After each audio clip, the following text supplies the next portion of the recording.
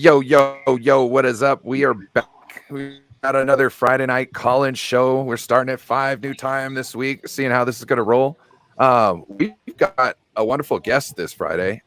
He was so wonderful to come in like almost last minute. Like I talked to him about this yesterday. We got Jason Hurley from 49ers Cap here to answer our questions about the stuff we don't know about the 49ers Cap. What up, Jason? Not much is going on, guys. Hey, Jason. How you And this is doing, Bryant? Oh, do you know Bryant? We've met a couple times through shows, and Yeah. we're gonna have something actually coming next week. Oh, We're- good. Yeah, so it's really exciting that you got him on today, so we can talk because this is gonna be fun. Yeah, definitely.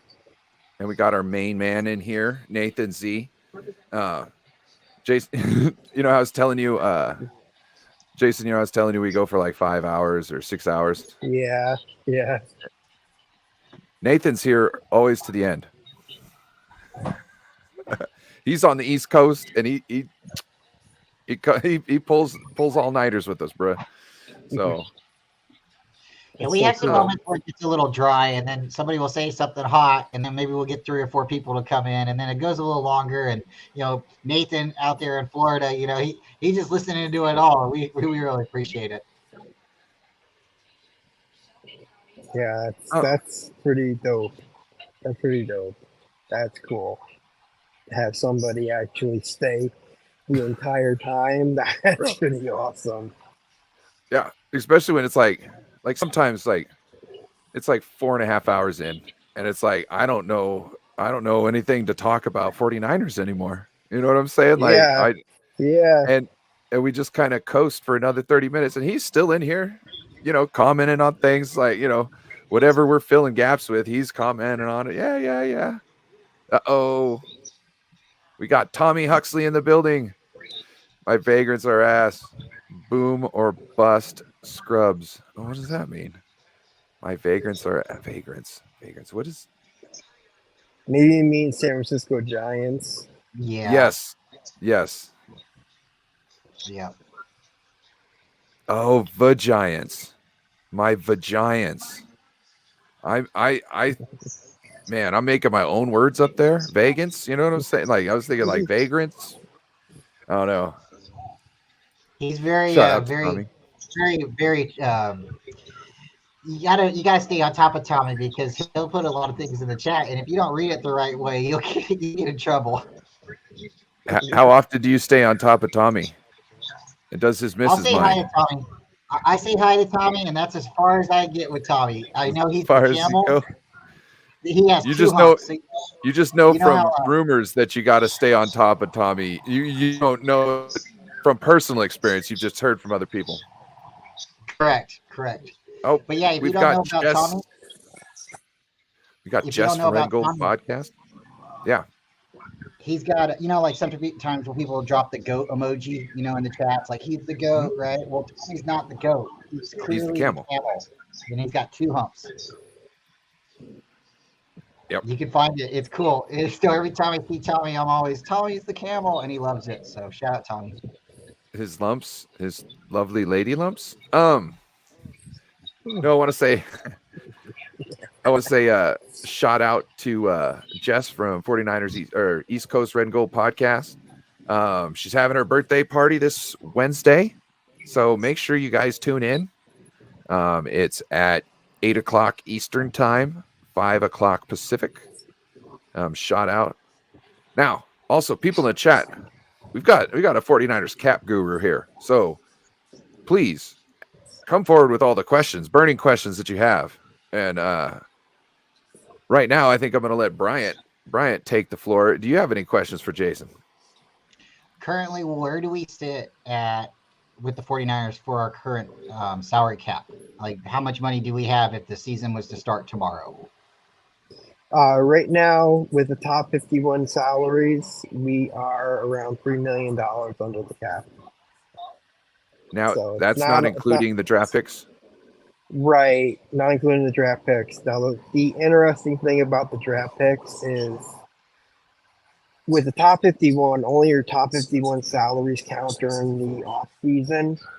That's So those three third round compensatory picks we have at the end of the third round, only those would count against that top 51 right now. So while you would need like 3.2 million to sign the draft class top 51 wise, you really don't, because those three third round picks replace players making $870,000 each. So you really don't need more than like $800,000 to sign the draft class. Oh, because you're just covering the difference because they're Yeah. just getting bumped over somebody else is getting Yep. bumped down. You're just covering the difference. Exactly. Makes sense. Exactly. It's like Biggie sizing. An extra 39 cents. You get a large fry and a drink. So I guess my next question would be: Is there any 49er players, without me saying who I think, but you're the cap guy, you are the guru. So is there any 49er players currently on the team that we could renegotiate their contract to be able to get a higher cap? Oh yeah, yeah. They could. I have four players that they could realistically restructure their contracts.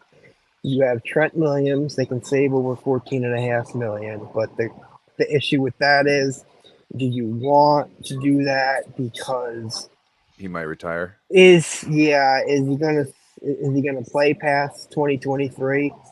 So we don't know about that. You've got George Kittle. I think he saves like 9 million.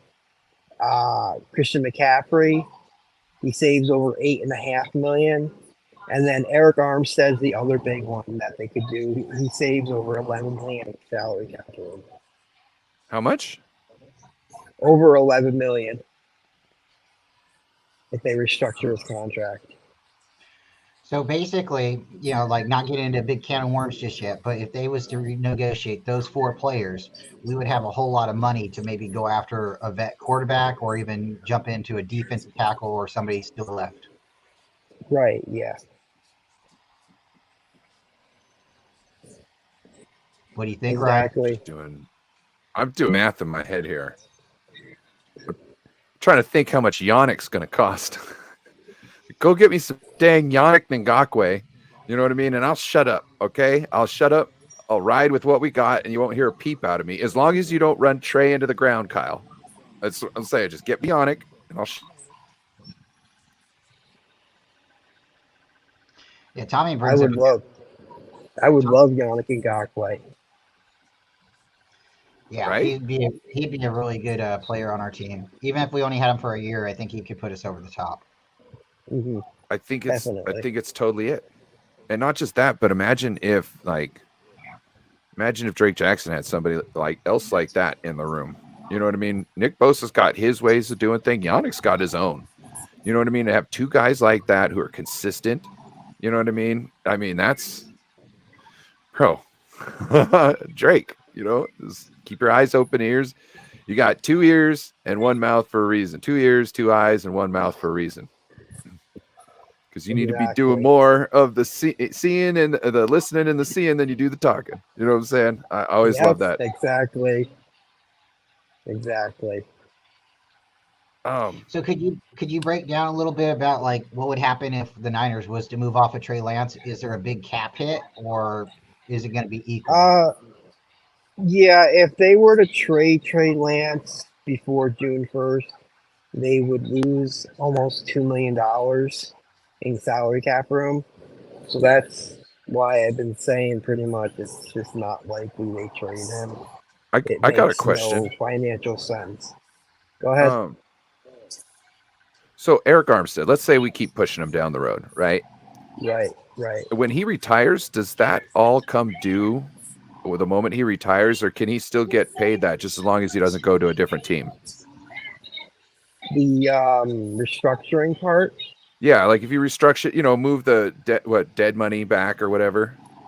It's basically when you restructure a contract, you take a portion of the base salary, you convert it into a signing bonus, prorate it over a maximum of 5 years.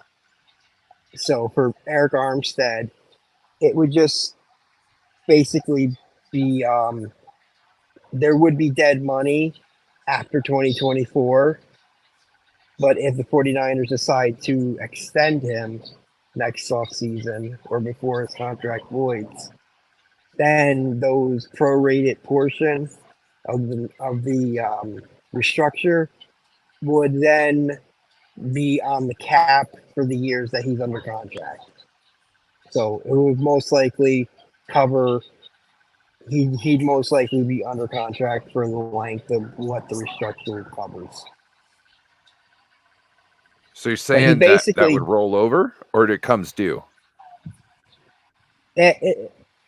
He with a restructure, the player already gets the money basically up front. Oh, yes. But how does the dead money work? Would the dead money essentially hit the year that he re-signs it, or is it getting rolled over and just pushed down the road farther? It gets pushed down the road. So since his contract goes through 2024, if he does not sign a new contract before it voids in 2025, that leaves like a $7 million dead money hit or something like that. Can't really remember off the top of my head, but it would be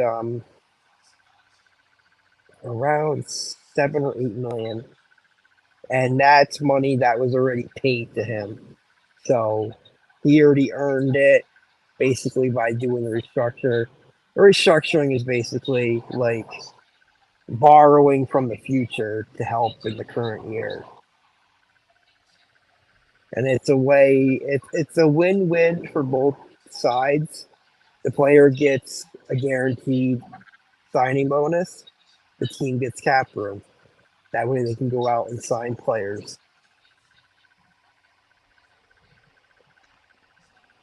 So when you have the signing bonus, does that necessarily go towards the cap, or is that something separate? No, that is part of the cap. That a signing bonus is prorated over a maximum of 5 years. So take for example, it's the dead cap, right? It turns into that dead would be cap. well, it would be dead cap if you get rid of the player. Okay. Yes. Okay. It's only if you get rid of the player. So is the signing bonus a percentage over 5 years, but they could get all of the money their first year, but it gets added to the team over the course of 5 years? Well, basically, a signing bonus can be any amount of money that the team is willing to pay the player up front. But when you talk up front, they're not exactly all up front. There's usually a payment plan that they pay. They usually get the entire bonus payment within the first year by the next new league year. So players who are going to be coming into the league via the draft this year, the first round picks, whoever goes number one, whether it's Stroud, Bryce Young, whoever it is, he's going to get a giant signing bonus, but it's going to most likely be paid in 4 installments. It's kind of like when you go to like those like shopping network on the TV and you pay monthly. Well, that's kind of like how it is. Is there a maximum big signing bonus? Is there a maximum signing bonus they can get? Draft picks or just players in general? Draft picks, yes, when they're like first rounder. Yeah, there is a set limit because there is a rookie cap or a rookie scale. It's like the NBA almost, where you get a set number of your slotted basically. Your slot value is the number one pick gets the most money. Right. The last pick gets the least money. So yeah, there is, and it's if you look at overthecap.com and you go to their website and you go to the draft tab, they'll show you exactly how much the number one pick is going to cost for the cap for this year. And if you click on it, it'll actually show the signing bonus, his projected base salaries, which things are negotiable. They don't have to do like weird amount of a weird number for their base salary. Some players will do a base salary that's the league minimum, and then they get a training camp roster bonus. Trey Lance did that. A lot of the high picks do that. Now, why would they do that? Picks. Is there a way to get more money out of it, like as far as taxes, or get more money out of the team in that way? Is it doesn't hit the cap? Like they can get more money without it hitting the cap? No, it's just basically however the teams like to negotiate. There's no like set way, like one way or the other. Like the top 10 picks will get like a training camp roster bonus, but then the final picks from 11 to 31 now for this year, since Miami violated whatever the heck, trying to get Brady and Sean Payton.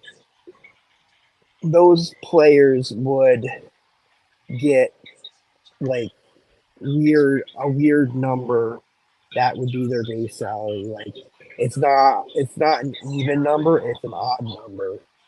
Like $1,272,463 or something like that. Something crazy like that. Something weird like that. Why is that even why? But that just happens. It's weird. Huh. I wonder if you times it by 4 if that means anything. So remember when Bosa was holding out? How was he was trying to structure things a certain way? Were they trying to give him like a certain kind of set it up to where he had to do the workout bonus or something like that, or the training camp bonus, and he was like, no, I just want full money with my salary? With Nick Bosa, I think it was more offset language. It was more the language in the contract. Oh, that's right. Offset. Like if he got injured, it was the off right, and if he was released, he wanted the protection that he could keep the money that the Niners would pay him, and then Smart get man. more money. Yep. Hey, your agent does that for you. You have every right to ask for that kind of language, whether it could be in there or not. It's up to the team and the agent to negotiate it. That's why I was thinking, when Bosa said he doesn't need to be the highest paid player in the league, to me, right. that to me didn't mean that he's taken a really cheap deal for us. That didn't mean that at all. No. I think what he was saying is like, I'm not worried about the top dollar amount. I'm more worried about, to me, getting my guaranteed money. You know what I mean? So I could see him taking essentially less to know that he's guaranteed a good amount. You know what I mean? And that's a deal I'm willing to work with. You know what I mean? That's a good deal for the Niners, I think. Yeah, if Nick Bosa's willing to take less than say $35 million a year, and he say it's 33, even that is still a good amount saved on the cap. And in return, you give Nick more guaranteed money than you likely would have on a 5-year deal worth $35 million a year. So it would set a precedent with how much guaranteed money that he got. So basically, remember with the whole Deebo Samuel thing? Well, Deebo, Terry McLaurin, and Deebo, AJ Brown, and DK Metcalf were all represented by the same agent. So the agent basically got okay, this guy got the highest APY, average per year. This guy got the highest guarantees, but this guy got the highest fully guaranteed. So each of the player got something like the agent could boast hey, I got my guy this much. I got him that price per year. I could do all him different that types much of deals. Guaranteed. Exactly. So here's a question. It might be like a novice kind of question, but for me and for anybody else, when a player goes to a different state, like the 49ers are going to Las Vegas next, What sometime up, this Joe? year, right? And the Raiders, just hypothetical. Do they get charged or do they get paid differently in that state? Do they get taxed differently for playing in a different state? Yes, they Oh yeah. do get taxed. They get taxed for they get taxed for both the state that they live in and the state that they play in. So for the 49ers, a player, if they play, say, in New York, where I live, 8% tax, they get taxed 8%, plus they get taxed 13% for living in California or wherever they live. So Is it only for the games that they play, or like say I suit up but I don't play the game, or it's it's pretty much for everything. No okay, matter what, even if you don't suit up, you get paid that. You have to pay your taxes, basically. thank you. Let's say what up to Joe Stevens. Joe, what up? We got a special guest here, Jason Hurley from 49ers Cap. This guy is the whiz when it comes to the cap and all things. So if you have any questions, this is the guy to talk to. Yeah, Maybe how are not you about guys? your cap, but about cap in general. Good. Yeah, no.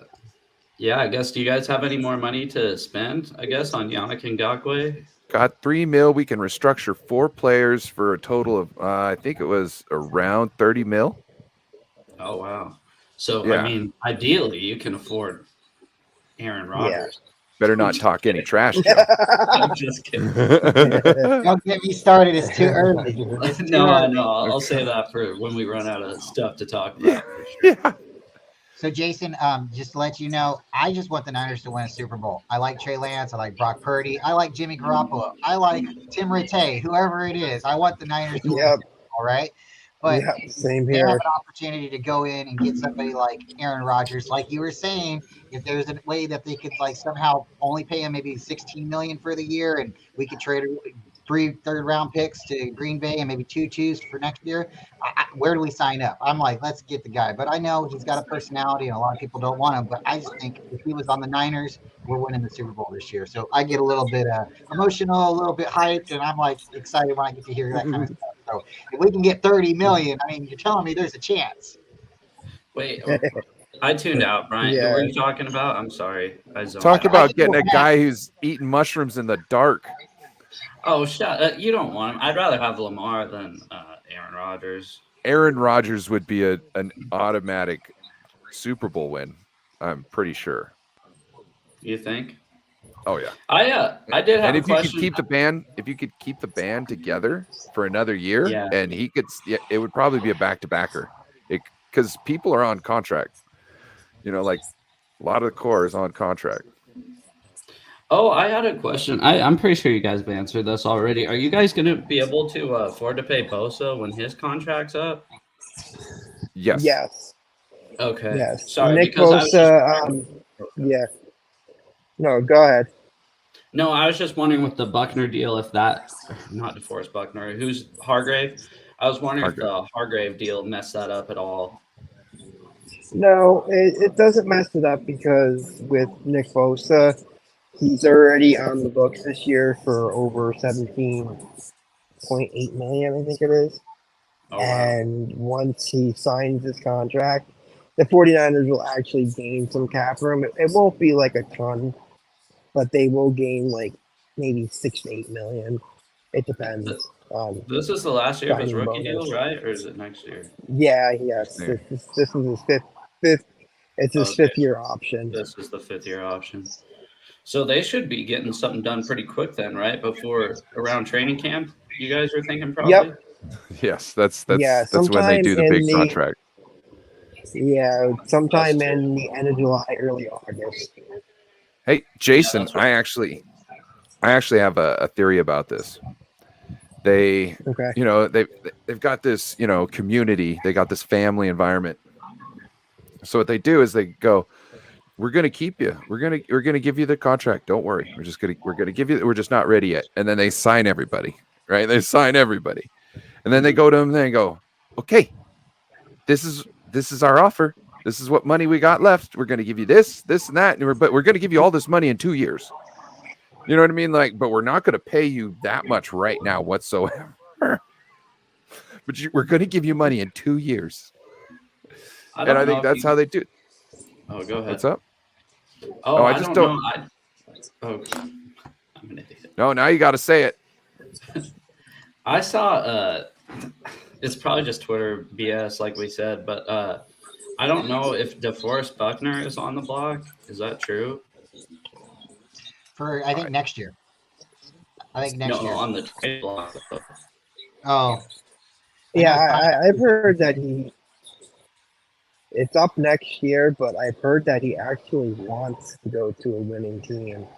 Yes. Because the Colts are in more of a rebuild mode. Sorry for cutting. Don't tell them that. Don't tell them that. They are like, we're one quarterback away, but yet like everybody else is leaving all around. You know what I mean? And they think this. Oh no, there's one guy on Twitter. I really like him. Every chance he gets, he puts Lamar in a picture. Like if somebody posts some picture about Colts or anybody having to do with Colts, Lamar is now stuck in the picture. Can't remember what his name is, but shout out to that guy. He's got heart.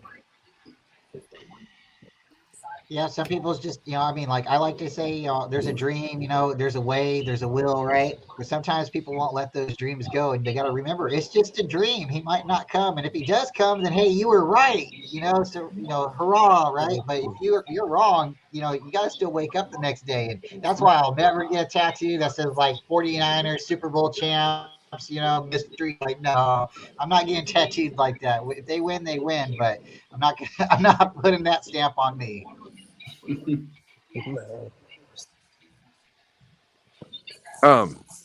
No, totally. Yeah, I completely agree, Brian. You seen the Lions guy a couple years ago, like Super Bowl champ in the Lions? I mean, like we got a better chance. Yeah. Like, come on. But you gotta love fans. We're fanatics for a reason. There's a few guys. Exactly. Hey, Jason, what do you think about like? It seems like with the cap going up, it seems like quarterbacks are just going to get even more bloated contracts. Mm-hmm. Do you ever see a point where maybe they like the quarterback's contract or the quarterback's salary or quarterback's money isn't counted against the cap? Do you ever see that being a thing? I probably not. No. Is it too much of a regulator, you think?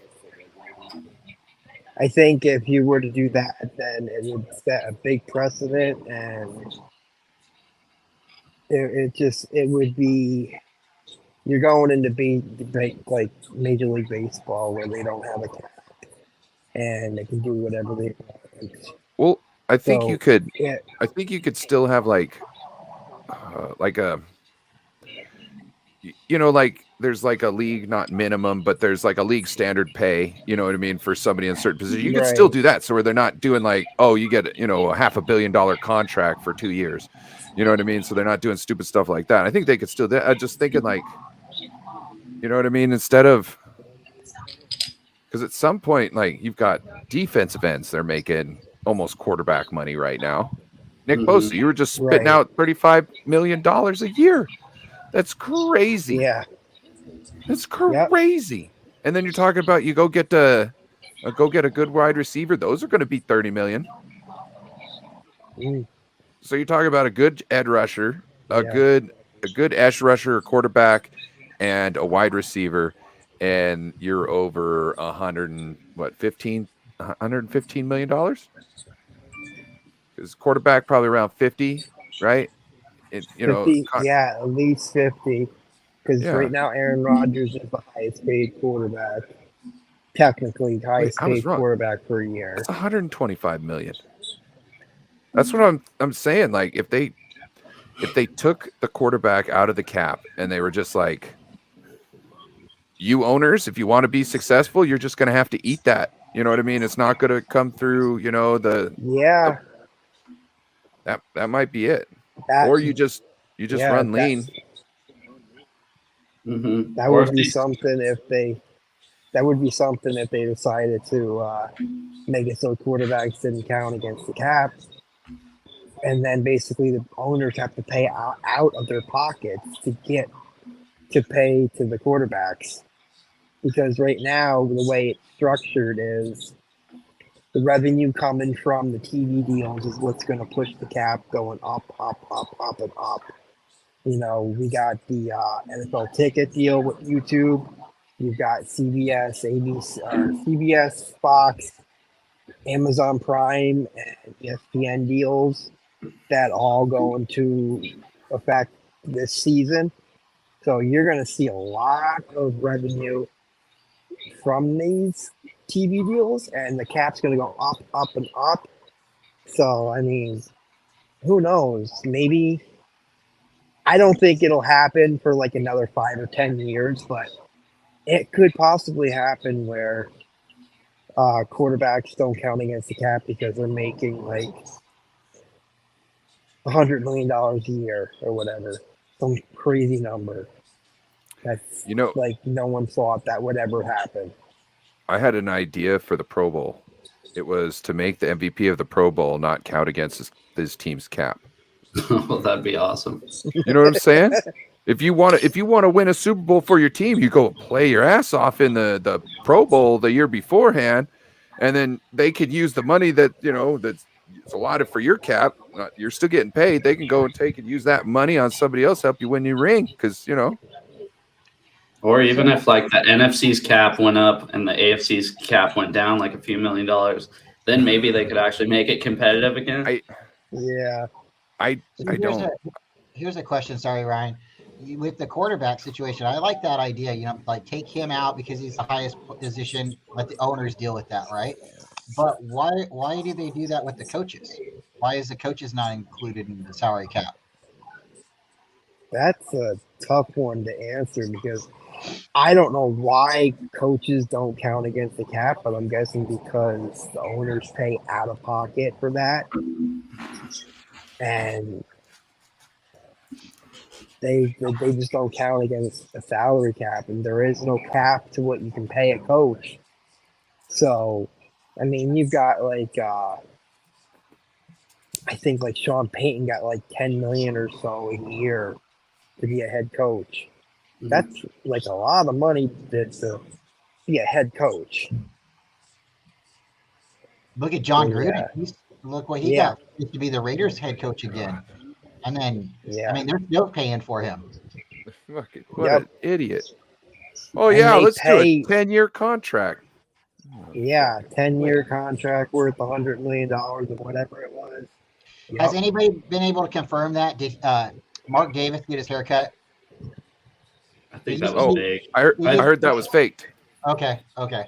That would have been funny. I mean, like, props to him, like, if you can't grow it, you can't grow it. Just shave it off, right? But if you can grow it, grow it.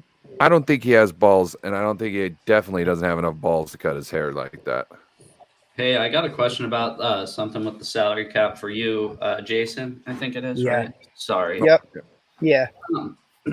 How about do you see a point in time where they'll start doing a quarterback just as a percentage of the cap per year? That way, it's more they can kind of flex around it.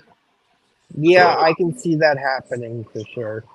That's something I can see where it being a percentage of the salary cap. Yeah, I can see that. That's what I thought Russ was going to go through. Or, I mean, I think the 49ers are kind of a prime example of the fact that you don't really need to pay a quarterback if you can build your team around it, right? So maybe there'll be more teams that aren't willing to pay a quarterback great money, especially if the Niners like the whole NFC. Yeah, I guess. But, I mean, the 49ers are doing it right, so. But I was just thinking about the other day. I was like, the Niners, Jed York came out and pretty much said, hey, Kyle Shetz, their strategy is to, be cheap at the quarterback and spend all the money on the weapons. And then I started looking around the league and like, well, AFC's got all the talented quarterbacks. So is the NFC because the Marine Corps used to have tanks. The Marine Corps a couple years ago got rid of their tanks. You see what's going on over in Ukraine? They knew it was happening. They switched up the game before it happened, and you know what I mean. You went there. So I'm wondering, is the NFC, you know what I'm saying, switching off their tanks because they see that it's gonna get you in a type of warfare you don't want to be in. You know what I'm saying? It's slugging matches with big, huge things that carry a whole bunch of people, and it's a deadly target. You know what I'm saying? It could be knocked out with some little thing. Because just like you base yourself on one of them big, expensive quarterbacks, they get rolled up. Where's your team at? That right now, $220, what, $220 million in the cap this next year? Right? For this season? Yeah. Isn't that what like isn't that what the TV money thing is? The base salary cap is 224.8. $224.8 million, yeah. So, $50 million quarterback, that's almost a quarter of your team. Yeah, pretty much. Hey, if they're actually making that kind of money. 43% of your yeah. You've also got to look at the structure of the contract. Yeah. Look at the structure, of course, is a big thing. But yeah, when they get into the later years of the contract, like you look at Mahomes' contract, and he's got like coming up like $50 million cap hits each year.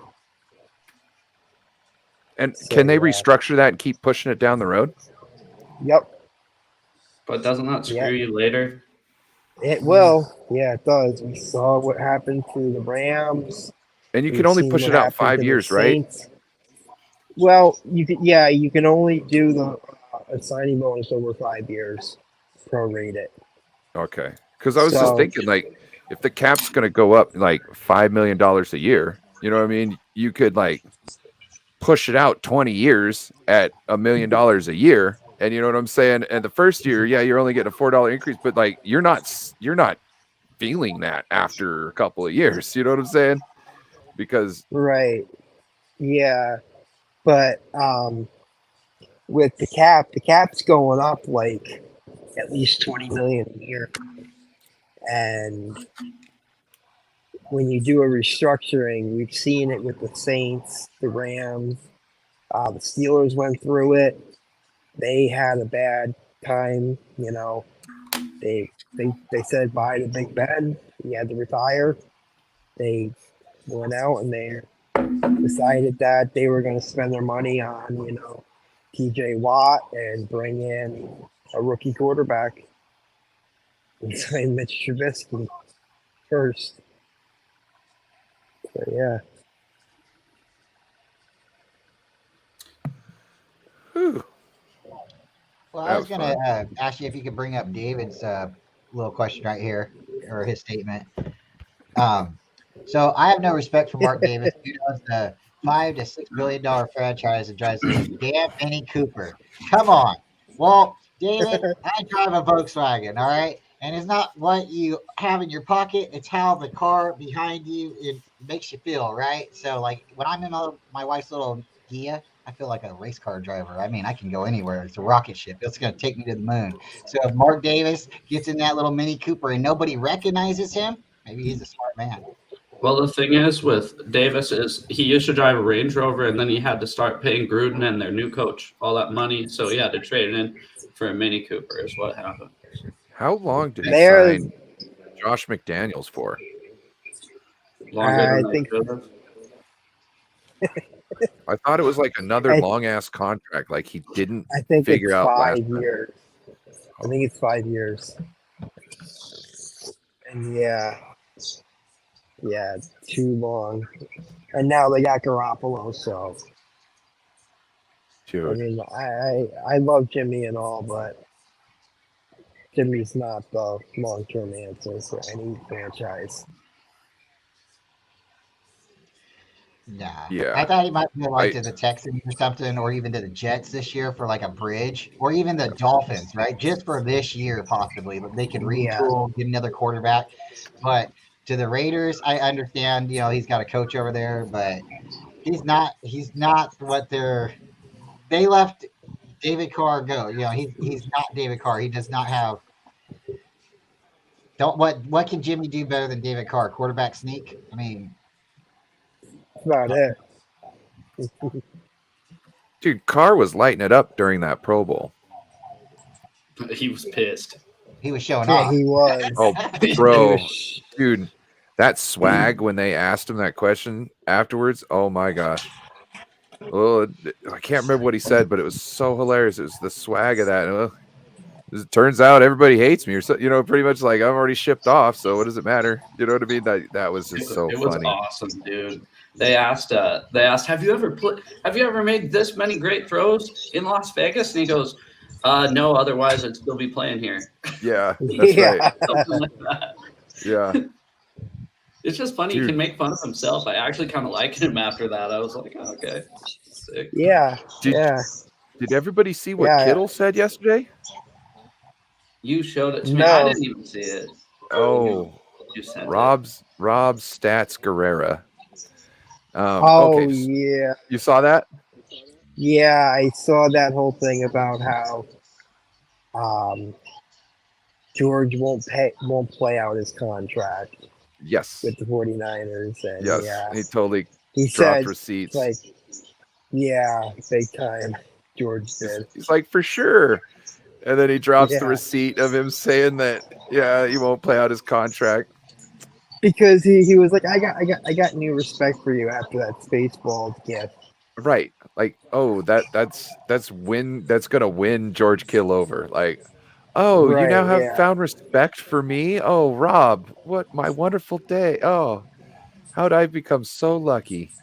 No, you can't take jabs at somebody for so long and expect that they don't hear you. Or someone said, "Hey, did you hear this?" And then so many times, and then one day you actually see that person, and you're like, "Oh, hey, sign my shirt." And the guy's like, "Yeah, what's your name again?" "I'm gonna sign your face, jerk." I mean, like, you can't do that. So I swear, like, athletes have got like a special app where they like screenshot things and it gets filed, and they could just like go right back to it the moment anybody says it. Oh, I got that son of a bitch right here. You know what I'm saying? Yeah. I now that you mention that, I had Grant Cohn actually go at me one time. Now we're kind of cool. I don't really have an issue with Grant. I know people don't like him. I think Grant's important to have around the team because he holds them accountable. And Right. if he wasn't around, we wouldn't have anybody like that in a room, and they would be trying to pass stuff past us all the time. Yeah, so he brought up an old tweet from like a year before saying like where I said that I would do anything, just give Earl Thomas whatever he wants to play safety for the 49ers. And it was in 2020 that I did that. The year Jimmy Ward got his contract extension with the 49ers. And I was like, I was so wrong about Earl Thomas and this and that. And, his play fell off real quickly after leaving Seattle. Mm-hmm. He's dropping fingers, bruh. yeah, it wasn't just him, like, his play dropped off. I think him kind of like went through like an emotional breakdown or a midlife crisis or something, because him and his brother caught in bed with some, I mean, like, there was some issues there. And it's not just, I think what you were doing off the field. was affecting you. Tag team back again. Checked in a Rexon. Let's begin. Yeah, they're doing It that. happens, but I mean, like, I'm really glad we dodged that bullet. But I was the same way with you, Jason. I was like, go get him. Like, Tag me in, Bryant. Yeah. Tag me in, Bryant. One thing Other I'll way, say other way, about Bryant. Earl was one of the coolest guys at Seahawks training camp. So my dad was disabled for a long time, like in a wheelchair, right? And Earl would come up to him every single year, because my dad would wear an Earl jersey every year since my dad got sick to training camp. He'd come up to my dad every year going, "Hey, do you remember me?" Literally like 5-6 years in a row. Earl would come up to my dad. And then go ahead.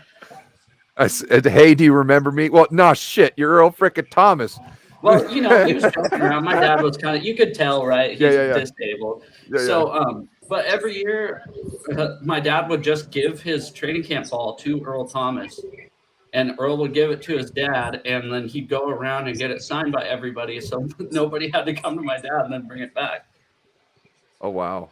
So Earl was like one of the coolest guys. He'd always go to the disabled people at training camp. Not a lot of people did that. And Earl was a real stand-up dude. And then, yeah, you hear about stuff like that, and you're like, okay. Yeah. Well, like that's one of the things that I think kind of happened with Richard Sherman is because the Niners liked Richard Sherman, and then I think we were waiting to see what was happening, and then he had the DUI, charge and stuff, the domestic violence thing, and I think that's one of the reasons the Niners just sort of like, okay, you do what you need to do, and now he's doing good. He's got a podcast, and he's doing great, but he's a good player, but sometimes you just gotta should have be went careful. safety. He should have just been. Thursday night football. Good idea. Thursday night football on Amazon Prime. Not too shabby. Making a lot of money. Yeah. And it seems like he likes what he's doing. He came on KJR last Wednesday and talked about it. He seemed really happy with what he was doing. But Richard's one of those guys like George Kittle, like you said. He'll remember everything that anybody said about him, and he'll call you out for it. Yeah, he's done it on multiple occasions, even recently. So, dude, what was that? What was the interview where he treated somebody like with so much like badass? It was awesome. Who was it against? Like he just treated him like you're just a piece of shit of a person, and I don't even need to dignify you with a response. Yeah, and I'm so like, what happened was Mike Salk is an ass. Oh, and. But KJ Wright has a show on his show kind of once a week. KJ will come on, do his show. And then KJ brings guests on all the time, like members of the Legion of Boom, basically. So they have Sherm on. So KJ asked him a question. Brock Heward asked him a question. And Mike Salk asked him a question. Keep in mind, it is the Mike Salk show, basically. And Richard Sherman goes, I'm sorry. You've said some things about me I don't like, so I'm not even going to respond to you. And it was just so awkward. It was the funniest thing ever. And he goes, I don't know what I said. And Sherm goes, well, just know that, like, if you ask a question, you can leave it to the big boys, KJ and Brock. I don't want to hear anything from you. It was badass. You pissed me off enough. You pissed me off enough. I don't feel it's warranted for me to actually explain to you why I'm mad at you, because you're not worth that energy. You know what I mean? Like, do you remember? I don't know. You guys obviously don't pay close of attention like I do. But in 2016 or 17, he threatened a reporter that he'd get him fired and take his credentials away. Did you guys hear about that at all? No, I didn't hear about that. Well, it was Jim Moore. If you look it up, you can see it. He was just basically being an ass to Jim Moore, but they buried the hatchet, and that's the show he was on KJR last Wednesday, and they were along just fine. Just Mike Salk's just an ass on 710. So yeah, we got those. We definitely got those. That's the thing. Like, we don't have anybody that'll really ask hardball questions though, like that Grant Cohn. We don't have a guy like that. Yeah, and the guys that we do, they won't let speak to the coaches and they don't have that. You can kind of tell the 49ers, or not that they have to game plan for Grant, but they know they can't just brush over something, because if he starts asking questions, if you don't satisfy him on the first pass, he might come with a secondary question that might get into something you really don't want to bring up. So it's best to kind of, give him enough to make him be satisfied to move along. Even though you don't want to give him anything, you got to give him enough to keep him satisfied to move along, because if he smells any sort of weakness in the game, he's going right back at you. And if you're not going to answer these questions, he's going to go right on his show, and he's going to put it out there to all the people, you know what I mean? And then it's going to come back to you through the form of Twitter, all that other stuff. And you're going to have to deal with it from the rest of the reporters at some point in time if you don't, get it with him. Because after he's made such a big deal about it, everybody now has to talk about it. Yep. I like Grant. I've messaged Grant. I know a little bit about him. I make merchandise for him, and I like how he comes towards the Niners and asks questions and stuff. But there's sometimes, I don't co-sign all his takes. no, Like, that's the whole thing. That's what I No. wanted to say too. Is it's like, hey, um, I'm sure there's a lot of things I've said that he doesn't agree with, and that's the cool thing about it is we can all agree to disagree, and there's things that we can agree Mhm. about. But like I'm wearing this right here, and it's a joke, and he started saying it, banana hands, Kyle Shanahan, banana hand, and it's funny, and he's banana hands until he wins the ring with the Niners. So I'm gonna keep on pounding my chest until he wins the ring, and because I got my fingers crossed, I think he can do it. I'm not gonna say he can't, and I don't want to see him go somewhere else and do it somewhere else. I want him to do it with the Niners. But Yeah. sometimes Grant's You should funny. just do it already then.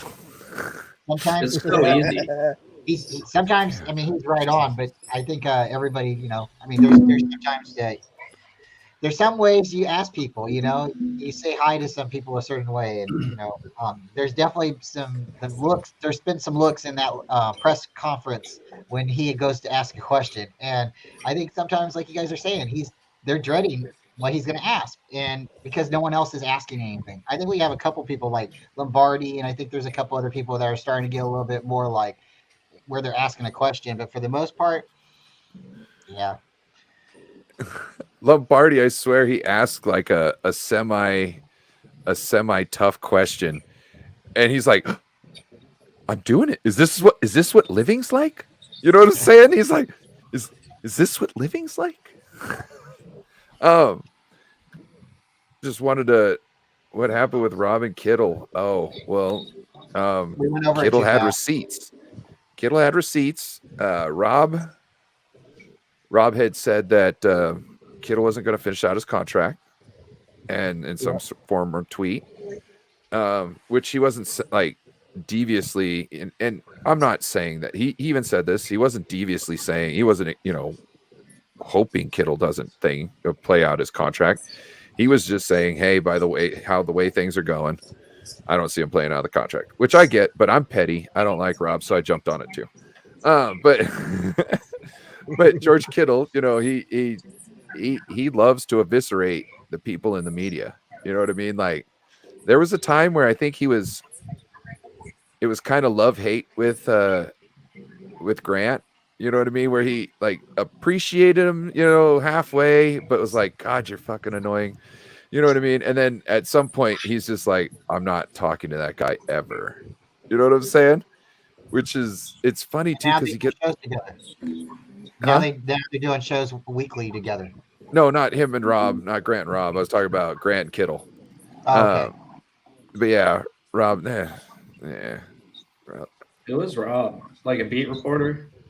He He's not used to even have that. yeah. It's not even that. No, he's just He's some. he's a He's like a writer. writer for Yeah, the web zone, for Dennis Web Zone. used to be until he got fired, and now Oh, he's I did on. not know that. Yes, now he's on YouTube. How about Niner Nate? Do you guys know him? Does Oh he yeah. ever? What's he up to? Well, we really only see Niner Nate when he puts in his videos after the games. You know what I'm saying? Like he's usually a little intoxicated. You know what I'm saying? And Same here. he's not he's not filtering anything, which I think that's why I love him so much, because I'm like, hell yeah, bro, tell me how you feel, because he ain't sugarcoating for nobody, and I appreciate that. You know what I mean? Yeah, Yeah. he was on KJR for a long time in Seattle. Sports radio KJR in Seattle, and I was like, I saw that he was following one of you guys, and I was like, oh shit, I forgot about Niner Nate. He was on the radio for a long time. You go back to Grant Cohn. I had a love-hate relationship with the guy too, because of what he did with the whole bringing back up the tweet and everything. But I mean, it's funny because sometimes after the game, when he's in there with the press conference, you can see Kyle's face like, oh God, I just don't want to answer this question. Yeah. Like, I don't want to answer his question. And he's looking at him like, you're an idiot, you're an idiot, you're an idiot. No, he's But got you that look need of guys like that. he's got that look of You like, need why guys the like fuck that. are you asking me? Yeah.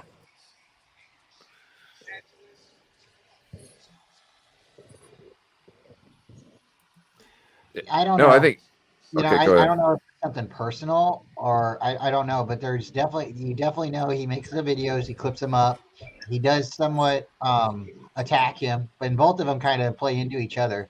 So I don't know if it's like a cat and mouse thing they're doing or there's both mutual like FUs going back and forth. But sometimes he asks good questions and Kyle will actually answer it. But then there are times when I don't even know if I'm alive and like, what? Come on, man! Like you obviously don't want to talk to the media, and you obviously really don't want to talk to him. So He, what are we really doing here? yeah. Well, like you could tell how much, like when he was asking when he asked about Trey Lance's the play that Trey Lance got injured against the Seahawks, right? Look how much contempt is in Kyle Shanahan's voice and his face for Grant Cohn for asking a reasonable question. Why are you running him up the middle on 2nd and 8? He's like, well, what did you want me to do it anywhere else? Like, look, you're an offensive genius. Do you not understand the significance of a 2nd and 8 play? 2nd and 8, what is somebody normally doing that's a run heavy offense or run first offense? They're going to run the ball to get as much yards as they can to close the distance for 3rd down. So then if they have to, they can throw a short pass, or something like that. It's guaranteed 2nd and 8, the Niners are probably going to run the ball. And it's like, okay, so on such an obvious running down, why are you running them up right the middle? You know what I mean? Like, me personally, I don't want Trey Lance to be Lamar Jackson. I want Trey Lance to do the stuff Steve Young did. You know what I mean? When things break down, make stuff happen with your feet, whether it's finding room or safe space to get the ball off to a receiver down the field, or it's going and getting that 1st down because all the defensive backs have ran down the field and they're covering the guys.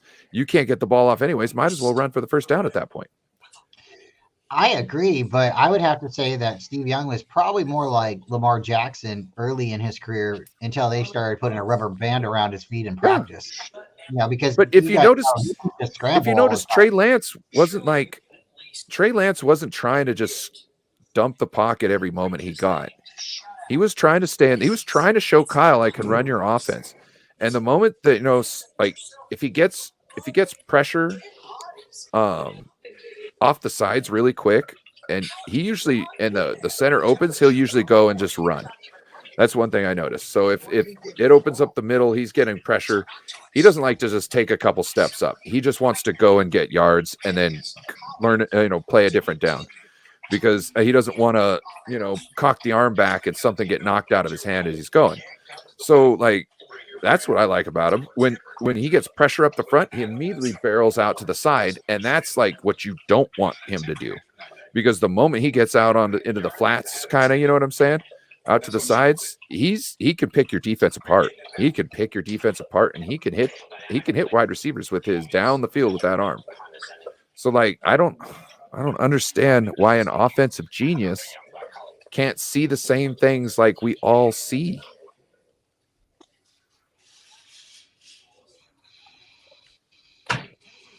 I don't understand why he didn't throw the red flag or even a timeout, man, when the catch happened in the Eagles game. I'm still not over it. Because he was Him and his looking at timeouts. he was looking Him at and his his timeouts, bro. I'm gonna call an offensive play while my defense is out there. Like, come on, man! Like, you should have like your first 20 plays already scripted up, or like, I don't know, but I trust the plan. I trust the Kyle plan, the Shannon plan, and I trust the process. I know we'd be a lot worse without him, but there are some times that you question, like, what are you doing out there, man? You're supposed to bring in what? You brought in Anthony Lynn to be like his assistant head coach. Where was he at? I mean, like, he could have been like, Kyle, this is the time you call timeout, man. Like, something, I don't know. Yeah. I mean, I'm a huge supporter of Kyle Shanahan, but at times you wonder what is he doing. You do wonder what he's doing. Yeah. It's like every time you're like, this is the logical thing to do here. He doesn't do that. Like he zigs when you're like, oh, he's gonna zag, right? He's gonna zag like everybody else, right? No, he zigs. He zigs, and it's like sometimes it pays off. You know what I mean? Like he'll like find a way to make it work, but like it doesn't always start off that way. You know what I'm saying? Like I just not confident sometimes in his abilities.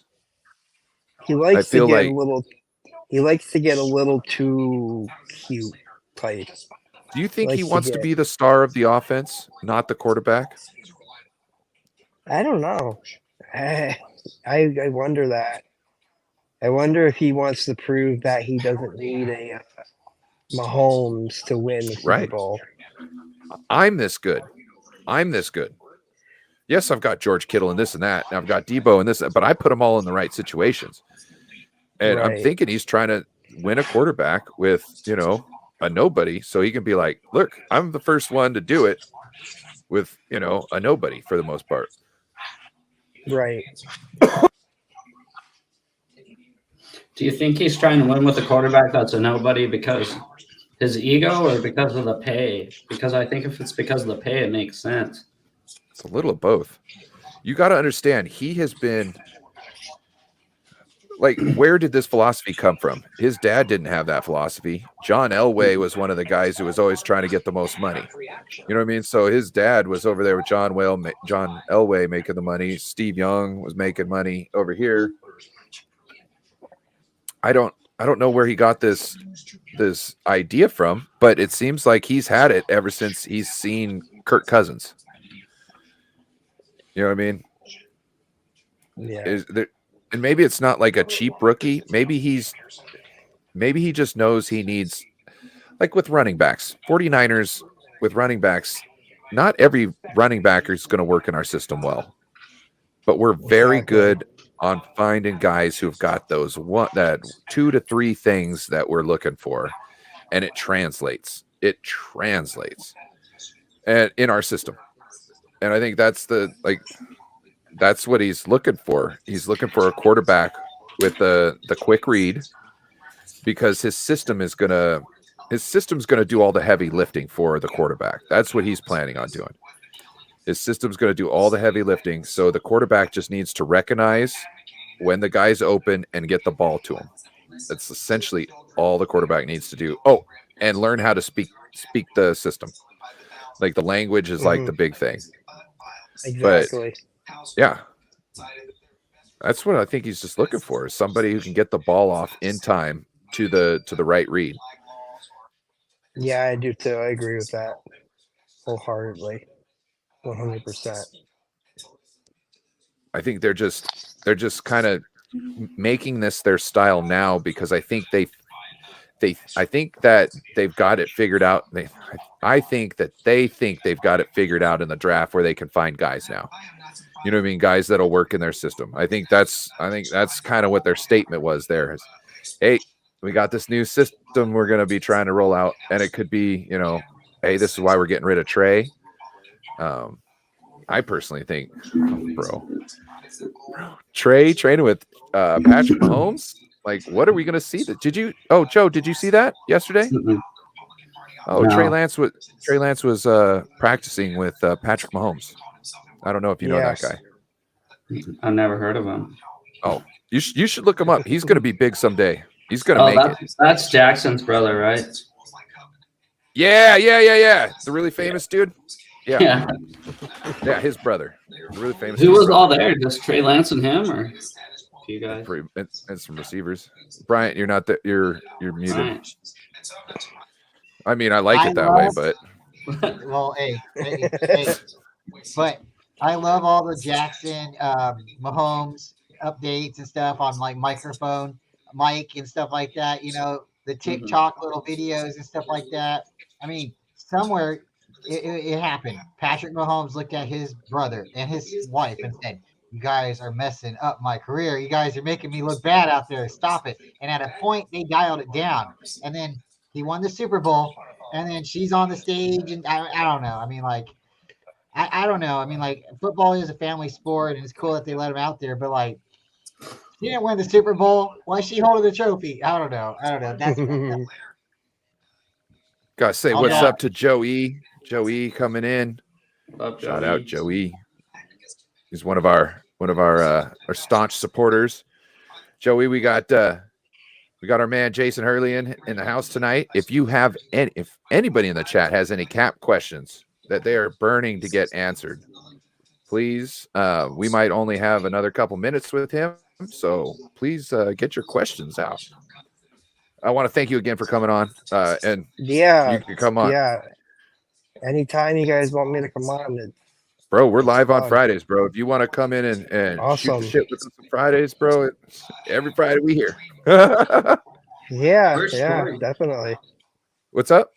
Where's Corey at? Yeah, that's what's kind of was worrying me because he said he was going to have early dialysis today. Oh, look at that. We got G9 Garage in the house. Sean, I think. Why you got to be bringing up people's government names? I love my government name, and I think his name is. There's Corey. See the devil. Well, hopefully. Hello. His ears are What up? burning. How you doing? Great. Good. Corey, we got Jason Hurley on the show tonight. I don't know if you've ever met Jason or caught any streams that he's been on, but he's the cap he's the cap guy, the 49ers cap guy. And so if you got any cap questions, this is the time. He's already gone over some. Okay, now I can see. I'm like looking on. Where is he? He's over. He's over here. It's always opposite. Dude, I always. Hey, Joe. Hey, Joe. Yeah. How you doing, Corey? Fine. Nice to meet you, Corey. Well, Nathan. Nice meeting you too. Hey, Jason, who do you see as any cap casualties? Did you guys go over that already? I'm assuming. I don't see really any cap casualties, not this year. Okay. Yeah. Like the cap casualties we just didn't sign, essentially. Like whether we were moving off them to go somewhere else, you know what I mean? Like I would just say, not that they were cap casualties, but we weren't going to give them a new contract because we didn't have money for their contract. You know what I mean? So they, yeah.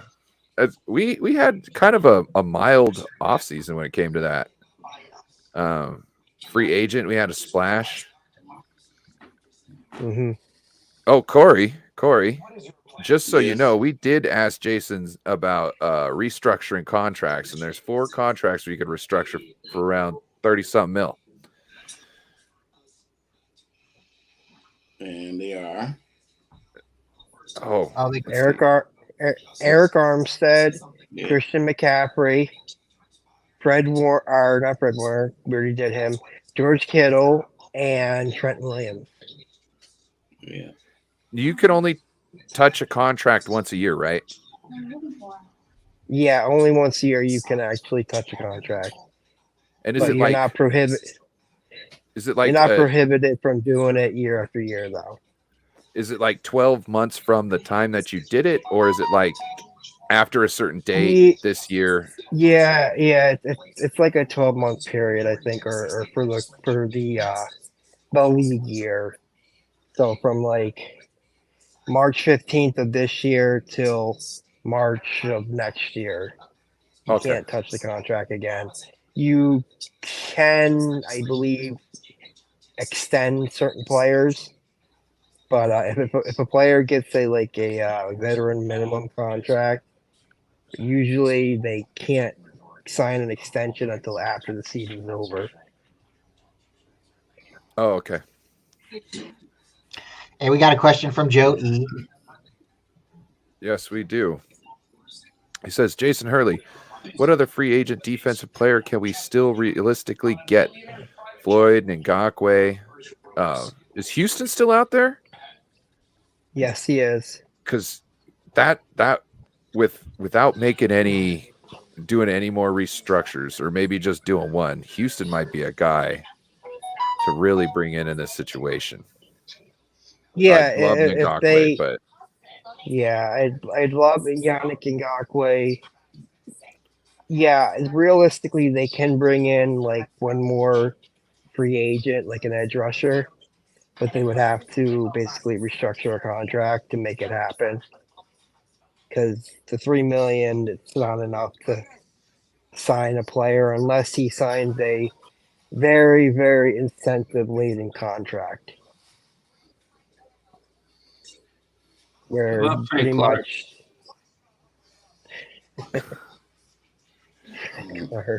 You guys don't He's- like Frank Clark? I love don't Clark. think they would actually sign him because of his off the field type.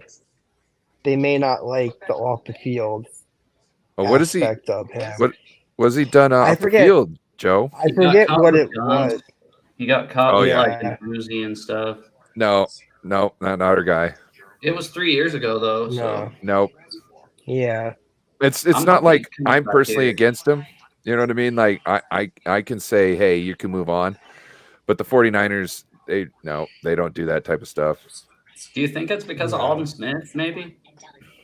Is that why? Yeah, I think that's it could Yeah, be it a could be. reason. It's not That just could be a Alden reason. Smith, because also like Charles Haley was an issue. You know what I mean? And Alden Smith was the last one on the team that we had like that, as far as we know. You know what I mean? Yeah, and Crazy. speaking Yeah, that guy was crazy. speaking of Alden, And- he's actually he's got to spend Yeah. the next 12 months in 12 jail. months. Bro, And we 5 signed years him. probation. Number 56. I don't know if you guys remember, we signed him. We Yeah, signed him like on a Thursday, and then Friday he goes out and punches some guy in the face at a fast food chain, and then we cut him Saturday. I mean, it was like we're all talking like, oh, this will be great. Yeah, we think he's really cleaned up since that stuff. You know, like on the radio, you're hearing all that stuff. Oh yeah, he's a total change guy, and then literally the very next day, he punches some guy at like a McDonald's or Alden something. Smith just gonna Yeah. Alden Smith, bro. He did. Yeah. He did. He never played a snap. So Oh, it's At so least I don't sad. think- I don't think he played a snap. I think we cut him. Oh, yep. Jess, yep. Reuben Foster. Reuben Reuben Foster was another Foster. nutcase. Yep. I get that Yeah. Alden Smith and Reuben Foster mixed up. Oh, you shouldn't, because one was extremely talented in a nutcase, and the other one is just a nutcase. Yep. Well, I guess I wouldn't say he's a nutcase. He just like nobody ever One was- smacked him, told him he was doing wrong. You know what I mean? Like, Alden Smith was our Harbaugh era, and he was destroyed by our quarterback during that era. And then Reuben Foster, he just made bad decisions. He couldn't keep his whatever girlfriend away from him long enough to play a football game.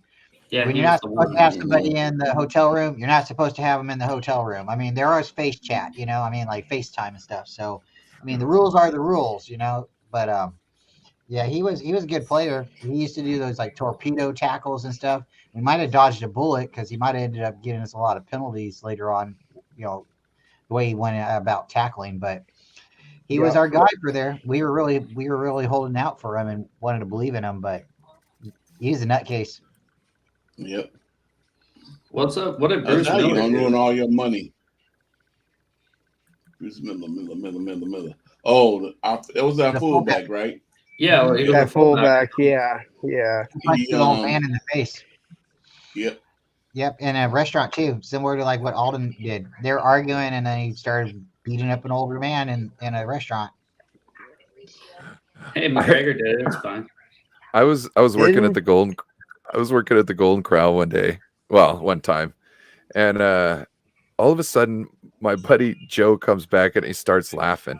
Right, he comes in from outside, starts laughing. He's another assistant manager, and I go out and I'm like, "What happened?" He's like, "Oh, bro, come here."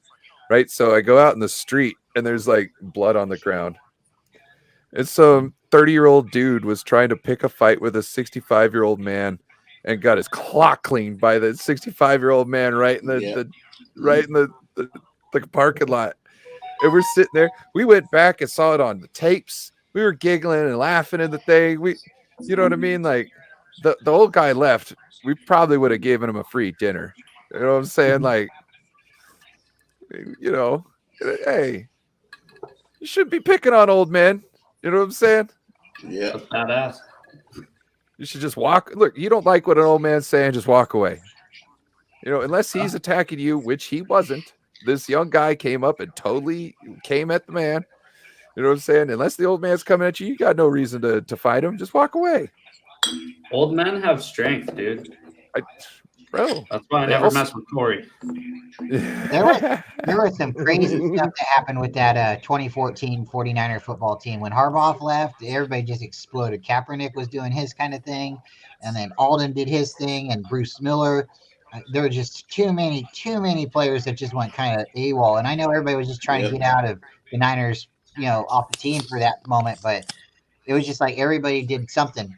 I don't know if they just were acting out so they could get cut, or they did something up here. And Bro, whatever happened to that linebacker that retired? He was supposed to Chris Borland. Oh, Borland.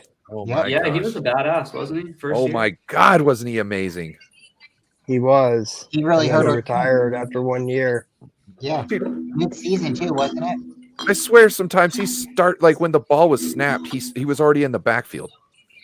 Like he would go underneath people in between their legs and then just pop up and just grab the running back on the other side. I was like, how did he get there? Like I didn't that dude was shooting a gap before the gap was there, bro. Number was 50, crazy. I think. Yeah. Yep. Yeah, he was a good player, but he got hit or, one too many concussions and it scared him. And I understand, you're smart, you went to college, you can go and do something else with the rest of your, life. He was laying the wood too. Yeah.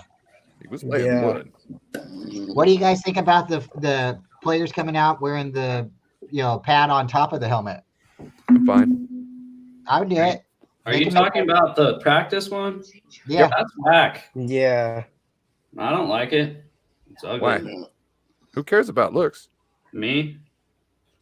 I mean, I it's a can see them practice, bro. changing it to make it look like team colors and stuff. It doesn't look like a Band-Aid. I don't like it. If you can keep your guys on the field longer throughout the season because you're wearing some stupid thing on your head, do it. Yeah. The way I see it, it's extra weight. And more weight on your head is going to help you keep your helmet up when you're tired. I'm sure a couple of these guys, I'm sure Bryant heard me say this before, but when I played football for Marysville Pilchuck, I don't know if you know that school, Joe, but when I played football for Marysville Pilchuck, and I had me a construction helmet that I put on my head, and it had 2 5-pound weights taped to the top of it. And I sat there and watched TV at night with a 10-pound helmet on my head. I did everything in the house. I didn't go outside the house looking like that, but everything inside the house was with a 10-pound helmet on my head. Because when you're on that offensive line at the end of the game and you start getting tired and your head starts going down, that's when you get hit and your chin goes into your chest and your back gets all warm and you think you're not going to walk again. It's not a good feeling. So, keep that head up. And you get that swim move pulled on you pretty hard. Oh, I really didn't. Like this. Yeah. Well, I got long arms. So like I was always first contacting people. And my thing was I'd wait for them to move their weight from their back foot to their front foot. And then I would hit their shoulder that was closest to me because I was left tackle. So they're coming around this, and I would just hit their inside shoulder to me right when they're moving their feet. So then they've got all their weight on the front foot, and I'm pushing on their back shoulder, and it just stops their rush. It doesn't necessarily knock them over, but it stops their rush. They got to reset at that point. Wrestling. I'm telling you, if you're offensive lineman in high school, wrestle. Mm-hmm.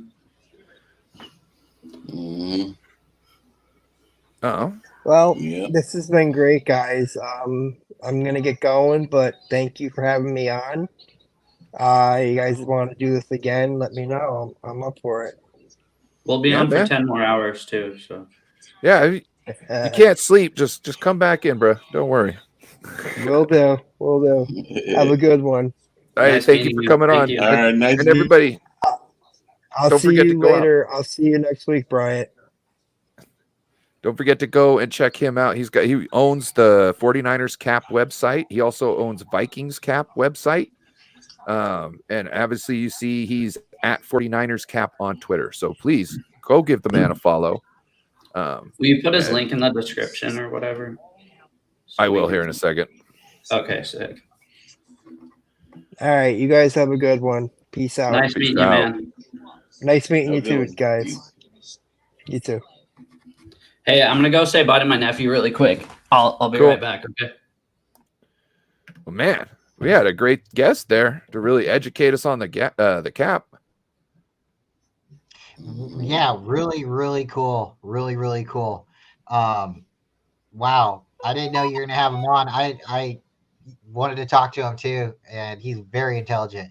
I seen him for like the second time on Steph's channel yesterday. Shout out to Steph 49er K. Yep. Go out, check her out. She does great content. It really disappoints me because like she's got good shows, and every time I see her show, she only got like 3 or 4 people in there, or 5 people in there on her lives. You guys should go out and subscribe. Make sure you subscribe to her and give her some support because she puts out great content, and her Nick Bosa skits are on point. And not that she's a one-trick pony, because she does ask good questions. She was interviewing people at the combine, all that type of stuff. Make sure you go check out Steph 49er But yeah, I've seen her interviewing him, and she was like, "Hey, make sure you do this." And I was like, "Yeah, what am I thinking?" Because like I don't know anything about Cap. I've been wanting to get somebody on that I could talk to Cap with, and he's perfect. He fit right in with everybody too. You know what I'm saying? It was like he's been on here for weeks now. Yeah, I've seen him on Ryan G. Hensley. I've seen him on TED Talks Ball. I've seen him on a couple of shows, and I've just been like, wow. And every time I hear him, and that's where I've pulled some of my information from is like, hey, Ryan, dude, we got an opportunity. They can restructure people. We can make like so much money. But the whole thing is, are they going to do it? But Jason knows. He knows like there's a chance. There's a number right there that's actually physically possible.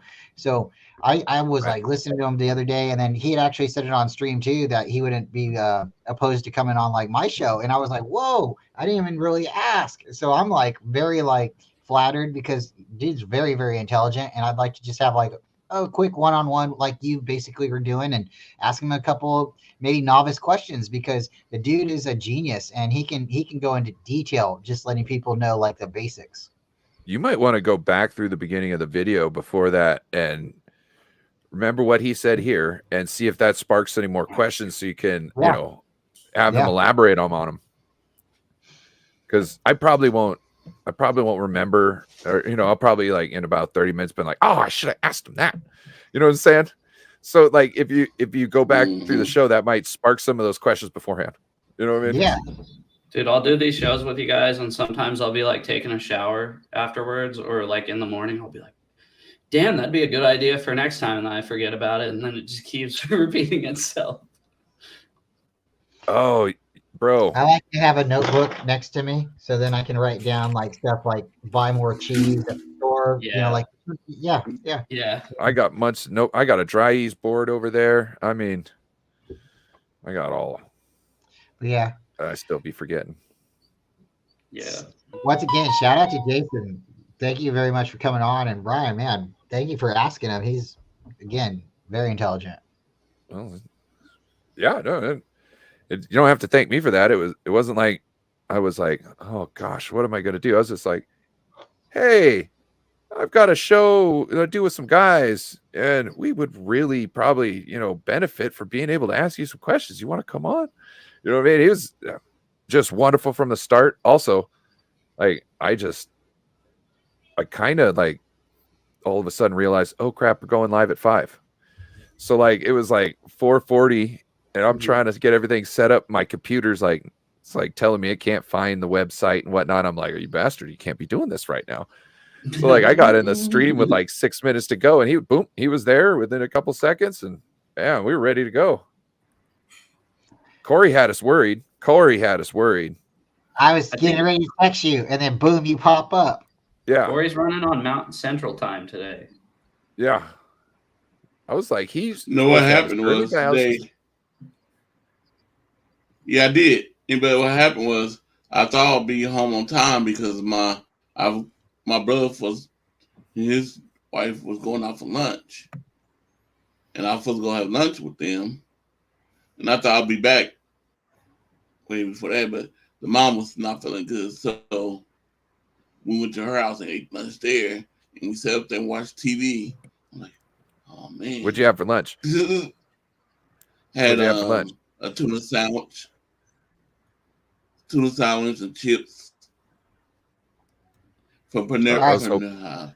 I was hoping you were going to say Panera something bread. like, let's just say I'm like addicted to good greens.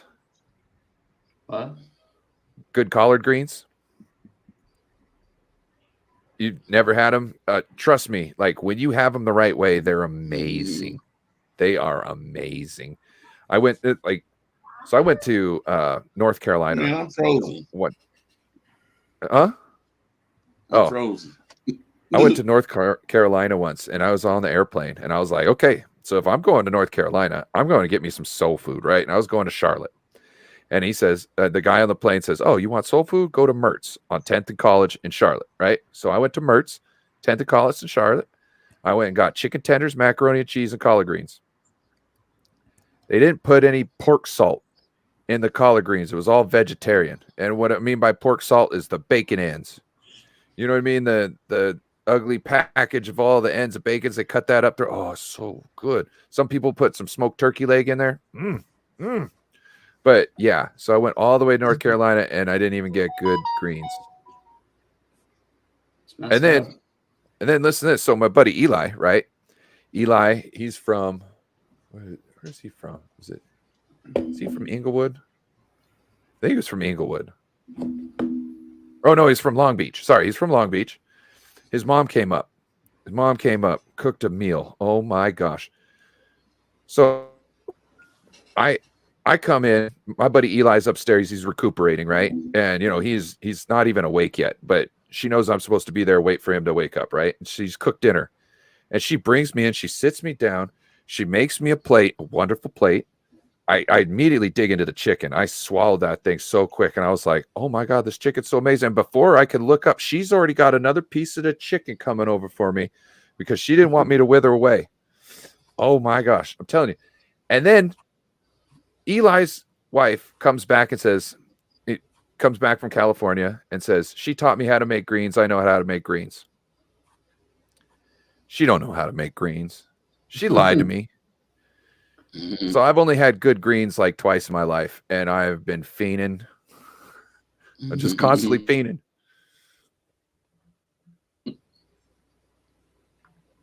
Yeah, my daddy used to make good greens. Mm-hmm. Yeah, my daddy used to make good greens. I would love them. Like, I have no idea what they are. Oh, it's collard greens. Yeah, it's like there's a song by Kendrick Lamar called that, but I knew it was a food, but they look like Brussels sprouts or something. No, think of like tree spinach. Okay. Or that doesn't sound good. It's kind of like, how kale is like a big broadleaf? No. It looks like kale, but not dinosaur like. Okay. Pete Carroll eats his kale. Okay, Ryan, you ever try rhubarb? Pie. Oh yeah. Yeah, All right. sure. Yeah, I can't do that. But okay, so you guys know Tim Rattay, the 49er famous quarterback, right? Yeah. Mm-hmm. He went to a college, and his mascot, because they weren't known for athletics and stuff, their mascot was the artichokes. Oh wow. Hey Chardal, if you want to come on, man, we got a link right up here. You can come on. You can come in the channel. Chardal. Yeah. Hey, John Jay. I'll even put the shades on. What's up? Oh shit! It's time. It is time. What up, John Jay? What's up, everybody? I only have my Joe, wife. Joe, you got to get better glasses. Yeah. Hey, Joe, go see if your wife's got some stunner glasses, some stunner shades. Oh, those will work. Yeah, No, dude, my glasses that I usually wear are badass. I typed in I went on those Amazon. crappy ones. What? The crappy ones? Yeah, so I saw a guy wear them on the Pat McAfee show, and it made me laugh so bad. I went on Amazon, typed in ugly sunglasses, and they popped right up. Was it is it Tanner? Or What? what's his name? Boston Connor. Boston Connor, yes. I knew. Drop the link. You remember when the you remember when that In the 8-year-old calls in and just goes, F Boston Connor? Yes. That was so badass. That was so amazing. No, he's had some kids that would call on there a lot. Uh-huh. And like he'd be like, "Hey, I'm 13," and they're like, "Shouldn't you be in school?" He's like, "Yeah, but da da da." You know what I mean? Like they keep telling him you need to be in school, but they let him talk. It's hilarious. Like I liked it when Little Spongy popped in. I didn't hear him talk, and then we're doing the mock draft and hear his voice, and I was like, "Oh crap, this kid's young." That's your homie. Shout That's your homie. That's like your running mate. You go teach him Shout the out game. Little Sponge. I'm gonna teach you everything, little Spongy. The link should be right there.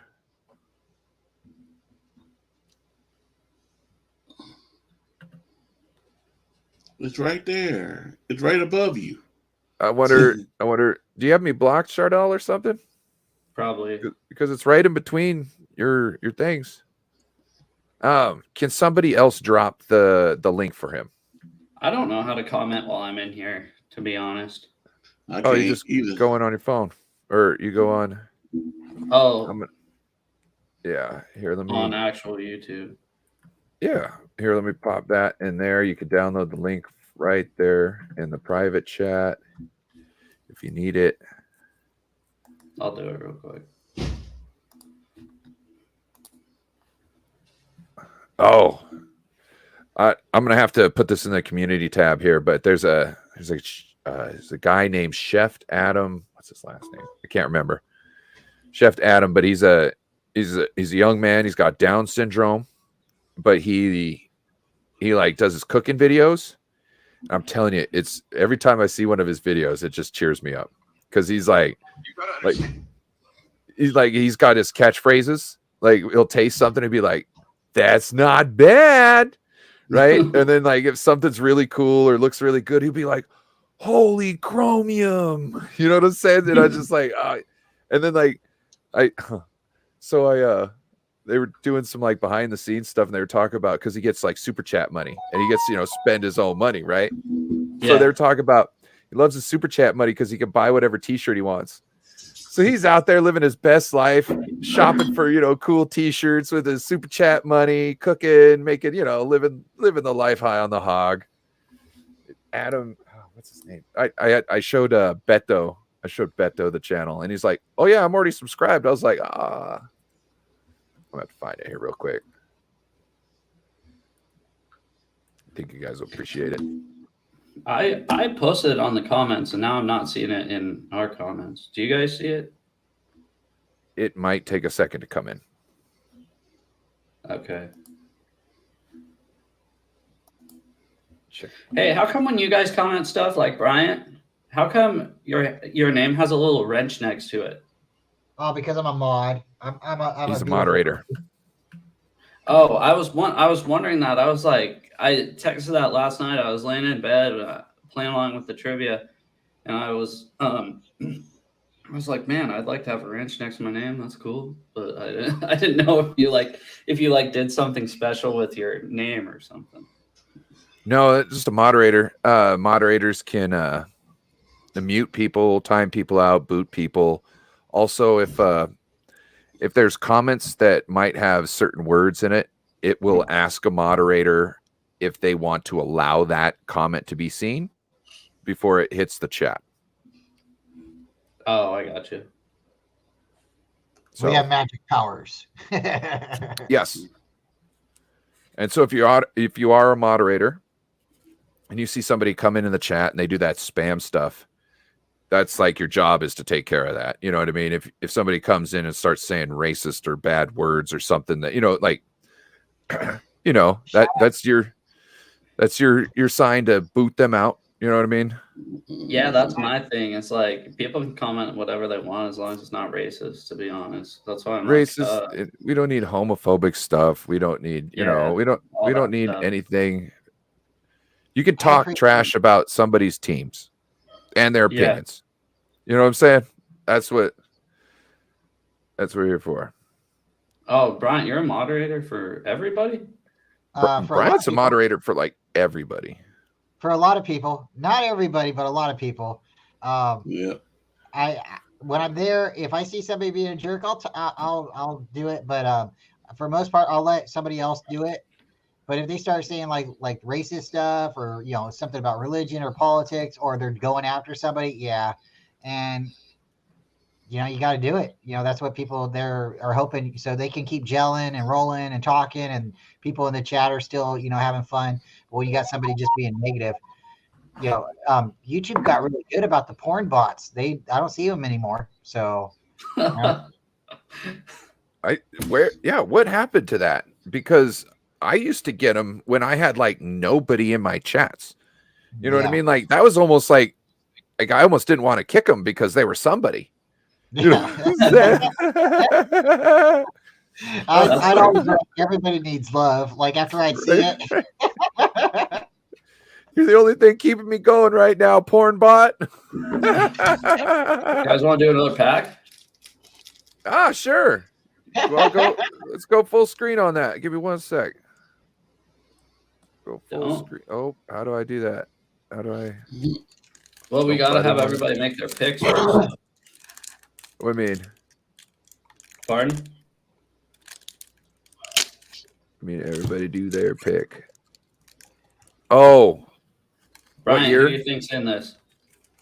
We'll go top to bottom. All right. What again is it from 1990 to win? 90. So it's like 89, 90. 89. 89, 90. Okay.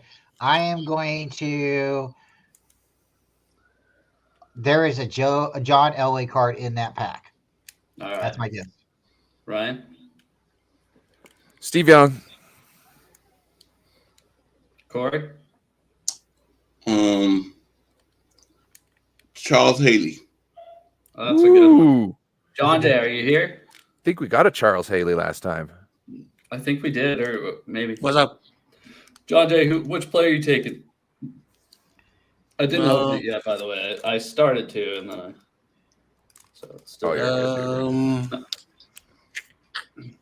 it would be a player that was definitely on a team in 89 and would have been going on to team in 90. Or even a rookie from 90, I guess. And if you get this right, he will send you the pack. I'm going to say Phil Simms. Oh, that's a good question. That's good. David McNair took Lawrence Taylor. Who's Maggette? I don't know. Steve-O took Brent Jones. Who's Maggette? Brent Jones.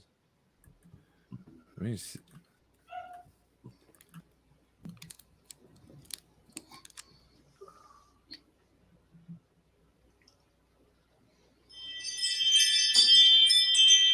Is that a running back from New York? Is he trying to say? David Maggette, Giants. Okay. I'm going to go. Yeah.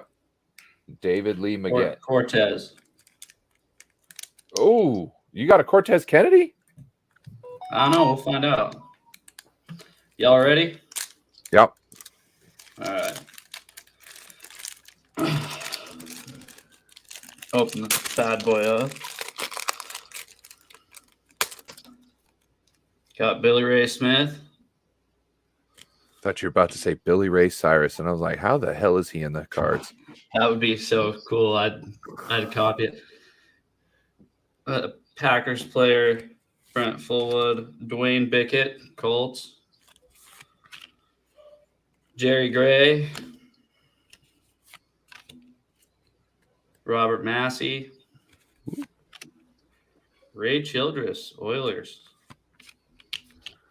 Myron Guyton, Giants. Oh, Vinny Testaverde, Bucks. Oh, what? Wow. David Little, Steelers. Dave Craig, Mudbone. Oh, wow. Mm.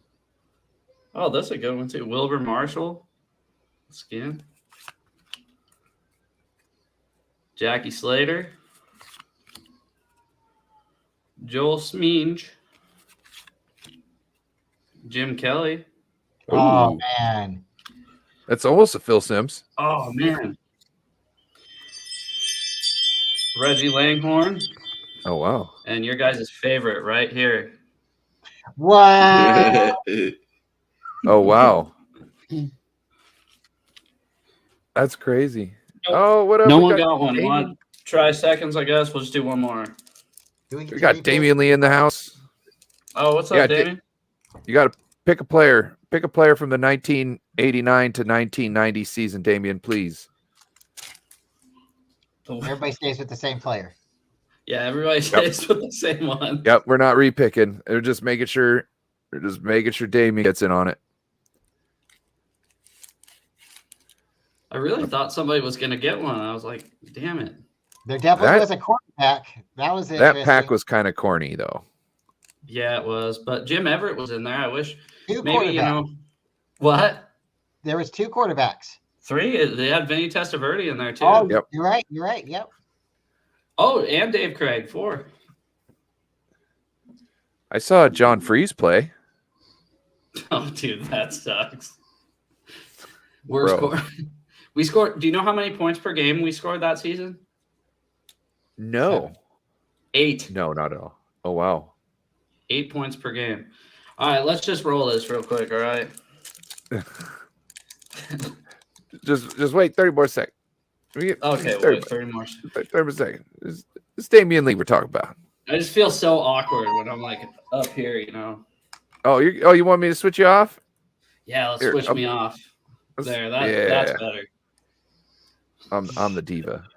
I'm the diva. Damian, you I put felt, in a I name. felt like a real ass when I'm up there in the middle. I'm like, I don't like this at all. Everybody else like is small. standing on ceremony. Hey, Yeah, exactly. Damian Lee, what's up? we might get a couple more seconds. A couple more seconds. Oh, we got Seahawks Seahawks Eddie in the house. Name one player from the 1990 Seahawks.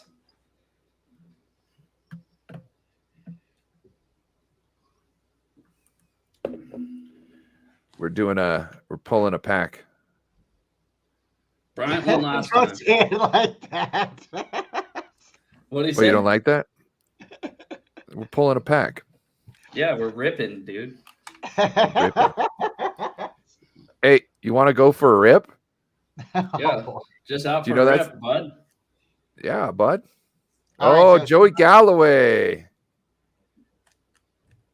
Oh, Damian, you ain't playing? Damien, we gotta do it without you, buddy. Sorry. You guys ready? Oh, hey, You only can choose Seahawks one Eddie. more. Seahawks Eddie. Seahawks Eddie, which one you picking, bro? You can't do two names. I don't think Joey Galloway was even around in 1990, so we'll go with Warren Moon. I think he played. Okay, for the by Bills. default. Yeah, Watch we'll go Joey Warren Galloway Moon. comes up. We're still not giving it to him.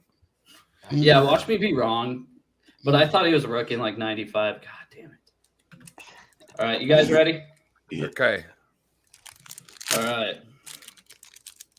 Ripping.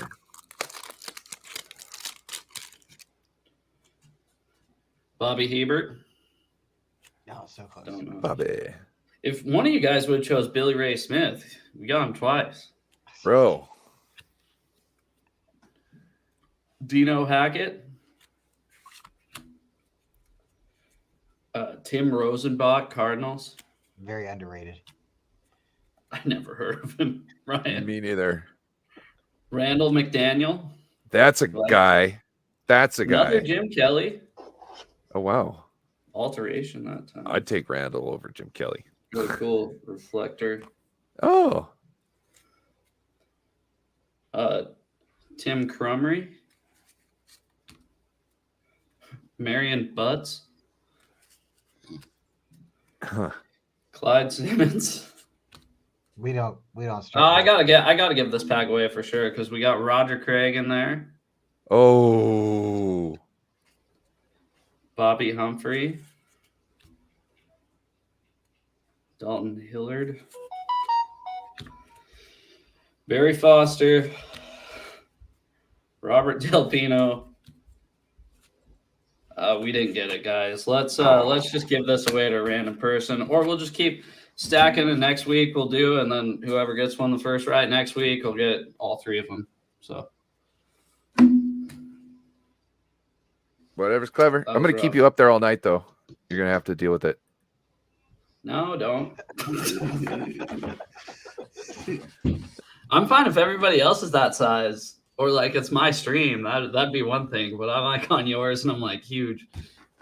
Oh, that doesn't work. We need to go like that. There we go. Now we look better. Anyways, what are we talking about, boys? So, I want your opinion on so there's been a rumor that Aaron Rodgers is coming to the 49ers, or the 49ers are going to scoop up Aaron Rodgers when the Jets can't commit onto the deal. Right. Mm-hmm. And we've got all these people talking this, and I'm thinking, well, if the Jets can't come through with all the capital that they have on a deal, how are we going to scoop in and get that for any better of a price? We're going to have to pay more, wouldn't you think? Honestly, if you guys, though, as fans, would you take Rodgers for your guys' first and second round pick next year and say Purdy? No, and because that's not what they're trying to get right now. They're trying to get 2 2s and 3 3s. So that's why. Are you sure though? Are you sure about that? Because I feel like they'd at least want a first. The way I understand it is they want 2 2s and 3 3s for Aaron Rodgers. The Jets, that's what they're willing to give up. And that's why somebody had thrown it out. It wasn't my idea, but somebody else threw it out. 3 3s, we have that this year, and 2 2s for next year, and we have that. Boom. Aaron Rodgers comes to our team for 1 year. We'll have him on contract for 2, but we can't afford to keep him next year if we can't restructure his deal. I think it's stupid. Yeah. I don't think anything. I'm like I've been saying before. How they gonna pay Nick Bosa if they bring Aaron Rodgers in? How they gonna pay anybody? That's why you need. That's why you need a quarterback on a rookie deal. But also, you've got like Kittle's got 2 more years until his contract's up. Is it 2? He's younger than Bosa? Yeah. Huh. Just doesn't seem like it. No, he's not younger than Bosa. He's older than Bosa. Yeah. Oh, he's already signed his rookie deal. He's already signed. Yeah, he's not on his rookie deal. Oh, that's what I was like. It seemed like. But he also wasn't a first rounder, so he didn't like his rookie deal came after it was over after what 4 years? Yeah, because he was 2017 draft, right? Kittle was. And he was a 5th round pick. Yeah. Well, I just remember it was 2017 draft sucked ass for us, and I'm pretty sure you guys drafted Kittle. We drafted Beathard and Kittle. You were trying to get Kittle too. You know what? They can say all that bullshit they want. We've been looking at everybody. They could have taken him. I don't believe that. I don't buy that for a second. I mean, obviously it would have worked out. He's one of the best tight ends in the league, but I don't. You know, Pete Carroll says some bullshit. If there's one thing that he is a bullshitter. So that's why, like you were talking about earlier, like reporters asking Kyle questions and Kyle get kind of testy with them, right? Pete will just talk around. Pete is a politician, and sometimes I hate it, but it works out. He doesn't let anybody know what's going on with us. So. Like you ask him a question, he just smiles and talks, and he makes you feel all comfortable, and then he doesn't answer the question, but you feel like at the end of it, like, oh yeah, I got something out of that. And then you like go, wait, what did I get out of that? Well, yeah, no, like you said, so say they were to ask Pete Carroll, like, why did you run Trey Lance on 2nd and 8? Say someone were to ask that. Pete Carroll would go, well, Trey got a little knee deal going on. It's nothing we really like to see, but he got a little knee deal. We don't know what's going on with it, but we'll check up on it, and you guys will find out as soon as I do. Yeah. And that'll be it. Like that wasn't the question. We know he's got a knee deal. And that's what he says. He'll never say an ACL. He'll never say something. He goes, it got a little knee. Or, oh, yeah, he's got a little leg thing going on. He'll never tell you what's going on. He'll be the last guy to tell you what's going on. And that's how he like diverts the question, like, hey, I answered it. I didn't tell you what you wanted to hear, but I give you an answer. And it's not a definitive answer. It's not 50% this way or 50%. It's, oh, yeah, something happened to his leg. But you're talking about his foot, but that's part of his leg, so I just said something in general, so. I liked it when Belichick said, I don't know if you guys have ever seen this. Somebody asked him a question about his upcoming opponent. On Cincinnati? No, the one where he goes, well, I can Xerox you the game plan if you'd like, if that's really what you want. It just made me laugh so hard. He is so awesome when it comes to that stuff.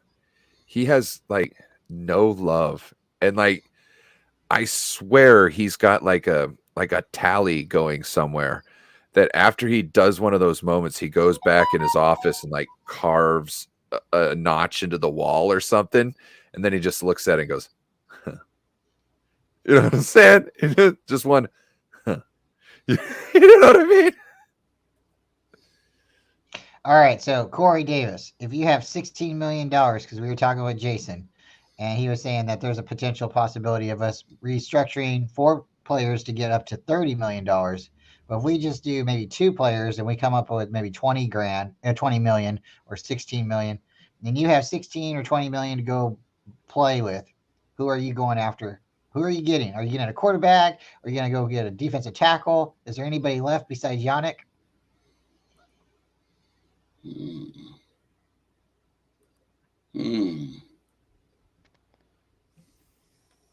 They're going to do it. I think they're going to restructure after April, after the draft.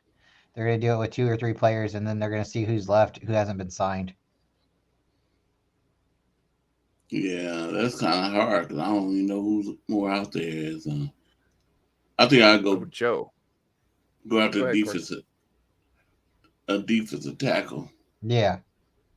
Joe, did you know your cap only goes off of your top 51 players? Yeah, I definitely heard that, but I definitely still don't understand it. I'm going to be honest. I don't get how certain players are making this much money, but only a percentage of that goes against the cap. I don't get it, and I'd be lying if I told you I did understand it. I can go to like Spotrac and like see what the deal is, but I still don't understand it. Yeah, hopefully he'll be back next Friday. I'd love for him to be a regular part of this because you never know when you're like, oh, I have a question about cap. You know what I mean? And he knows football. He doesn't seem like a bullshitter. He seems like a pretty straight shooter. So, like, he wants to try and be as accurate as he can. You know what I mean? Like, he's like, you're not going to catch him saying yes to something he don't believe. You know, which I appreciate. I would rather you tell me I don't know than try and sell me down the river on some bullshit. Yeah. Larry Krueger. You guys really don't like Frank Clark, huh? Really? I don't think it's not that we don't like him. Well, I'm not going to speak for everyone else, but he doesn't like the 49ers. Well, no. And that's why I don't think he would fit with the team because he doesn't fit the 49ers MO either. Yeah. He's already won a Super Bowl and he hates the Niners. He's made it clear that he doesn't want to be a Niner. So. Well, I don't know.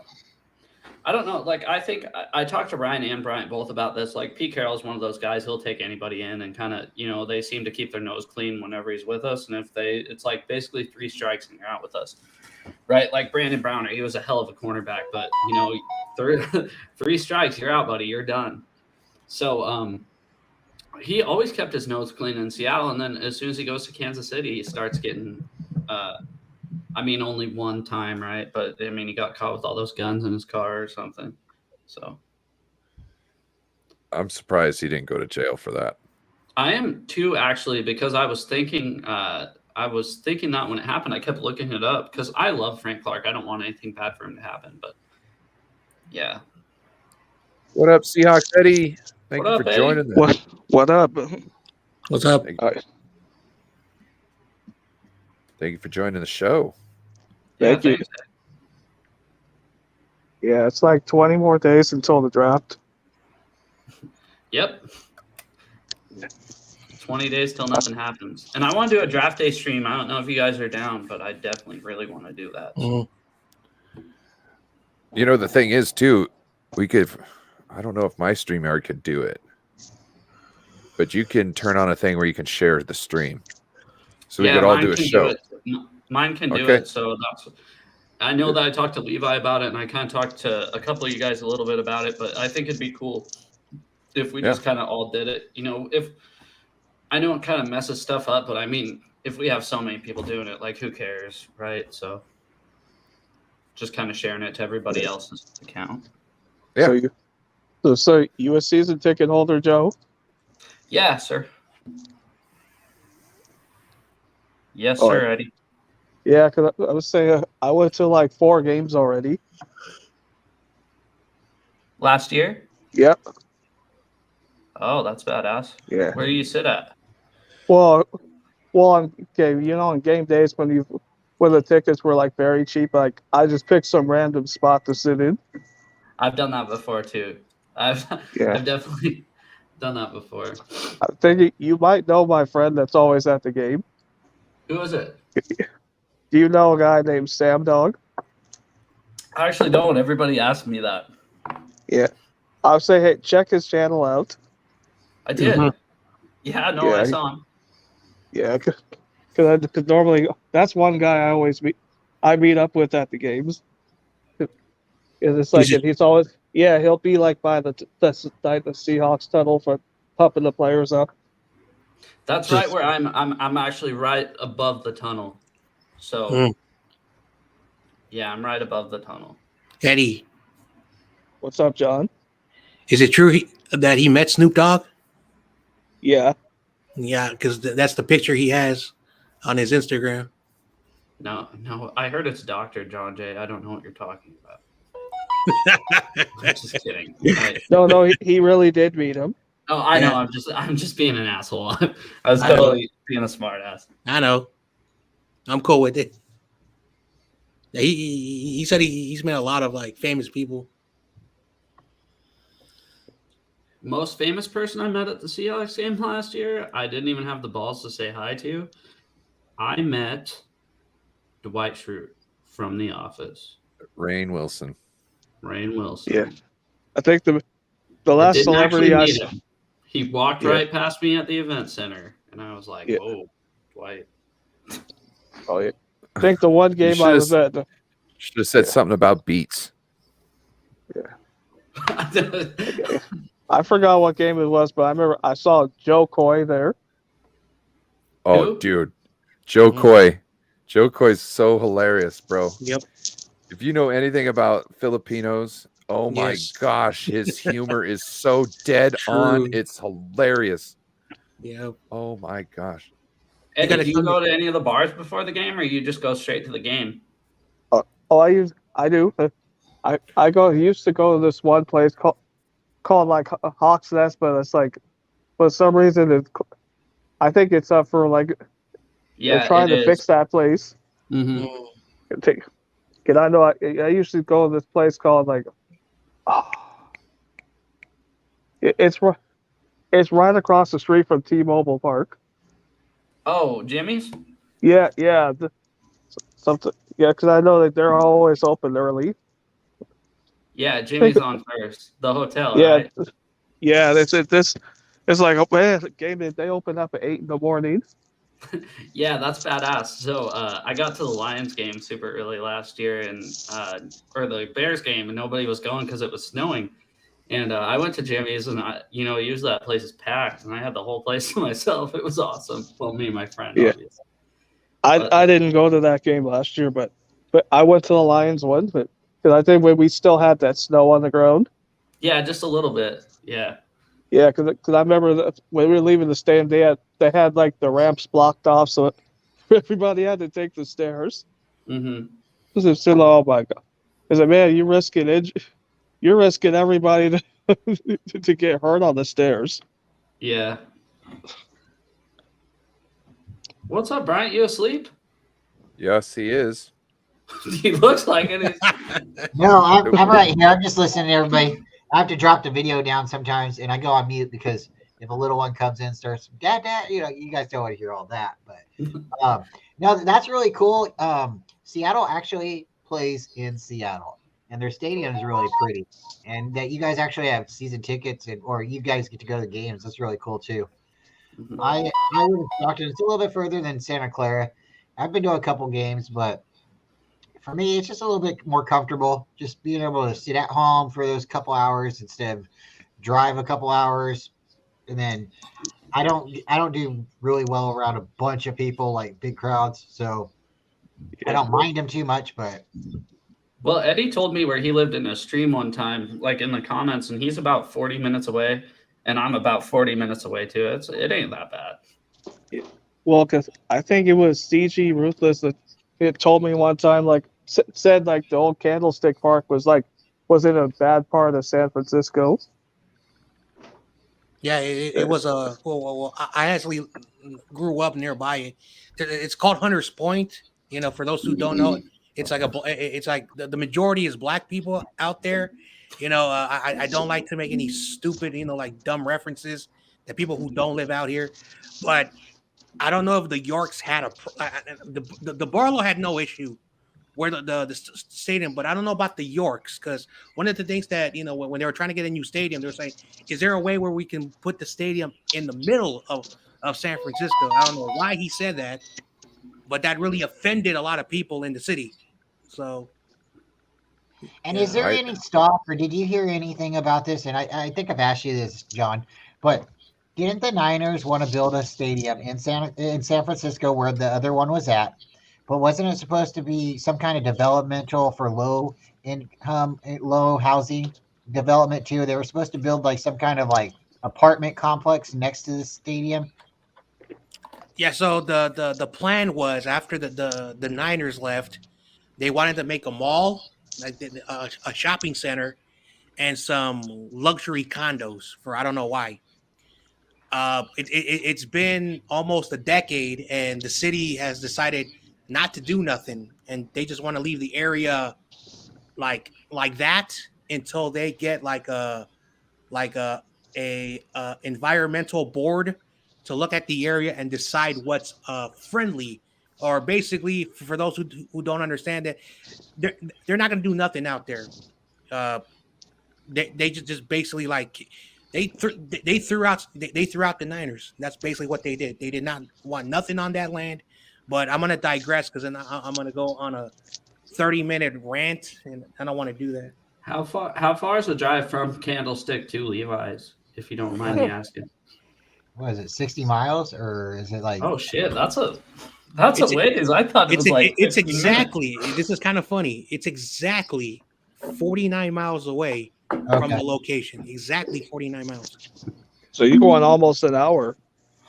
So if you drive to like a bro, it's more. You're talking about all that traffic and congestion getting across different towns to just like like I would just take the BART train down and then try and figure out how to You can't take the BART because the BART doesn't go all the way around the bay. You could take the BART to, because that's how I got to the game. You'd have to jump off the BART and get on the Amtrak. No, they got buses that you get off at the last BART station, like going towards Great America. You get off, and then they have buses out there waiting for you. Yep, to get on and take you to the game. Same thing when you go to Candlestick Park. But the furthest part of the BART stops in Fremont, doesn't it? No, they put it more. No, so like if you live in the East Bay, you can actually ride the BART to Millbrae. No, that's if you're going to San Shout out Francisco. to East Bay. Concord, Pittsburgh. So you can still take the BART. You'll get off. I don't know. It's not San Jose. Crow Canyon Road. But it's not that far from the stadium. I think you, like Corey said, I think you have to take one bus. Mm-hmm. Yeah. I gotta look at the map. So Joe, I don't know if you know, but the BART is it's the transit. It's the train that takes everybody around. And they were supposed to do that in Seattle in the 70s. and they voted that talking down. about like the town trains, like you see on Full House and shit? No, that's the trolley trains. That's Okay. no. We're Sorry. talking about BART. It's like a. Bart's like like a a subway that runs outside. Yeah, it's like a subway, but not. It goes above ground, up above ground, below ground, goes underneath the bay. My mom got stuck in it in the 1989 earthquake. Yeah. But yeah, no, they were going to do that up here. I don't know if you know this, guys, but Washington is horrible as far as traffic and all that stuff goes. And like, if they would have thought about doing the BART, if they would actually have passed that, things would be so much better. Well, we have the light rail now. Yeah, bro. That's now. You're starting to get that now. Like, you could have had this for the last fucking 50 years.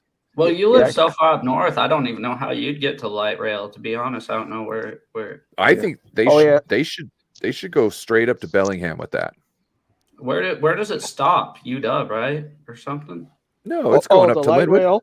It's going up to Linwood. So far, it's going really? to Linwood. Oh yeah. Well, right now it's going to Northgate, but I think within the next year it's supposed to go to Linwood. Yeah, because I usually hop on at Tukwila. So.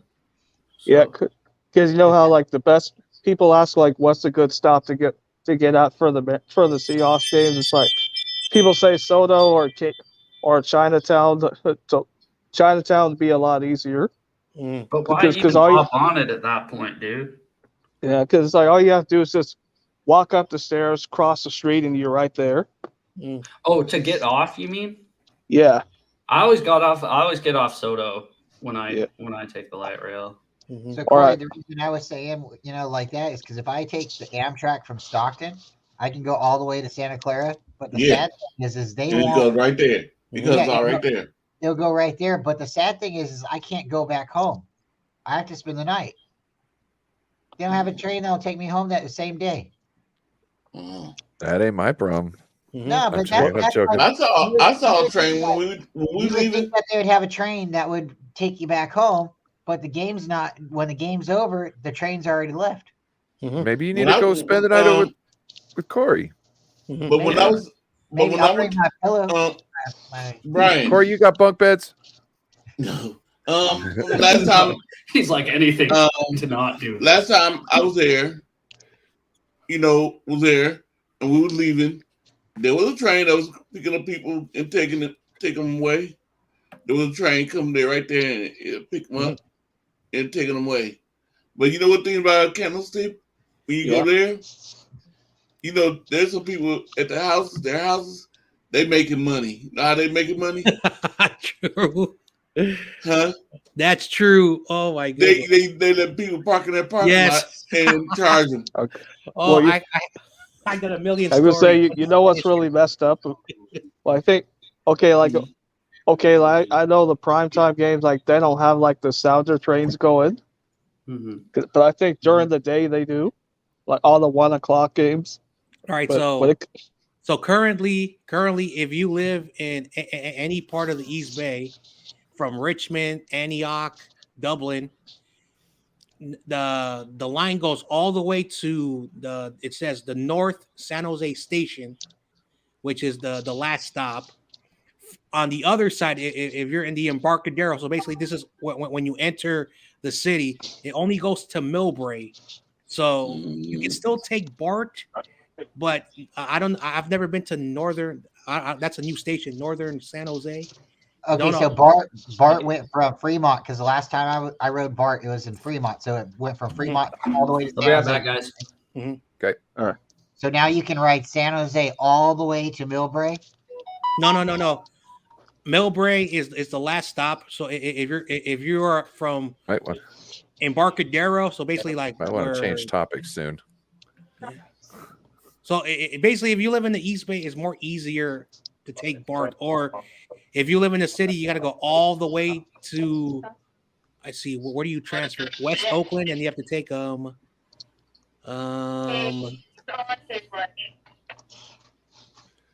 yeah, there's a new rail line. Yeah. Okay. Okay. Because the dream, right, Ryan, before you change. Let's move off of transportation real quick. but the dream, real quick, is to one day have it loop where you can go Yes. all the way. They're trying to do that. Yeah. But go ahead, Ryan. Sorry. Seahawks Eddie, What's up? who do you want? This question was put by somebody in the chat, but who do you want in the first pick of the draft? With your first pick of the draft, I would say if Will Anderson is still there at number 5, like I'd grab him. okay. Or if we go quarterback, it's like whoever's happened to be left. Because I doubt C.J. Stroud and Bryce Young will be there at pick 5. I don't think so either. And you don't mind them picking a quarterback? I mean, I'm Eddie? all in for whatever. Well, I mean, I guess because if all the good quarterbacks are right there, it's like we might as well just grab one. Because I know Joe has been beating the turf for Hendon Hooker. We It can sounds like get he him might- in the second round. Yep, sounds like he might go in the second. So yeah, that's why it's kind of like it's kind of interesting to know what like some people are like, no, I don't need a first round quarterback right now. I want this guy who's in the second round because we already got Geno, which makes perfect sense. Yep. Like I would, use that first round pick to either solidify your offensive line or your defensive line, one or the other. Yep. You got Bobby Wagner back, so I don't think you do need linebacker, but it's not like it's somebody you got to get immediately because at least you got Bobby in there to kind of you can help groom some guys, take over his spot. You know what I mean? So I think that's a good spot for you. But yeah, I think offensive line, defensive line, that's where I would go with if I were you with my first round pick. What do you think the Niners should do with their first 3 picks in the end of the third round, Eddie? Well, are you guys looking to trade one down? Huh? You guys will probably have to trade up. No, not necessarily. In fact, it probably helps us if we don't trade up because then those 3 because then our rookie class will only cost us about $700,000.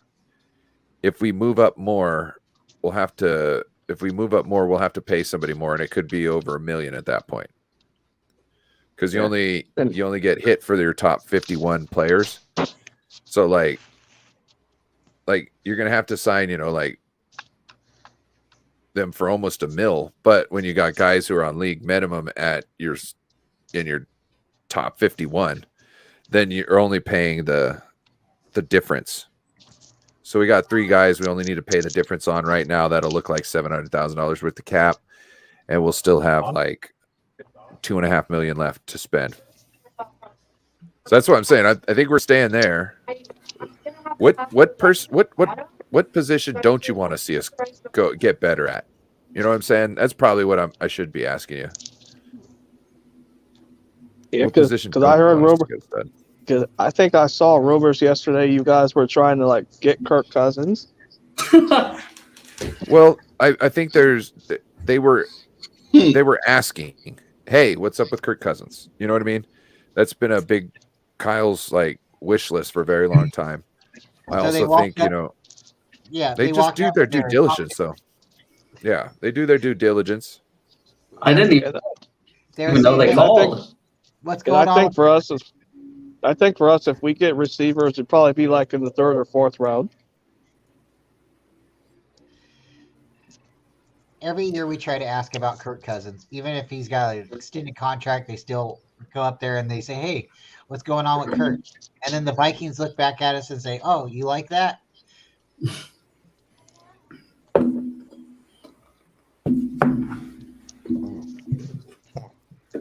I mean, Hey, Corey. Okay, so sorry, go ahead. I was just going to tell Corey, hey, maybe we'll do that after Bryant Culp's show in the morning. Okay. If you're down. Coffee talk. Yeah. So, who are you trying to get? Who do you think we should get at pick 5? Not Jalen Carter. I'd Not say- Jalen Carter. I'd rather have Jalen Carter than Anthony Richardson. No, I do not want them to take Anthony. I don't want them to take a quarterback at pick 5. And probably Tyree Wilson. Honestly, if Will Anderson's not there, Tyree Wilson from Texas I Tech. get the feeling the Cardinals will probably take him. Will Anderson. Jalen Carter. I hear I don't rumors the Cardinals are moving down. I hope they do. And if they're moving down, that means somebody's taking their spot to grab a quarterback, I would think. So And the Colts need a quarterback. So There are 4.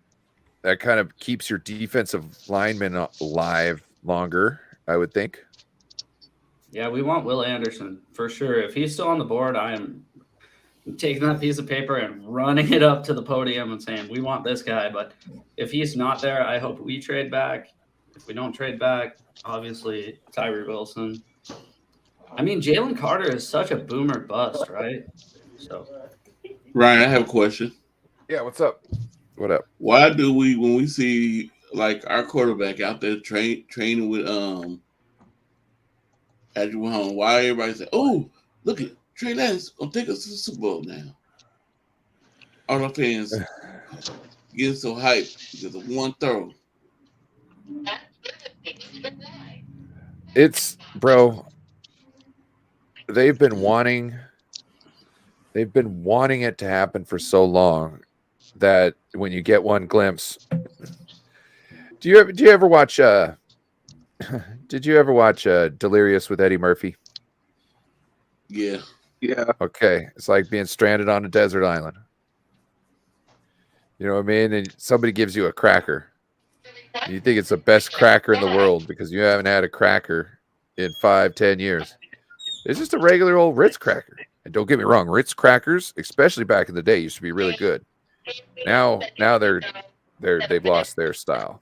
They got crappier over the years because people are improving things. But yeah, no, that's what it is. People are just they're getting a taste of what they want to happen. Like Joe Rogan on his podcast, like when they talk about aliens, he's totally transparent and say it's bad because I want them to exist. You know what I'm saying? He's saying like I'm susceptible to falling into these traps because I personally want it to be true. So I'm going to look for it and I'm going to believe things a little bit more, even that other people wouldn't, because I feel that it's true eventually. You know, it's going to be true. So, you know, same type of thing, bro. People are like, oh, he's gotten so much better. And I'm not saying he hasn't, but what I'm saying is we saw one throw. So let's just pump the brakes. You know what I mean? I have a feeling he's going to be great, but pump the brakes. You know what I'm saying? Well, that was my big knock, and it wasn't a knock, but like you get into chats and people are talking. Who's there? And you want to say, hey, we want to win a Super Bowl, right? But this guy hasn't even taken a snap in the league. He hasn't even taken, like anything, right? And people are already saying Trey Lance, Sir Lance. You're like, wait, who's this guy? Is he the king of the NFL? And you have some people saying king of the NFC. Yeah, let's let him win a ring, and then we'll start saying that. But like, I'm all behind him. Like, let's go. Like, he could be really good. But I'm not calling him Sir Lance until he wins a championship. I mean. And I believe he should be the guy going forward. He's very athletic. He's got all the intangibles. We drafted up to get him. All that capital. He should not lose his job if he goes into camp and he wins it. I don't see Brock Purdy coming in and taking it from him if he's winning.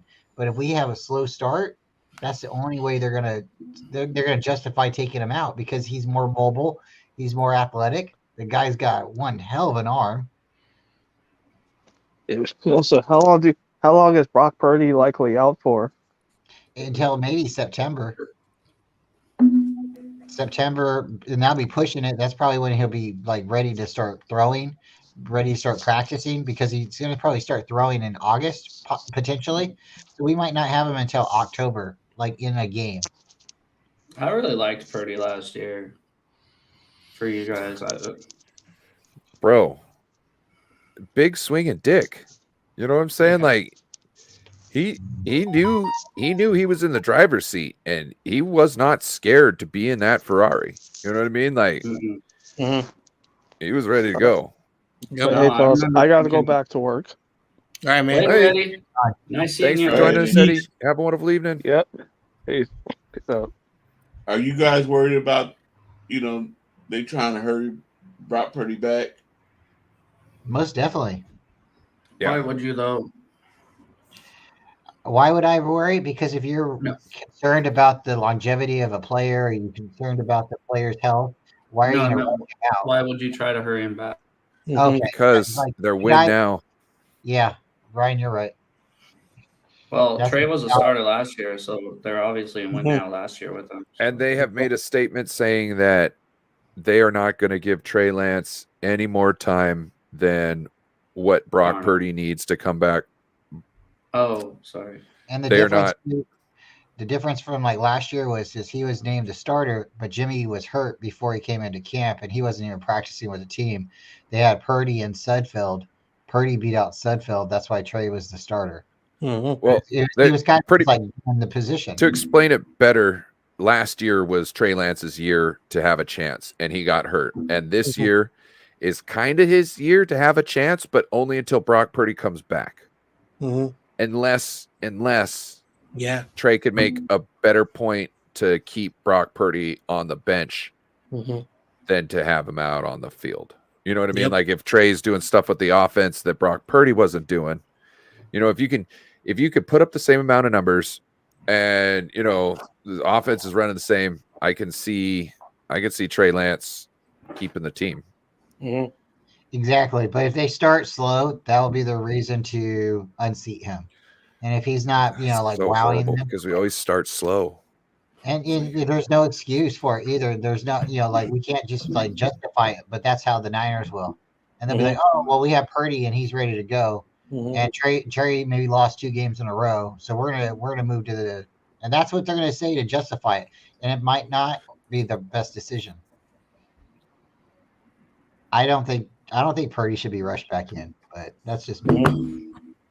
When you guys do decide to move on from one of them, what do you think you're going to get for the one that you don't decide to? It totally depends. Go So with? think about this. You got let's say Trey doesn't get his chance, doesn't show anybody anything, right? And then Brock Purdy comes back in. Trey Lance is probably going to be backup quarterback until the end of the season, and after that, he's going to get dealt. And that would be different than Brock or Trey balling out, Brock being put on the sidelines or being kept on the sideline while Trey balled out all year, and then Kyle and John be like, well, Trey's our guy now. We might as well just deal Purdy right now. We won't have any drama on the team. You know what I mean? With 2 starters or whatever, at the end of the thing, we get capital. They'll turn a seventh round pick into a second round pick, probably. You know what I mean? Yep. Something like that. No, I don't think so. But you I know think what they might I be able hate? to get a first for him. Oh, You know what I'm I not. hate though? What's that? I hate that you had to get rid of the starter. I would love to keep the, that's the starter back there in case the starter get hurts. And depending on the room, like you'd have to read the room. You might be able to keep Brock Purdy on because Brock Purdy is going to be under a certain contract for at least 2 more years, I believe. And so you'd be able to keep him at least with that. But also, I think, you could do that. I think Brock's a good enough guy to where he's just going to be like, oh, you're going to bench me? Okay. Well, I'm going to be using this time to get even better at quarterback. I'm going to give the defense hell in scout O. And then when free agency comes, somebody's going to pay me. It's going to be like deuces, okay, I'll sit down. You don't want to put, but because he's got confidence, he doesn't seem to be like browbeat, where I'm not he'll saying probably get, but that's what I'm saying. Purdy seems to have confidence. Yeah.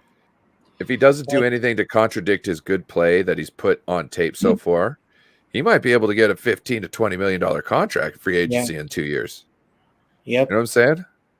You know, He they're doesn't. saying, people saying, you know, we ain't gonna never have what we had before, like with Joe Montana, Steve Young, and Steve Bono. I do think that I forgot about Steve Bono. And guess where Steve Bono went? Kansas City. Kansas City. And who took over for Joe Montana? Steve Bono. Well, that's funny because like Elvis Gerback went to Kansas City. Yep. He was also, He like was a Jim. minor? I think Jim You didn't know Druckenmiller went that? to Kansas, but Yeah. I'm not talking about that one. Kansas City always picked up our quarterbacks. Yeah. So that means that Steve Bono went to Alex Kansas Smith. City, Montana went to Kansas City, and Alex Smith went to Kansas City. Yep. Wow. And Gerback. Mm, Elvis I Gerback. just remember him being a Raven. yeah. Now, like the way Kyle explained, like when his press conference was like, Purdy could miss 4 weeks, 4 or 5 weeks. I think no, it's 4. Yeah, he said 4 weeks. I think 5 weeks. I've been saying that, and that's all Trey. That's all Trey's gonna have. And unfortunately, like I like Trey. I'm not gonna lie. It's probably going to be about 6 weeks, John, because IR, you can put somebody on IR and they miss the first 5 weeks, and then they're eligible again if you break them off of IR, then they can start that sixth game. So if that's the case, Trey has 6 weeks, and if you want a good sample size, it's also good for the other teams to like if hypothetically like he does not perform, but he gets those game reps. I think that will raise his stock because he's playing. Now, if the team hypothetically does not start off awful and we win a lot of those games, Kyle will have a very difficult decision. Do you go with the hot hand? Or do you like, what? Purdy's healthy. He can throw the football. Let's go with Purdy. I personally think if that happens, a lot of the fans are not going to like that because you don't go off the hot hand, and then you have a bit of a friction, because like, hey, Trey's been playing good, Kyle, and we don't know Kyle, my offense, my rules. So 6 weeks is a good sample size for Trey. Hopefully, he can prove it. And like I said, if he gets that job, play your hardest. Don't give that job away. Play through the entire year, and then next offseason we'll be doing this all over again. Yep.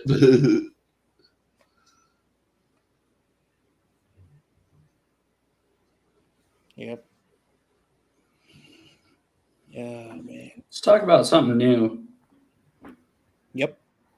Any news? Any news right now?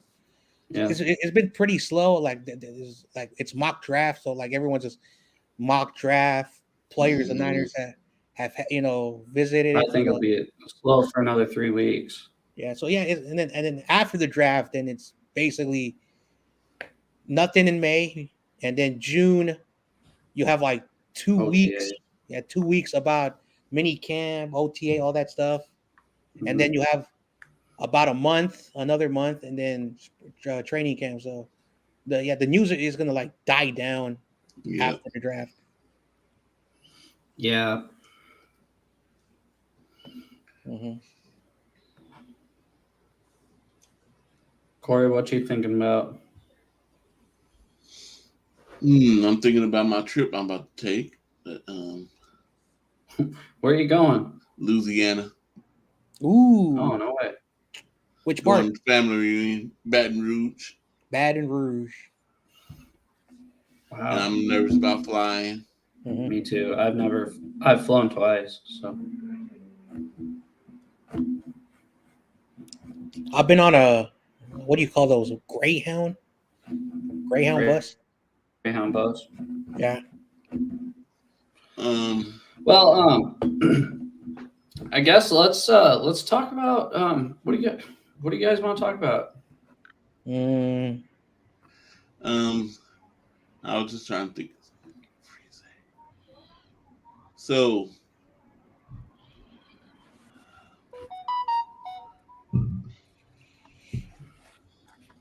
Boop, boop, boop, boop, boop. oh goodness. Would you guys just stop You talking? back. Yeah, just Trying started to thinking figure out a about good something. topic. What do you think, Ryan? Good topic. Gosh.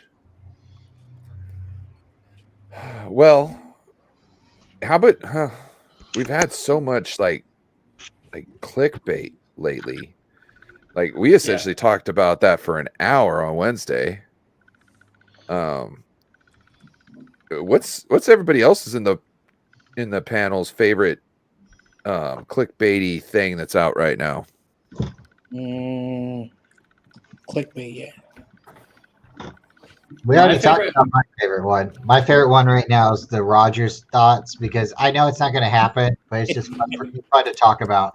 But I don't want to keep talking about that. That's what my favorite is. I'd say my favorite is it's not even really clickbait. It's just one of the dumbest headlines I've seen.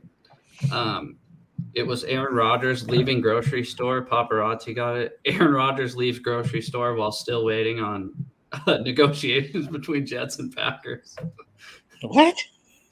Grocery?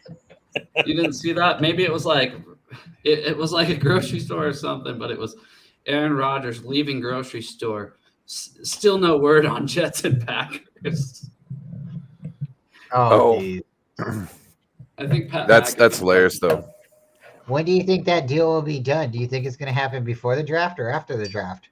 I think it's after. I think it never happens. He goes to the Niners. Like I've said, I've been saying this for 2 years. I've been saying this for 2 years since we beat them in that playoff game. Like Aaron Rodgers is like, like I don't think he wants to play football. Like I just think that if an NFL team's going to pay him a lot of money, he'll, you know what? Let me just cash in. Me, my sister-in-law father was talking about that today. We was sitting up there talking. He was talking about, Aaron Rodgers sitting behind Brent Favre, and it's funny how history really does repeat itself. And Brent Favre going to the Jets, and now look like Aaron Rodgers is about to go to the Jets. Isn't that crazy? Aaron won't go to the Vikings, though. No, that would be so awesome. He'd retire before. Do you think Aaron gets a broadcasting job? I don't think he does. I don't think he can. Mm-mm. No way, because he's like considered too woke, or the opposite of woke. People don't like him because of that. Well, I wouldn't. Well, that's not really fair, because I would say there's certain things he's probably quote unquote woke about, and there's other things that he's kind of, like he's like, I don't think he subscribes to a certain party. You know what I'm saying? Yeah, exactly. That's what I'm saying. And but I think I think they're scared of asking him a straightforward question and getting some ayahuasca freaking scenario for 30 minutes, him trying to explain why a 4-3 is susceptible to a run. Yeah. No, I don't. That's my thing. I don't think Rodgers would want a broadcasting job, to be honest. I really don't. Maybe like a podcast type deal. Maybe he does like a podcast after he retires, but I don't see him going working for Fox or nothing. That's funny. What? It's kind of like shout out weird. Nathan. It's really, yeah, go ahead. Nathan, I don't know if I've seen you in here before. I really appreciate you. Your comments here just made me laugh. I know, me too. I'm not going to read it, but make sure you hit the subscribe button, bro. We do this every Friday. Buddy, you know what I'm saying? Support No Borders. Come back. Video. John Jay, you're not going to read that? I can. I just don't want to. Yeah, just don't read it out loud. That's all. All right, I'll read it. Aaron Rodgers smokes weed for the rest of his life in a cave. And ayahuasca. Yeah. And ayahuasca. Well, what I You was know how gonna say, crazy that stuff is? I've only So- heard. So not only does that stuff actually is already in your body. So right now, essentially the whatever, the chemical compound that is ayahuasca is actually in your body right now. And it could be dumped at any point in time into your system, and you could anyway. But they found some guy in the Amazon, some shaman in the Amazon, something like 2,000-3,000 years ago, goes to sleep in the middle of the night. He gets this vision. The spirits tell him, you need to go out and get this vine. You need to go out and get this bark. He's in the middle of the Amazon junk rainforest, right? And he goes out and grabs a vine and a bark, and he mixes them together. And he was told that if you drank the tea, it was like conversating, or it's like conversating with gods. Essentially, that's what they said. So he goes out, grabs a vine and a piece of bark and puts them together. It turns out, I think the psychoactive stuff is in the vine, but your body doesn't have inhibitors to utilize it. So you have to mix it with the bark, or else you get nothing.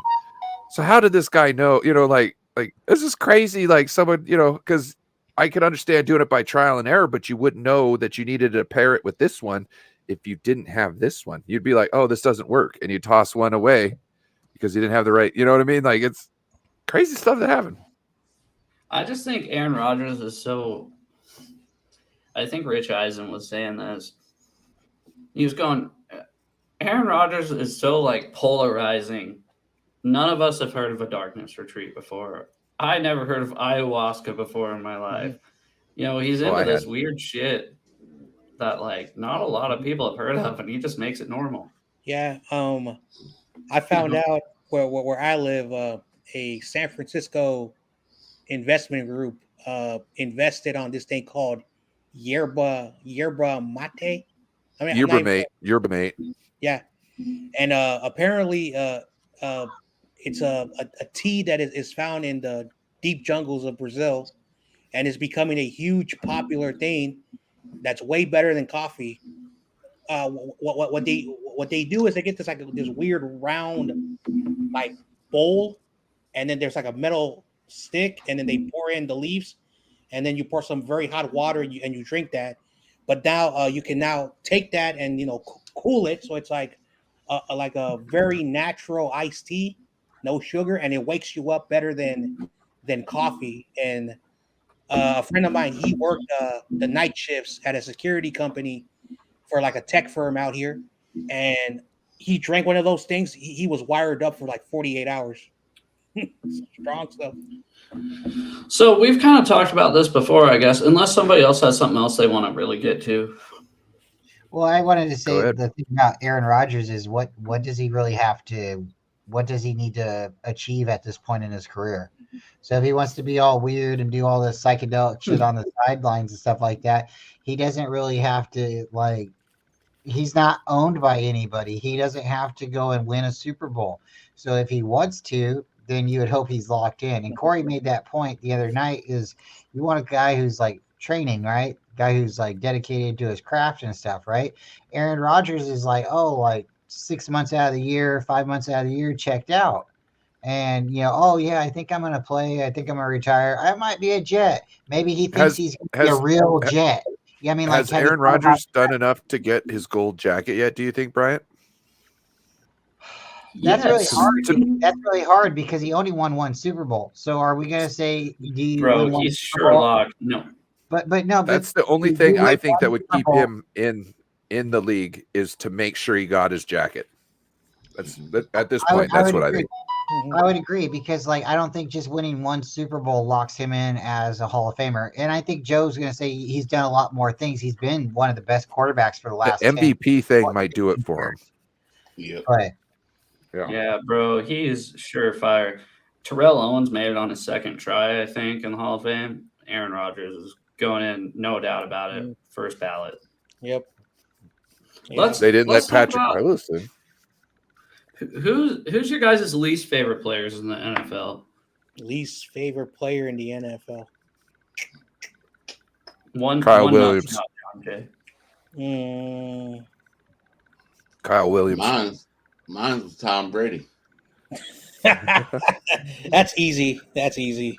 Yeah, that's a cheat answer, Corey. You gotta think harder. I've met Tom Brady's father, and like he on television looks like a sweet, elderly gentleman.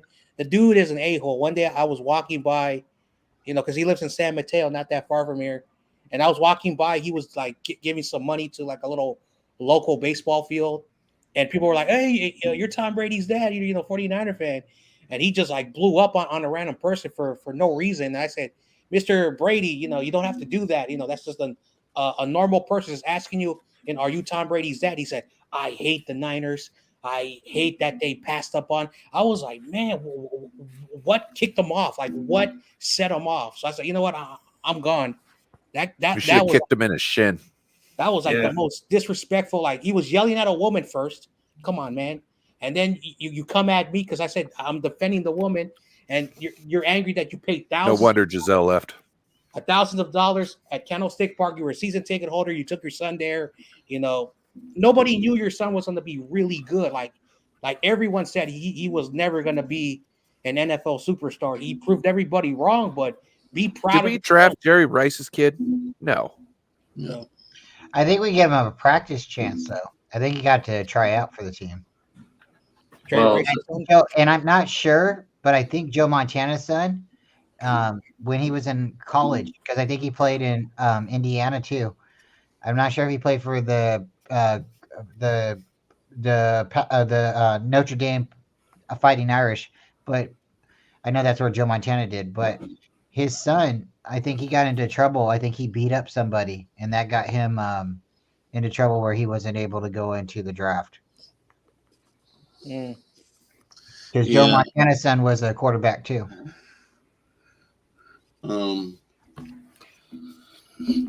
So player still Tom Brady.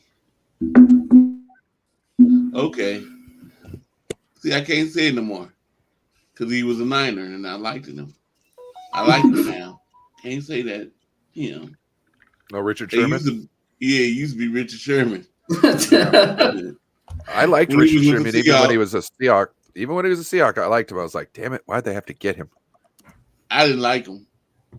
Like I said, I put on the video saying, I wish somebody punched Richard Sherman right in his mouth.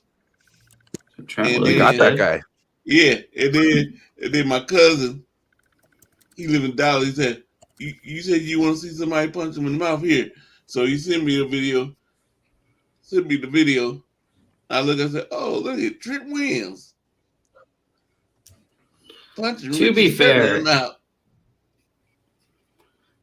fair, he did shake. He tried to shake Michael Crabtree's hand and said, "Hell of a game." And Crabtree pushed his face mask away. And then that kind of set him off on Aaron Andrews. And it was one of the most embarrassing moments. Wait. No. How you going to be like, oh, shit talk all game long, right? And then at the end of the game, be like, yep, I won. Good game. He did it to Brady when we lost the Super Bowl. He went up and shook his hand. Yeah, and I totally understand. I'm not saying. I totally understand that. But if you guys ever get a chance to go and watch the 2014 that game, NFC Championship game, and it's called Rigged on YouTube. Stop, Ryan. Stop. No, oh my God. How can you go on? So you do not see like the guys at the end of the game being pissed and being like, man, I don't want to shake your hand. You seen all you guys were favored the whole game. I mean, we still put up a fight. We still put up a fight, even with you guys getting like no delay of games. The ball was fumbled. You guys got, I mean, like there was so many different, Vernon Davis, he got hit and there was like it was a helmet to helmet. And then after that, he was like totally taken out of the game. But, regardless, you guys won and it was a tipped pass and you guys won. And that's what happens. You have to, just move forward. But I could totally see being at the end of the game and him coming up and being like a good game. I don't think I would push his face mask away, but I'm not going to, I'm not a big Crabtree fan anyways, but I'm not mad at Crabtree for that. If we got beef, if we got beef like they did, I'm not pushing you away. I'm trying to beat you up for doing some punk shit like that. I'm just saying. Yep. How about when I Sherman took went that. out? I took that as insult. I took that as insult. Oh, good game, yeah. Huh? Mhm. In this way, probably Richard Sherman said. I could see Richard Sherman saying something. I don't. I mean, when we did lose the Super Bowl to the Patriots, Well, he went right okay, up to Tom but Brady to and go shook back his real, hand. to go back real quick, though, Corey, Richard Sherman came up to him, to Crabtree, and was like, "Oh, good game," and it was all cheesy, and that's where Crabtree was like, "Get off of me," So like, I don't have a problem with what Crabtree did. I kind of understand where Richard Sherman was all he was all electrified right there, juiced. He just won the game and wants to come up, But in the same sense, it was like you could see the tension through the whole game. That should have been maybe just where you were celebrating with your team only. Yeah. I don't think Sherman was being a smartass, so I really don't, because if you listen to him, he goes, "Hey man, hell of a game." I don't It's think not he was like doing he was it going. intentionally. I don't think he was doing it intentionally. I don't think it was like, disrespectful on his part, but I think maybe he should have just figured out this is the time I need to just be with my team, because Crabtree didn't want no part of that. I mean, But like, he was walking off the field like he was like he lost everything. We've got breaking news here, right? What? Breaking news. John Jay had tea and crumpets with Rudy and has become a Lambs fan. No, I will never root for the Rams. No. John, why did Rudy do that? No, that's a lie. Shit, I rooted for the Rams last year. I rooted for John. I gotta come clean on this. So when I was making the website, I told Joe, I was like, I'm thinking about making a David Corona and a John Jay like swappable jersey thing where like you could put both of you in like a basketball court and just swap jerseys, because you guys have some itches. But Joe was like, I don't know if he'd appreciate that. And I'm like, yeah, you're right. But I don't think I thought it would be hilarious. Well, I don't hate Corona. Like, again, like the stuff that we do, like if you go on YTC streams, all they do is just like bash each other. That's what they love to do. So one day, me and David were there. There's a Suns fan who hates the Lakers, and I'm a Warrior fan, and we're just having a conversation, and it just became like it became like a little mutual thing. But I cannot stand the Lakers. I just can't. I can't stand the Lakers. Who's your most hated player, John Jay? In the NFL. Is he the most hated player? Man, that's a tough one. I've never ever thought of that. Really?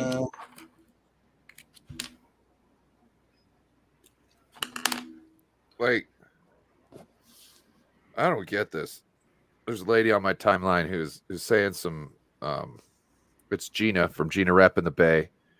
She said she's making some sexual innuendos essentially, but then like she says, I feel like everybody's coming for me. Pause. And I'm thinking like, wait, why are you saying pause? Aren't you the person who's not supposed to say pause?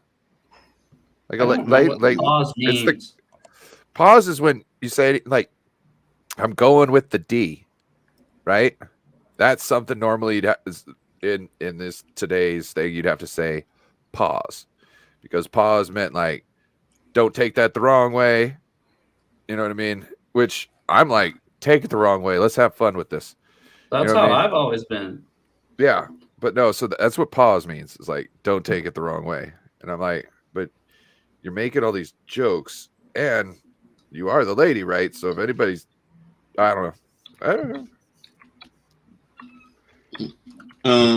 DM her, Ryan. But Gina Rep in the Bay's got a great show. If you guys haven't subscribed, she talks Niners, Warriors. I think she even talks Giants, but I'm not positive on that one. But she's got a really good channel. She does a panel for most of her videos. Yeah,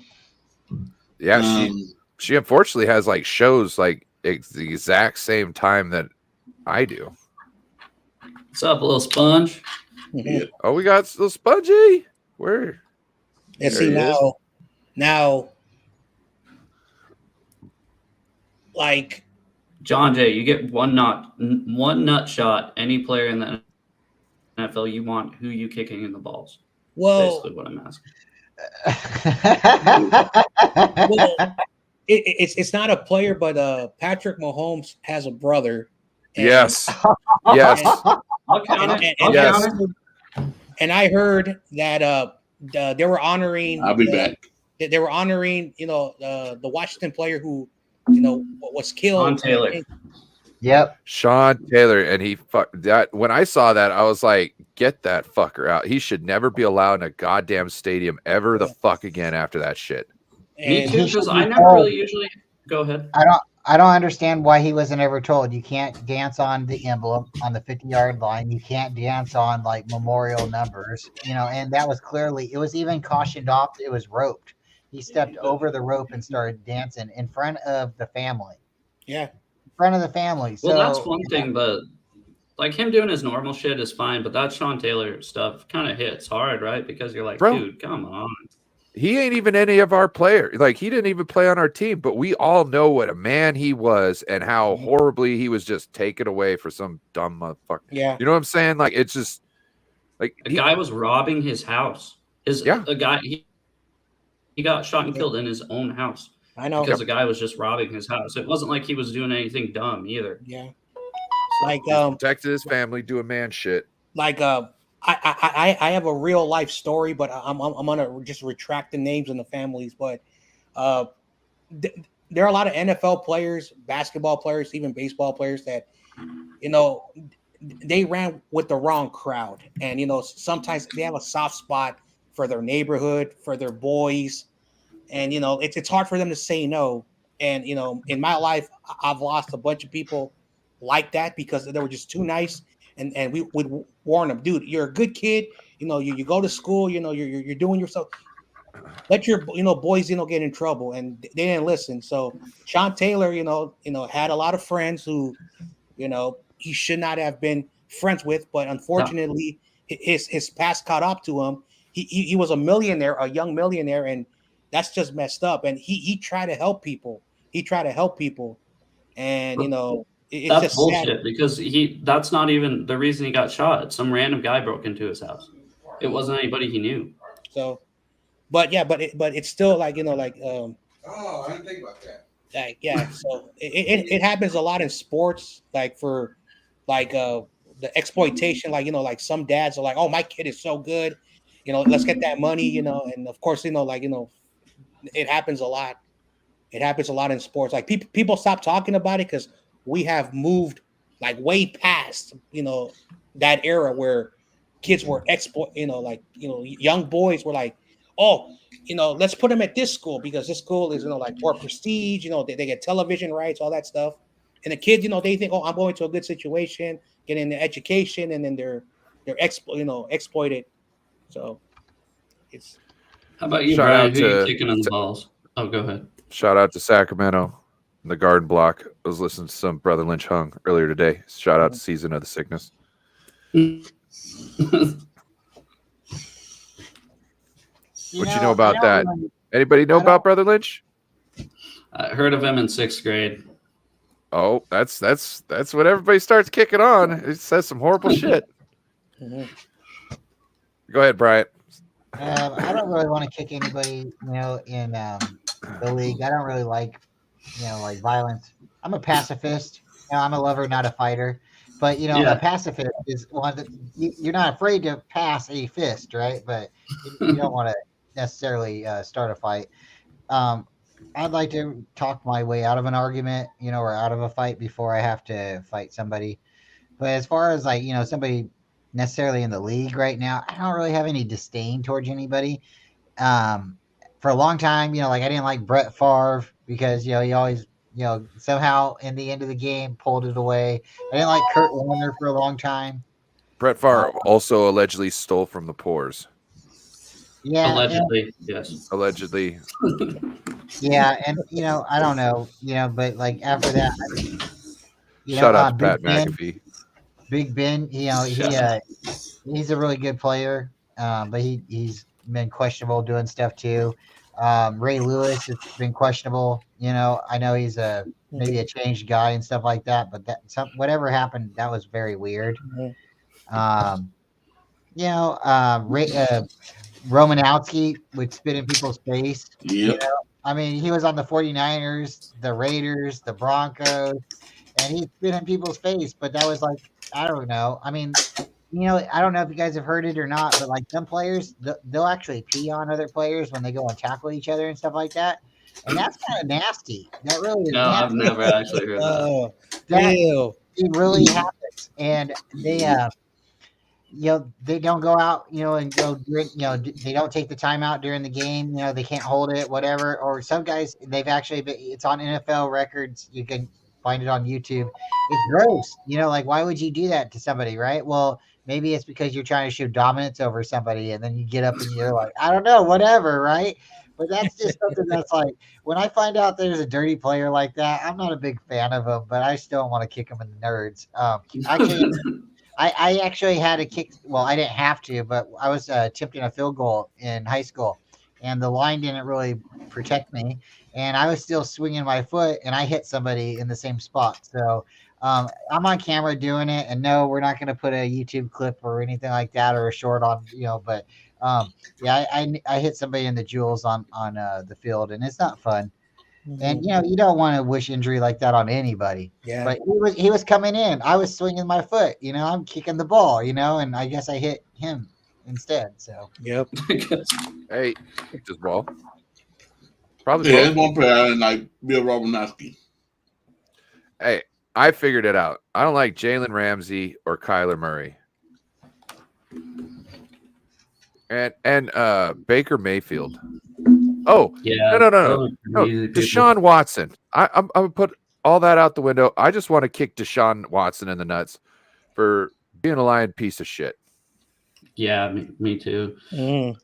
But I guess I've been kind of selfish, just waiting for myself. I just want to say, Broncos country, I will kick your 49. Or I will kick your quarterback right in the balls if I get the chance. No legal precautions. Broncos country, if I get to kick your quarterback right in the nuts, that's who I'm going for. I used to have a homegirl who used to live across the tower from Russell Wilson back in the day. Oh, really? He lived. Oh, I can't remember what the apartments were called, but in Bellevue, there's a Neiman Marcus. It's a shopping thing. There's a Neiman Marcus, and there's two towers. And he lived on the penthouse on like the west tower, and she lived underneath the penthouse on the east tower. And so, like, you literally look across, and you're like, "Hey, that's Russell Wilson's house." It was $5,000 a month for that apartment. Oh, that's it, huh? Holy Jesus! And he had the penthouse. Yeah, I couldn't imagine that. Corey, what you eating? Looks delicious. Barbecue. Oh man! Ooh, you jerk! Barbecue what? Pulled pork. Yeah. Chicken. Pulled pork. Oh, I love me some pulled pork. You guys have a rivalry going on. Lil Sponge hates Brandon Ayuk. Spongy, I like you, but we will not have that slander here in this room, in this chat. Oh, he's the Eagles fan. That's why. Yeah. Ryan, did you get Little Caesars? Yes, I did. They got that new cheese. They got the cheese and pretzel crust. It's one of my favorites.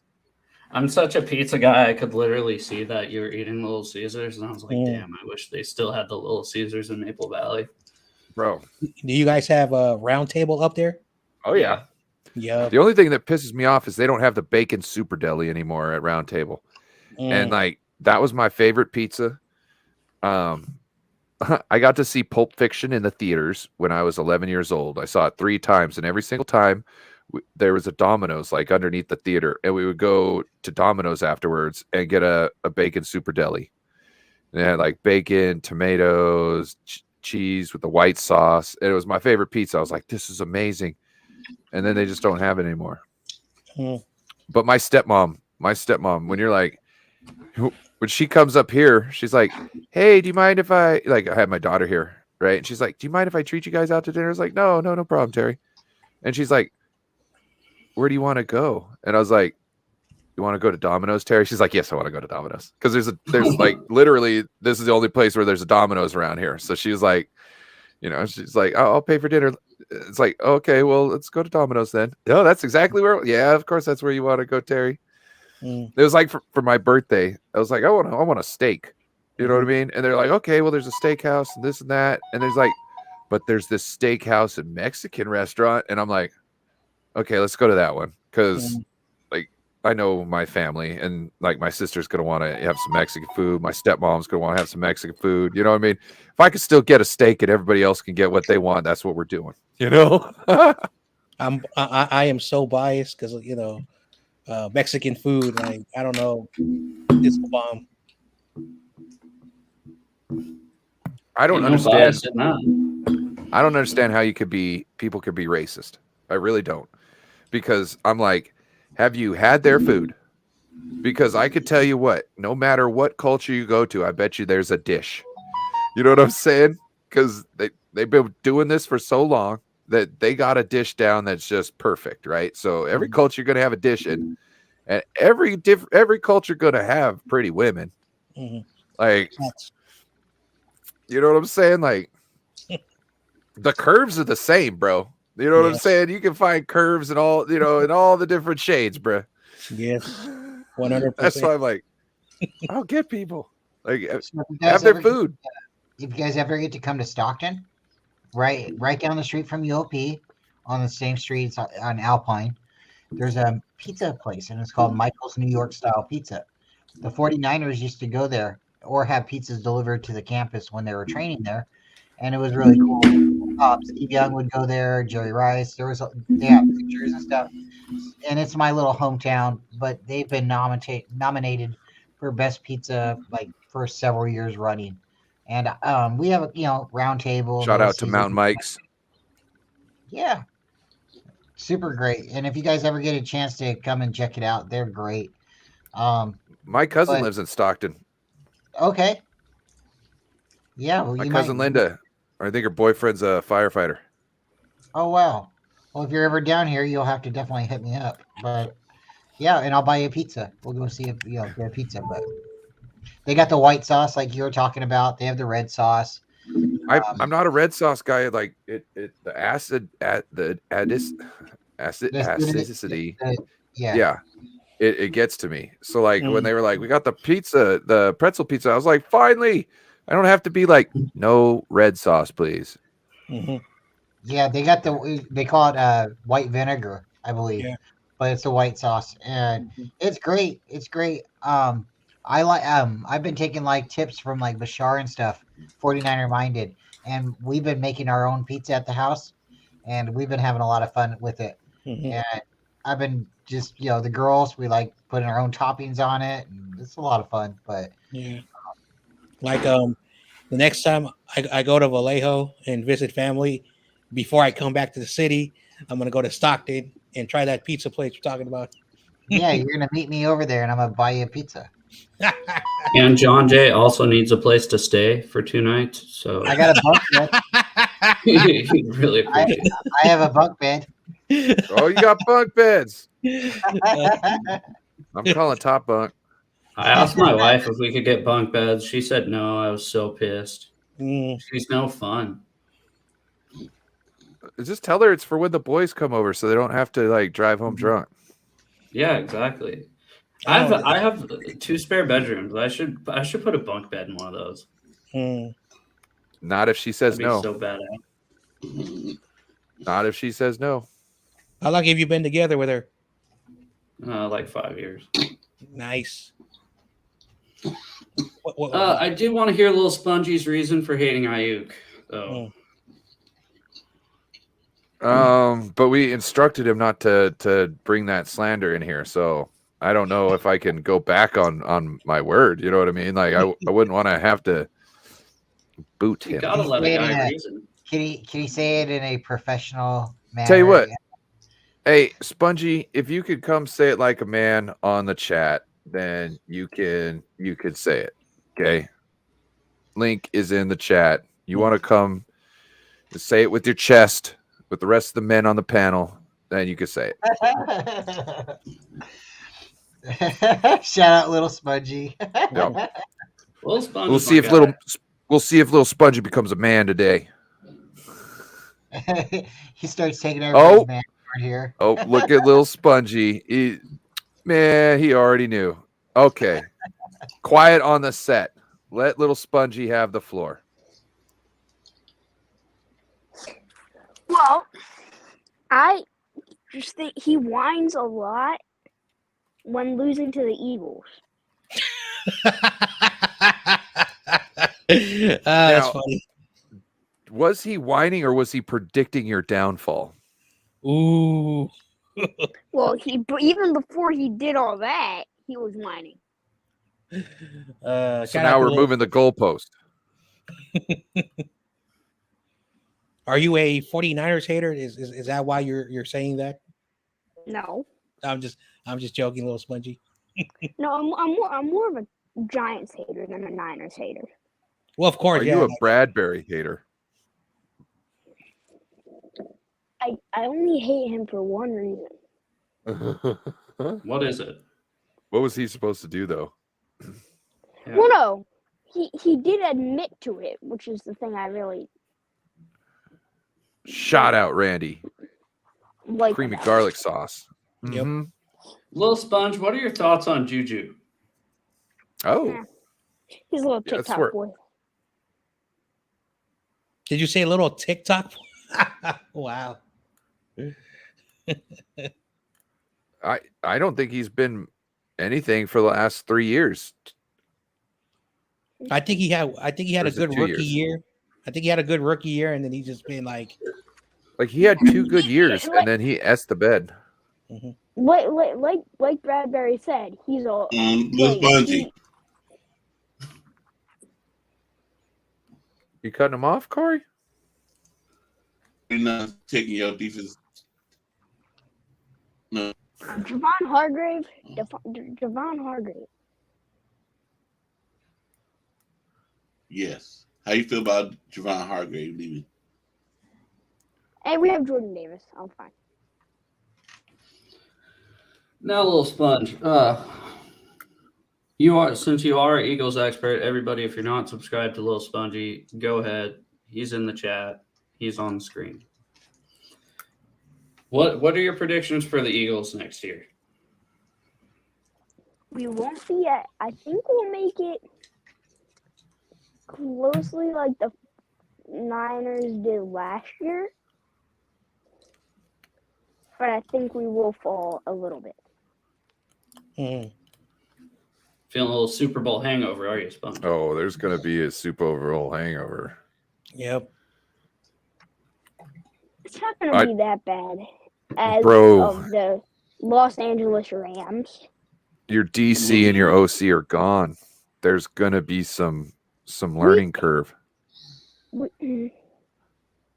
the dude we hired for OC has been here before. He was here last year. Been here before, but was he in the same system? Is he bringing the same system? Is he He was the QB coach. Mm. Can I be honest with So- you, Lil Sponge? I don't see a way that the Eagles are going to win 6 games next year. Oh, wow. I can see him winning 6 games. Mhm. That's about I it, though. see at least. Well, if you want to talk about 6 losses, then yes. Now, I think now the Lil hangover's Spongy, so bad they might miss the playoffs. now little 10 and Spongy, 6. little 10 and Spongy, like I have annoyed Eagle fans that they've got their feelings. Like you guys had an easy schedule, your whole division, but Well, there's a the Giants possibility. David? also had an easy There's a schedule. possibility that you guys What's up, fellas? have a tougher schedule with tougher teams. You know, I'm just saying. You know, every year's different, little Spongy. Yeah, and we will have a tougher, schedule this year. But, if we can win a few games, then we'll be Mhm. breezy. I think it's the Cowboys' division to lose. Wait, was it the Eiffel Oh, Towers? no. The Eiffel Pause. Towers. Hey, Randy? Pause. Randy, are you talking about what I think you're talking about, Randy? Randy meant to say pause afterwards, like you young kids do. I Pause. remember one time I was drinking at the bar with my homeboy and a lady, and I was asked if I wanted to recreate the Eiffel Tower. Hey, we got the sponge in here, Ryan. I didn't go into detail. All right, so I would have to agree with what Joe's saying. I don't see the Eagles winning more than 6 games this year. I think that Super Bowl hangover, everybody's like departing from their team. Who do they really have left? Jalen Hurts, and I heard his shoulder still hurts. So I don't see them really moving like 6 games. But did you see what he did in the Super Bowl? I did, and I heard it broke his confidence.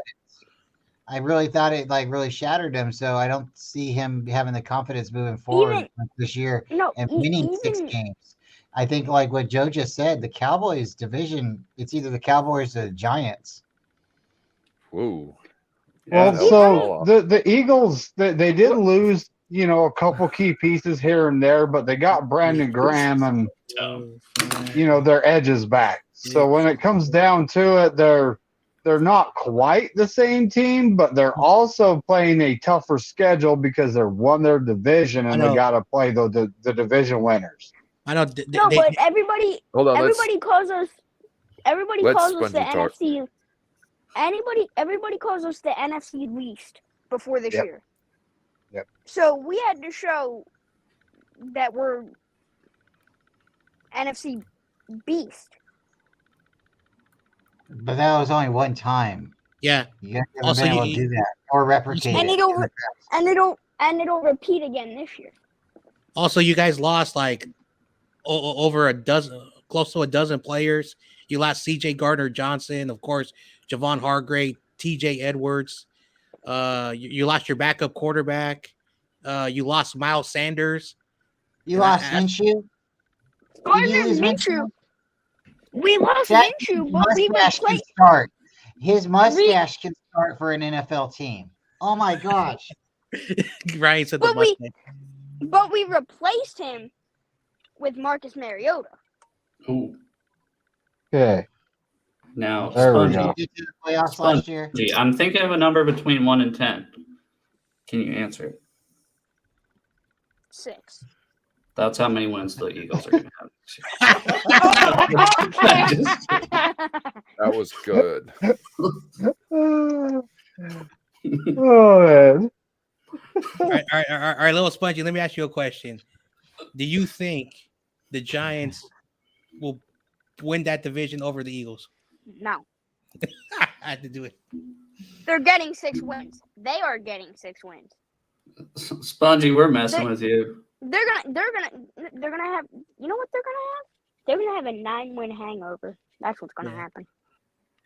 Little Spongy, don't ever go to Mr. YTC production. He's a Giants fan and he hates the Eagles.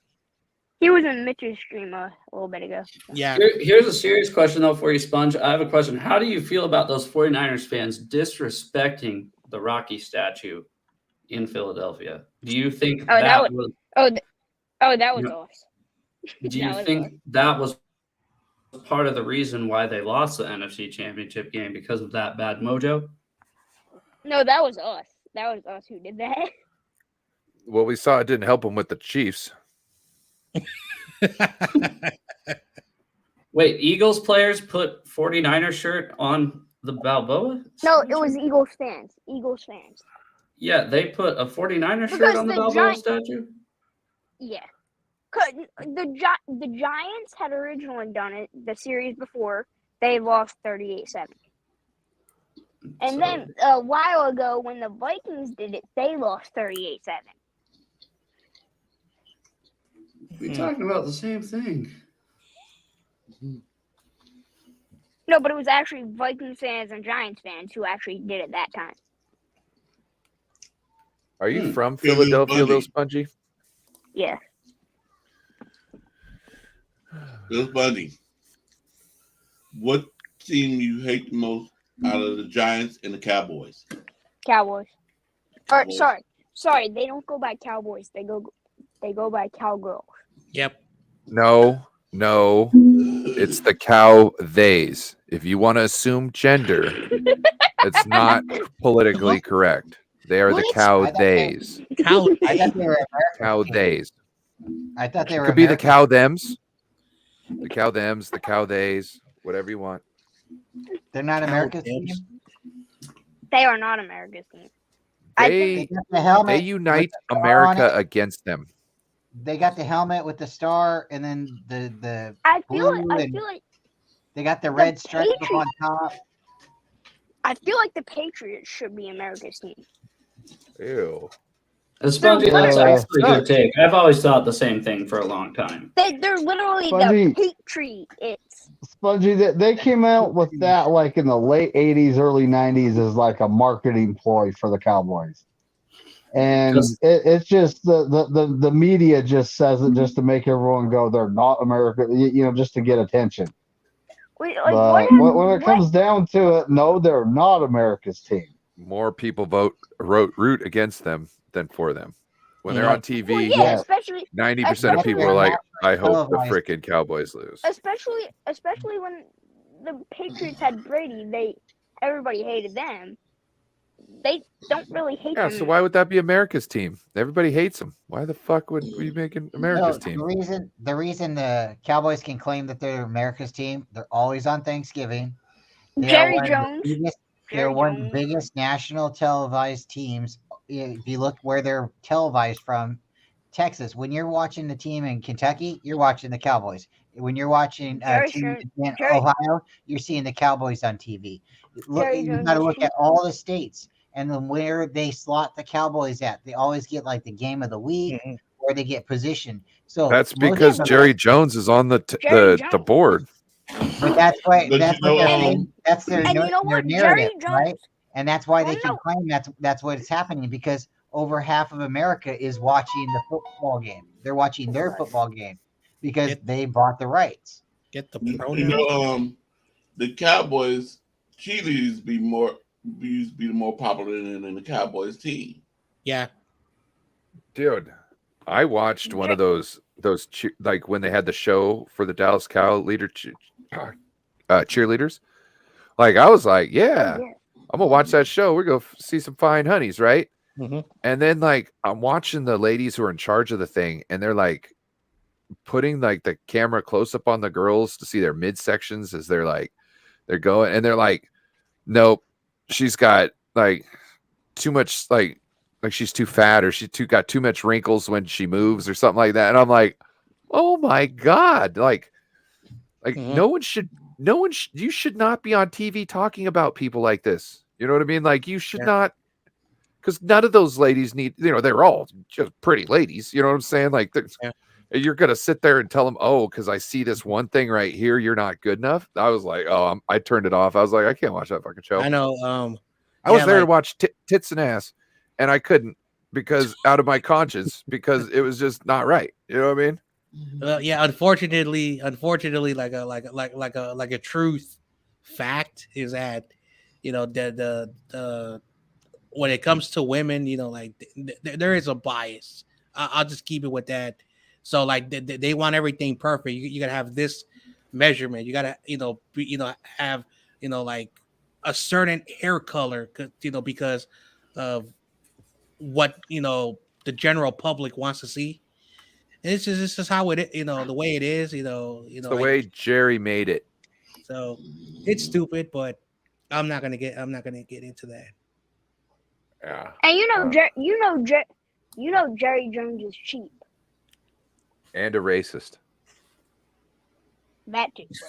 Oh man. That's a different thing for a different day. Agreed. Yeah. Agreed. I'm just saying. Agreed. Lil Sponge knows when to stop things. All right. Agreed. Yeah. We're a football stream. He's going to start running the show. We're a football stream. Hey, and even though it is a football, can I say this? Fire Doc Rivers. Fire who? Doc Rivers. Oh. Okay. We're out on basketball, dude. I don't like basketball since they got rid of my Sonics, so. Me too. Rip. I don't like basketball since they got rid of playing defense. Which was about the time they got rid of our Sonics. So yeah. Dude, here's something so funny. Like we the Warriors had a mascot called Thunder. He would basically like every time there was a timeout, he would do like a dunk show, and then at halftime, he would play like like basically like the practice squad players of the NBA, and he would show all that cool stuff. Then the team left, and then due to whatever happened, the NBA took away our mascot, which is called Thunder. And for those who've ever seen the old Warriors, like late '90s, early 2000s, that was Thunder. That was our weird looking, guy with the thunderbolt with the big W. And then we had to change. That's why we have the bridge now, which is old logo from the '70s. But oh man, everyone loved Thunder. All the kids liked them. And he would get paid to like just play basketball. Like everybody wanted that job, but when the person Why'd left, they get rid of him? because of the Thunder of the NBA, so basically like the Thunder paid the Warriors a this amount of money, and the guy who did it, like different guys that did it for so many years, they lost a job, and it pissed off so many people because the Warriors were horrible. Like if you're a real Warriors fan, we were horrible. And at least having him during the commercial breaks and the timeouts, it was fun. It was like a little show. So that's back when you were a Lakers fan, right, John? I am not a Lakers fan. Stop saying that. I hate them. Can't anything LA, the Dodgers, the Lakers, USC, UCLA, whatever that other baseball team is, which is in Anaheim.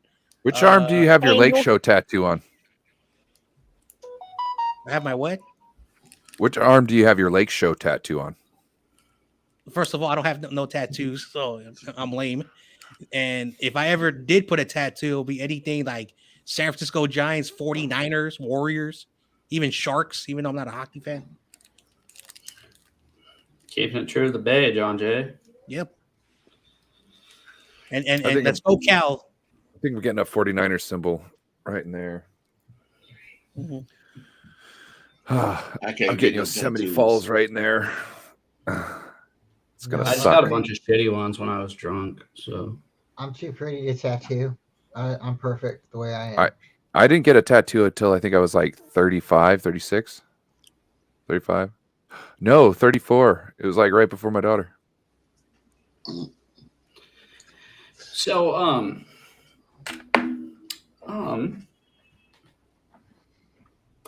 what's stopping you guys from winning the Super Bowl? I'm sure we've talked about this. It's a lot of things for the 49ers. Somebody say something that's just crazy that we can talk about. Bryant? I think the biggest obstacle is beating Geno Kicker. Smith. Geno Smith. We have to be able to beat Geno Smith in Seattle. I know we did it once, but I don't think that's enough. Brian, let me ask you a question. Do you think if the Niners find the next great kicker, will finally win a Super Bowl? Jake Moody? No, because the funny thing about the kicker situation is like we don't necessarily have to have a good kicker to win a Super Bowl. We've had like two kickers that's won a Super Bowl, but they've been really bad afterwards. So we had good teams and didn't have necessarily the best kicker. So like when we've had a really good kicker, maybe that's what we need to do is get rid of our really good kicker, and then we don't depend on him, and we have to Deadlift Shrimp. Shout out to Randy. That was a dude right there. Deadlift Shrimp was a dude. Brian, I know you're being a smartass about Geno, but I really think we're going to be a lot tougher on you next year at home. No, and I'm not, but I'm saying if we can beat Geno Smith, right? Because who else are we going to beat? Matthew Stafford? He might retire. We don't even know if his back's going to hold up or his elbow. Is Kyler Murray going to actually study any tape?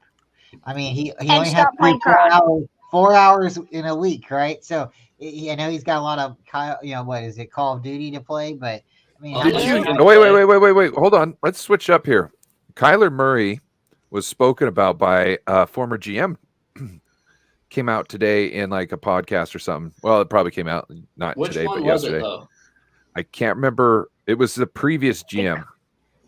Of the Cardinals? Yeah. Steve Kine. Oh no shit! What did he say? It was the actual guy who drafted Kyler, and he just said, Kyler is gonna do great things once he fully comes into everything. Once he understands everything, essentially, he's not doing his homework, and once he does his homework, he might be a threat. But he's The not worried best about. thing- They've already paid him. Why does he think he needs to do homework? He's already gotten the bag. Yeah, exactly. Well, then why did he go and ask for the bag? You know, like he didn't do anything, and then he went and asked for more money. Bro, he's a narcissist. How do you the think he's best good? thing Why? to ever happen, the best thing to ever happen to the Cardinals is when Kyler deletes COD. No, I'm not going to lie to you. Me and Ryan talked about this 2 days ago. I think obviously not the film study and stuff, but I think the similarities between Russell Wilson and Kyler Murray are a lot more than just their height. I think their attitude that everything is me all the time really is very similar. Mm-hmm. Hey, at least Kyler doesn't have stupid commercials.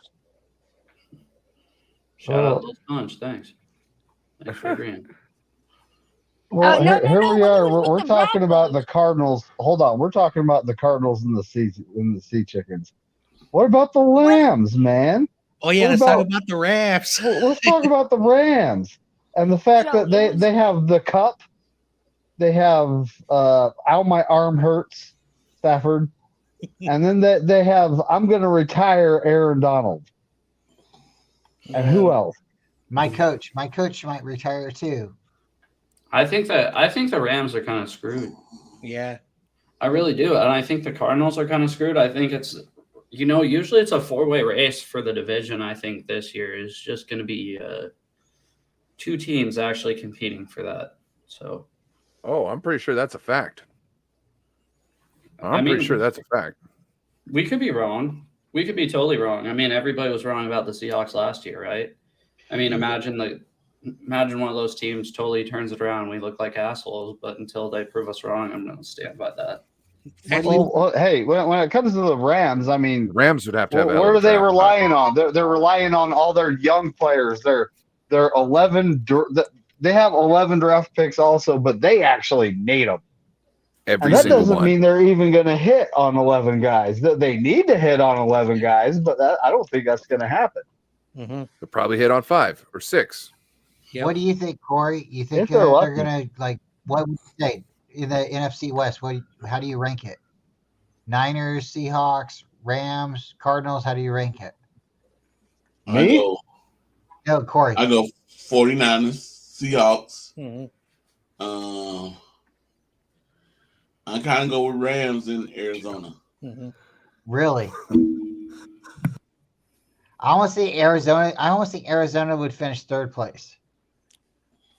But that's just because I think Kyler Murray is a little bit, I don't know, maybe not locked in, but I just Kyler's not coming back to like halfway through the season. He's screwed. I know, like that's a good point. That's a good point. I know TRL, who's the Cardinals guy. TRL says that like he was joking around before the season started. He said, "We'll take Jimmy G for a while till Kyler Murray comes back," as a joke, because he says Kyler Murray's gonna miss some time. So I don't know who their quarterback is gonna be. And of course, Hopkins, he wants out. The Cardinals are looking for at least a third round, but they're hoping to get a second round. So, all right, David McNiner, I have a question for you now. If you had to start a franchise. Later, Sponge. Sorry. Bye, Spongy. Later, little Sponge. All right, if you had to start a franchise or you're rebuilding, and you had to pick between Geno Smith, Matthew Stafford, or Kyler Murray, who are you starting your team with? Wow. Oh God. That's like diving in the dumpster and picking between a broken VCR, a broken record player, and a broken laser disc sticking out of it. Hey, it's kind of like no. You can find a working laser disc, but there's no laser discs that you can get to play in it. You know what I mean? Like VCR is busted. Yeah, that's exactly it. I hate you guys. If I had to pick between the three, I mean, Matthew Stafford and Geno Smith are just plain old, and I'm starting a franchise, so I'd have no choice but to go with Kyler Murray. But not necessarily. in the You could go Geno as a bridge. I would stipulate that he ain't playing Call of Duty anymore. Well, that ain't gonna work. He's gonna go and play baseball then. He'll go for the A. He'll be an Oakland A. Yeah. Are they David the ones McNair, that drafted can I him? ask you a question? Honestly, Sure.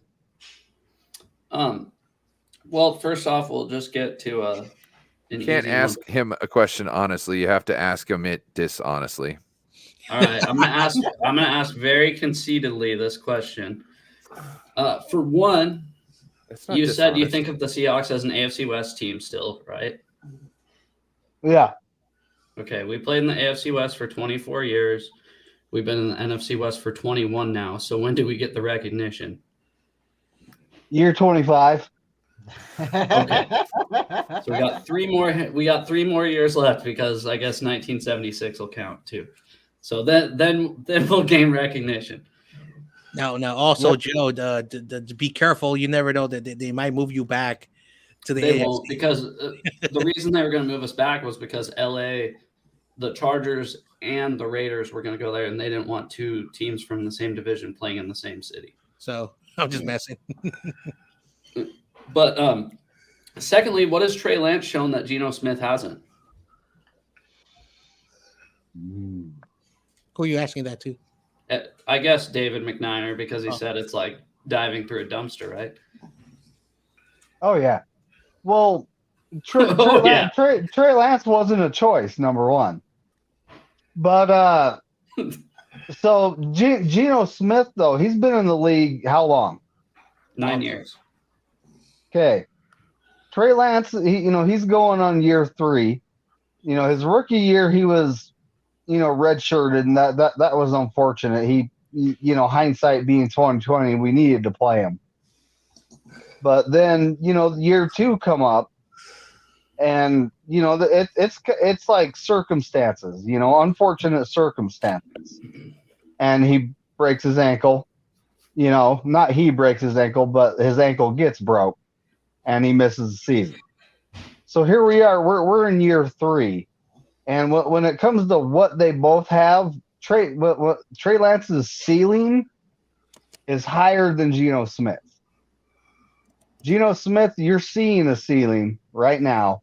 The Seattle's got good wide receivers. They have a good running game. But your offense is helping him out. And that's the same thing we have, though. We have good wide receivers. We have a good running game. But, Trey Lance has more potential than Geno Smith. Yeah, but the floor is a lot lower, too. I think Steve-O's got a great point here. He says we don't know if him sitting helped or didn't as far as Trey Lance. And that is true. Yeah. That is true. That is true. Imagine him having like a full year plus 2 games, getting injured, and then Brock Purdy coming in and being Brock Purdy. Imagine where we could be right now. We would know, have a better idea of what we have in Trey Lance, and we know what we have in Brock Purdy for the most part. What we got in Brock Purdy. So we'd be sitting in a way different position if Trey Lance was, doing good stuff in that first year. By the end of the season, Brock Purdy might be we just need to make sure we got Brock Purdy to the end of the season. Then we'll dish him for a pick. Well, when it comes to Brock Purdy, I mean, we got the games he played. Now NFL teams have a lot of tape on him in different situations. Oh yeah, and we have yet to see how Brock Purdy adjusts to them adjusting to him, right? Okay, but are we going to use the same? Are we going to say the same thing with Trey Lance going into year 2 then? Well, of course, it's always that way. That's why like you see a lot of NFL quarterbacks. They'll have they come in the league. They're kind of trashy, and then they get better. but then there's always a point in time where they're kind of slumping.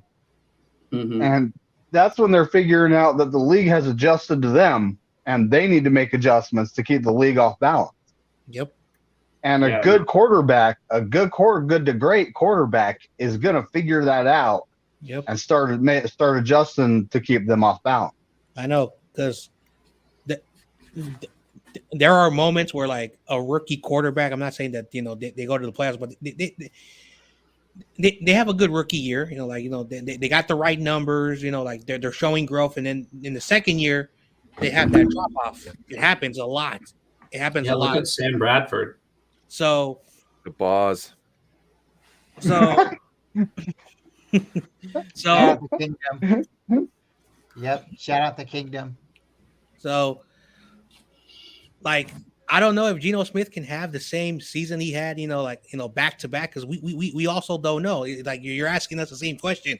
You say you don't know what Trey Lance is going to do, but at the same time, can Geno Smith do the same thing he did in the second year? So basically, both of us are at the same thing. Because did you, before the season started, I wanted to ask you this earlier.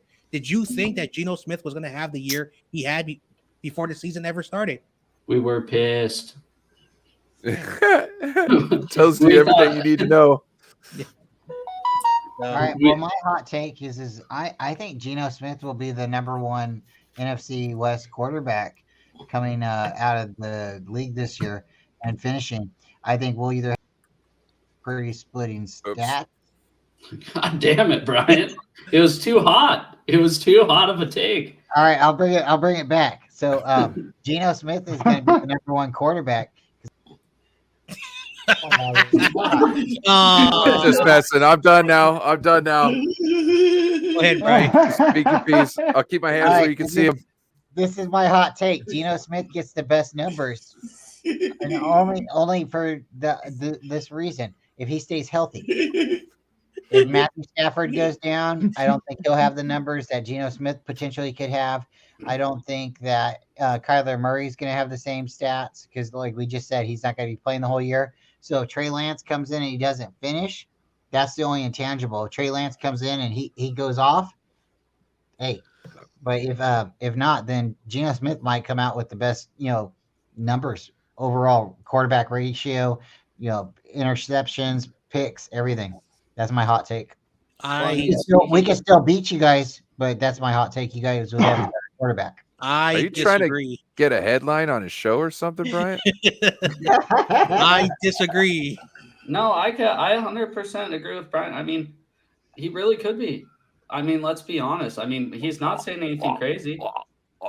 I mean, no, seriously, well, you're a he's really not. Fan, you're overhyping crazy. your quarterback, so I get it. But John Jay, let's go back to what I was saying. Is Matthew Stafford going to be better than Geno Smith this year? I don't know what's going to happen. I don't know what's going to happen to Matthew Stafford. But just because he won a Super Bowl doesn't mean he'll be a good quarterback this year. And if his elbow's all messed up or his back's all messed up, he might not play the full, 17 games or even go into the playoffs. And then we look at Kyler Murray. He's not going to play a full season. Trey Lance or Brock Purdy or Sam Darnold. So with that, could you agree or disagree? Would you that Geno Smith playing a full 17 games could have better stats than anybody in the NFC West?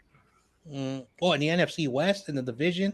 Yes, only in our division, not in the whole conference. I thought you said the whole league. That's what I thought.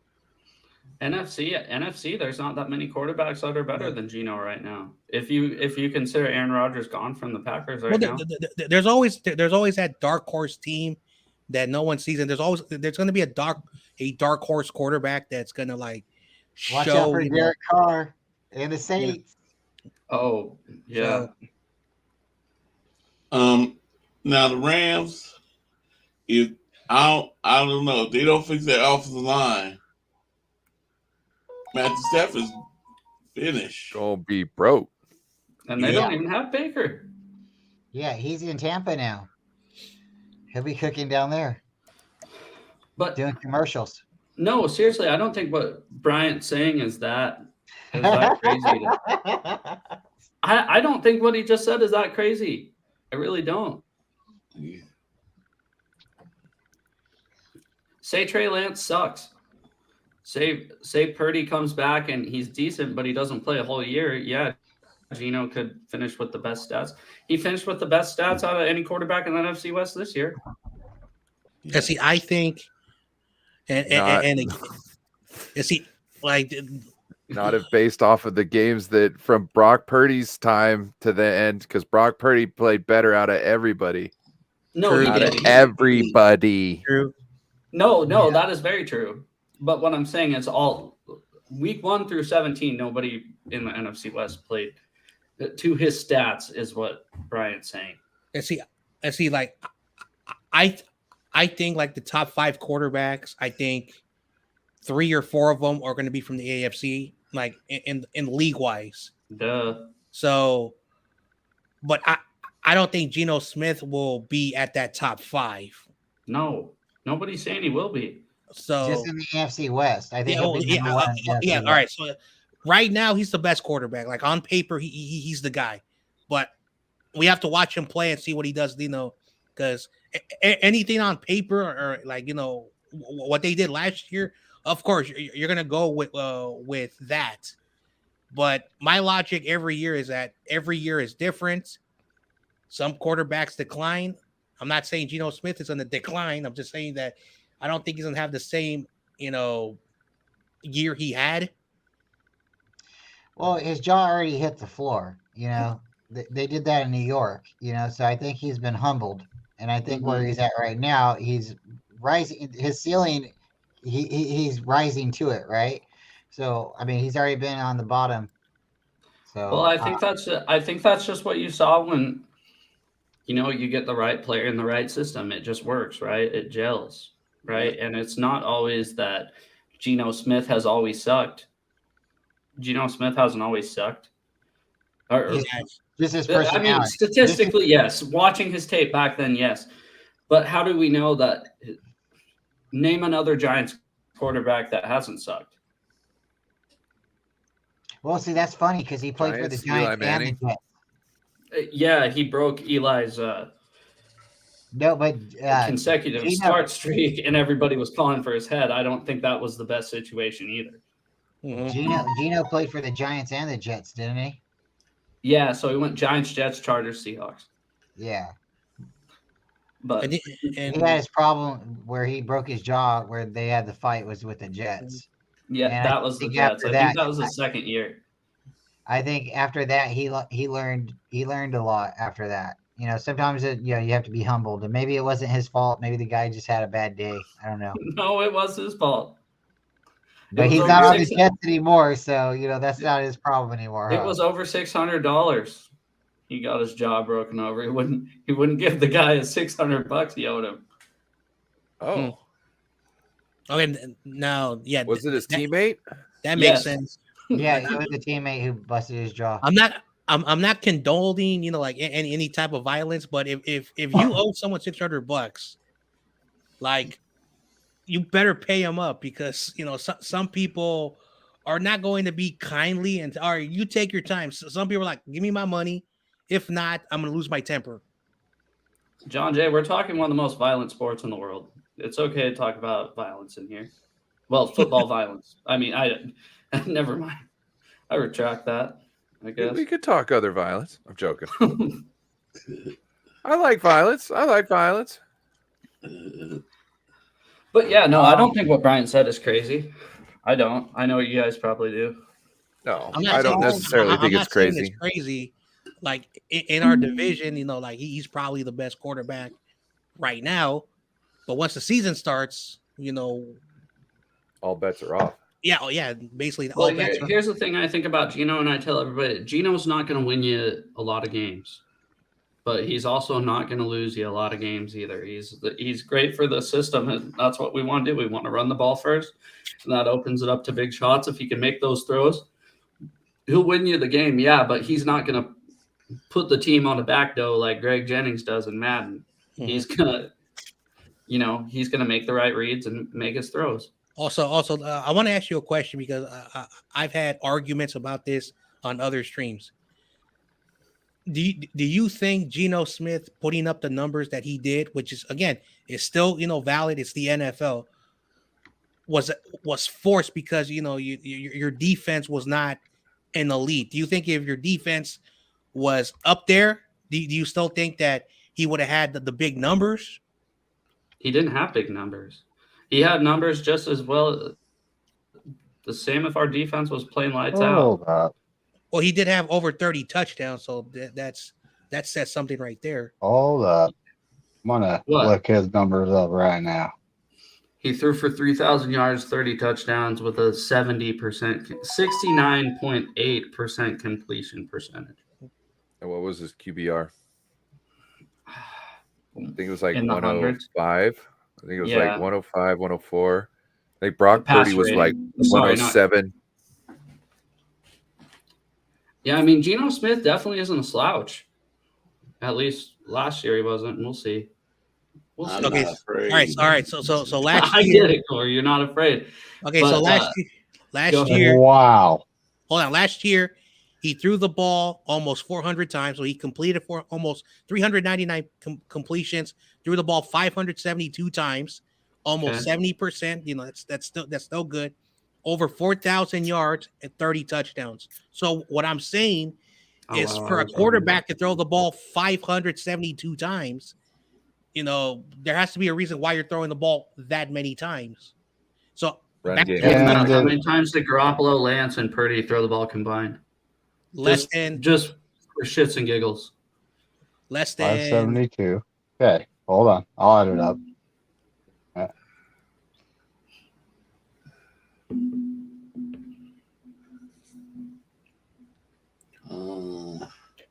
I can almost tell you just your question is going to take a minute to ask because we got to do how many attempts did Geno Smith have? 572. 572. That was regular season? Your regular season. Plus with the additional game. Don't worry about the additional game. It's fine. That's 33.3 pass play, 33.6 pass plays per game. Mm-hmm. That what the Niners have. We're probably around there too. We're probably lower, I would say. Yeah, probably like 25. The Niners. We want to run 30 to 40. We want to run between 30 to 40 times a game. We, for some reason, can win the game no matter what when we run that much. No, that's badass. That's what I like. So all our quarterbacks combined plus McCaffrey threw one pass. That was in the playoffs, right? Our quarterbacks threw the ball 511 times. Is that really that much difference? Do the 60 divided by 17. That's an extra what? Hold on. So what was the 49ers total altogether? 512? 511 because McCaffrey threw a pass, so that doesn't 17. Count. So that's 30 pass, 30 point. Yeah, 30 pass games per play. Yeah, and Kyle doesn't throw the ball a lot. So we threw the ball 3.3 more times. Yeah. 3.3 time 3.3 plays per game. We threw the ball more than you. So I think that answers my question, right? That we didn't throw the ball a shitload more than you guys. I don't think we normally throw that much, though. I know. I really don't. I think we're more of a 25 to 27. Yeah, and that's where we want to be. If it was James Richard Garoppolo, hold on. Tommy Huxley earlier renamed him, so it's James Richard Hospital Ball Garoppolo. what would have been our QB the whole time? We'd probably have around 470 maybe. Yeah, because we don't want him throwing more than 22 25 times a game. Also like against the Raiders game when we were trailing, our offense had to start throwing the ball more in that game.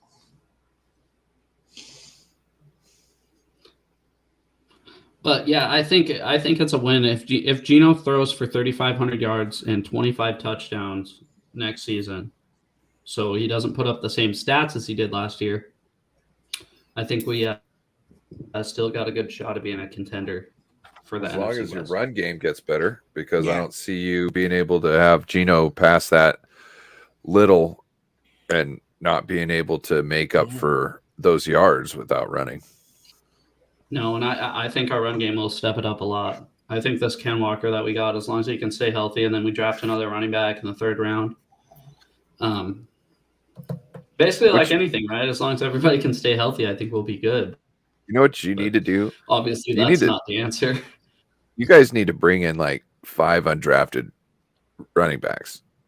It doesn't work with us like you guys, dude. I'm not saying that it's going to work just like it, but if you got 5 people to pick from, you didn't put any you don't, you know what I mean? Like no draft capital, no nothing. You just find the guy who's got the most that fits your scheme and what you need out of a guy the most, and then put him on your practice squad. You know what I mean? And you find the guy with the biggest nuts, and that's your running back. Mm-hmm. Well, thighs and hips. Thighs and hips. No, I'm joking. I just remember John Madden. He was covering a Tampa Bay game, and he had the play paused, and he's like, "Look at this guy right here." He's talking about Mike Allstott. He's like, "Look at this guy right here." He's like, "You're a linebacker. If you don't see the numbers on his chest, you're looking at it. It looks like his hips. He looks like a pulling guard." He's like, "How's anybody supposed to know?" It's hilarious. Shout out John Madden, RIP. Yeah, rip John Madden. Yeah, no, I think we'll probably end up 2nd place. We probably will, but I think it'll be closer than last year. I think we'll split the games. I think we'll win one up here, and you guys will win one down there, and then we'll see how it goes. I think we have something. I think we have something to prove. Yeah. I think our team is highly motivated because of how long the Seahawks have beat us down. Mm-hmm. And I think we have something to prove. So I don't know. But I don't know what's going to happen. You never know, right?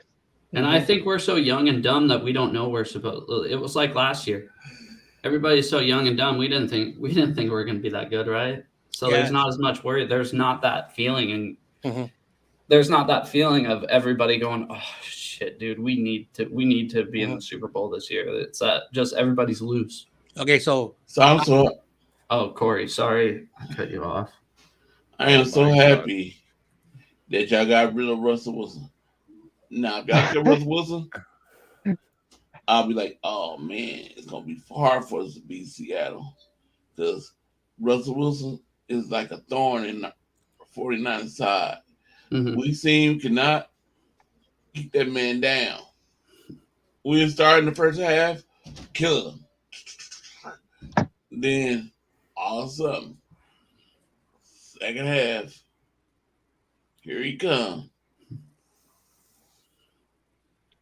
Here he come. Throwing the ball like he couldn't do in the first half. Throwing it real good. Throwing it, boom. Hitting everybody. Playing real. I'm like, oh. See, There it goes again. He went to Denver Broncos. Boom.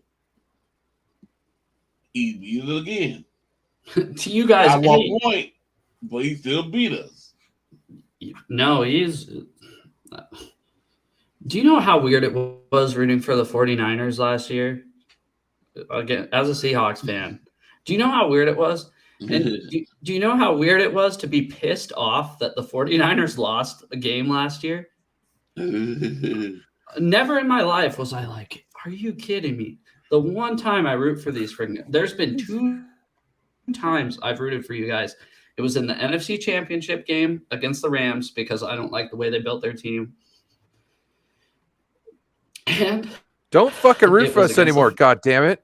Oh, that's why I know. He's jinxing us. Oh shit. There we go. He's jinxing us. You want me to start rooting for you? Don't pull that shit. I'll start rooting for you. You know what? I'm gonna do a prediction of the Seahawks, and I'm gonna jinx your team because when I do predictions, they don't come true. Go ahead, 13-3. There we go. I'm gonna say 17-0, and you guys are gonna win no games. Highly doubt it, but all right. But no, it was so weird rooting for the 49ers one game last year, and I was like, all right.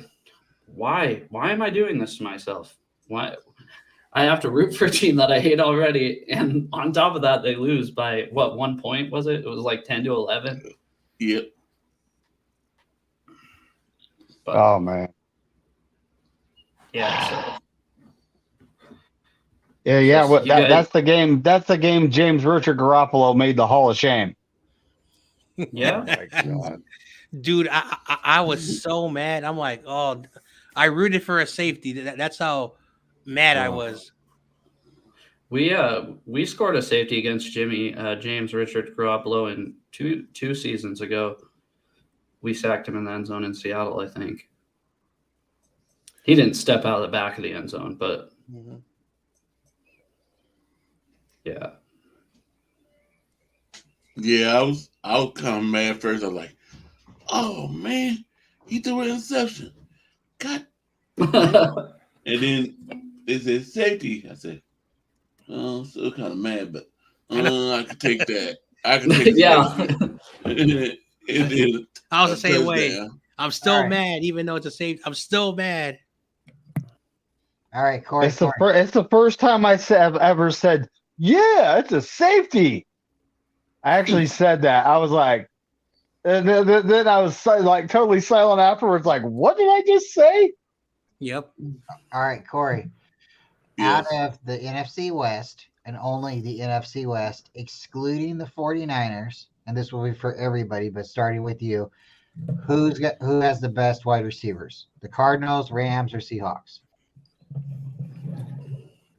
We can't vote for the 49ers. That's just too homerish. Okay. I would say Seahawks right now. Oh yeah. Yeah, it would be the Seahawks, definitely. I think you guys are. Nah. What? Well, it depends if Hopkins plays for the Cardinals next year. No, that guy's great. He's steroid replacement. What about Cup down there in LA? See, that's the problem. Is pair him with any decent receiver. Yeah, they have the best receivers, but when you only have one, it kind of shuts them down, right? See, that's why I'm going with Seahawks, because even if they did have Hopkins still, you only have one to Seahawks 2. So I think Lockett and DK are great receivers. DK is just so frustrating as a Seahawks fan. It's so frustrating because it's like you're waiting for him to take that next step, and then it's just not there, it seems like. And we all love DK. We love DK, but it's not like, you're just expecting him to be like T.O. You're expecting him to make that next step, but he just doesn't. Do you think there could be some kind of like chemical in the dye? Okay, because he dyes his hair green, right? Oh, do you think that could be? Do you think that could be affecting him? Because like when you like see like Ocho Cinco and other players, and they've done the same thing, right? Then they've sorry. Maybe it's not the dye. Maybe it's his head. Like, what if he's too much of a prima donna to actually get to his final form? I don't know, because he'll catch for 1,000 yards. He'll go for 1,000 yards, but he's not. You're just waiting for him to be that game breaker, right? That dude should be able to put up a 2,000-yard season.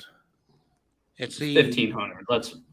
He's so strong, tall, and quick. He should be able to put up 2,000 yards, bro.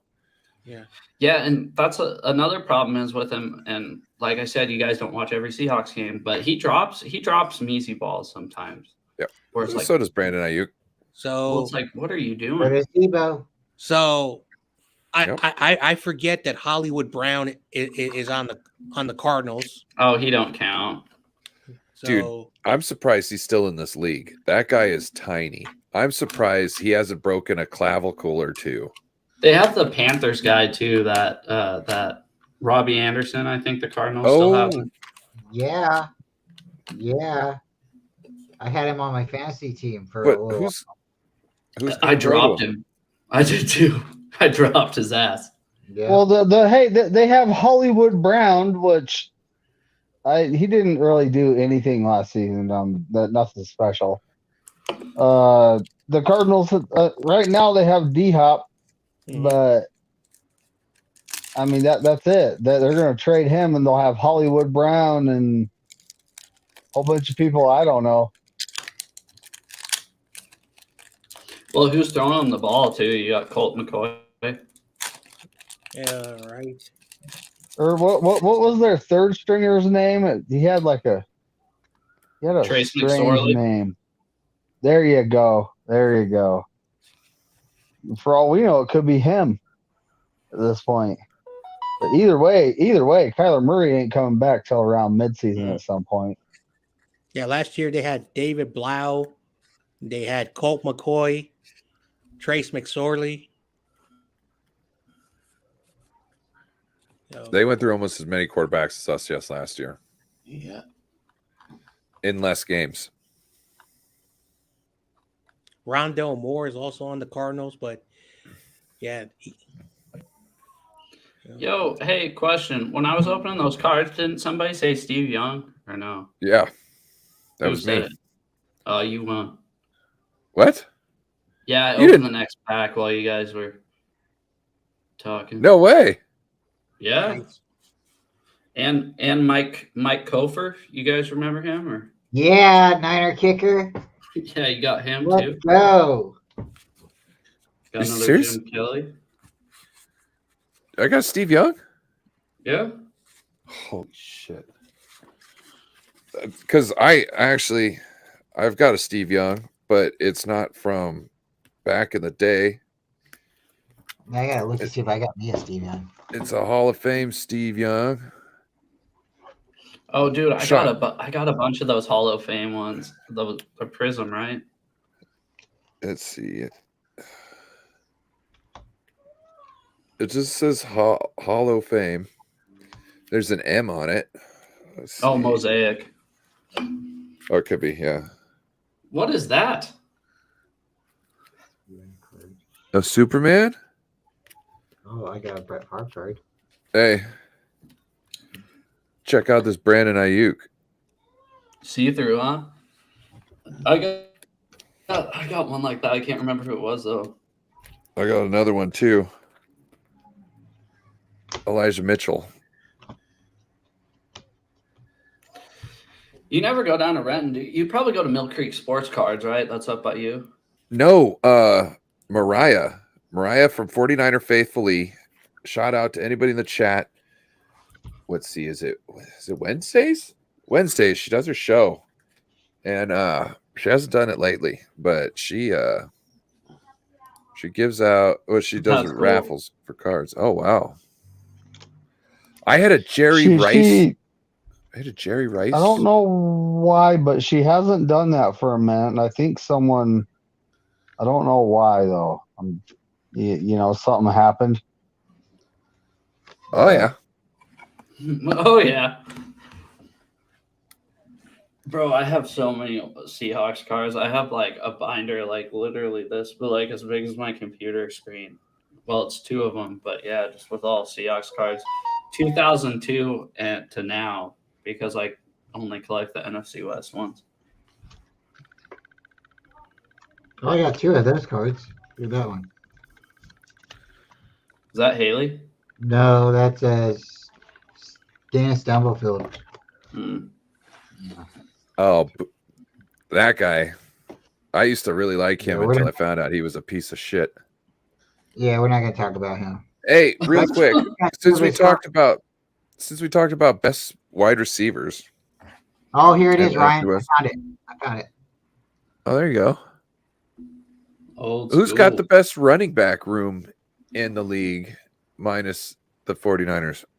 You mean in the division? Ooh. Division. Well, who the Cardinals have? They got James Conner. James Conner, but he's overrated. Who else? That's sick, Brian. That's all I know. And then the Seahawks. Ken Walker's legit, dude. I mean, let's be honest. The Rams only have what? Sony Michel? I like that flat top. I don't know who they have. I don't think they even have him. Do they still have Cam Akers? Oh. That guy's always hurt. Oh wait, didn't they get rid of Cam Akers? Oh, No, he stayed. He did like nothing last Who got year, Eckler? though. I mean, who got Eckler? Eckler. I don't think he went anywhere, did he?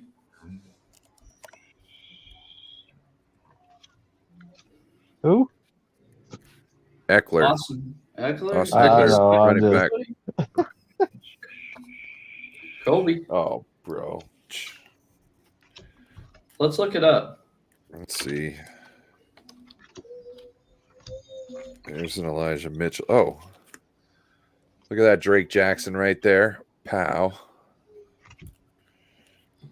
We got a Talanoa Hufanga. Oh, he hasn't been traded yet. We got a Trey Lance. Pow. Bro, I got a couple Trey Lance rookies.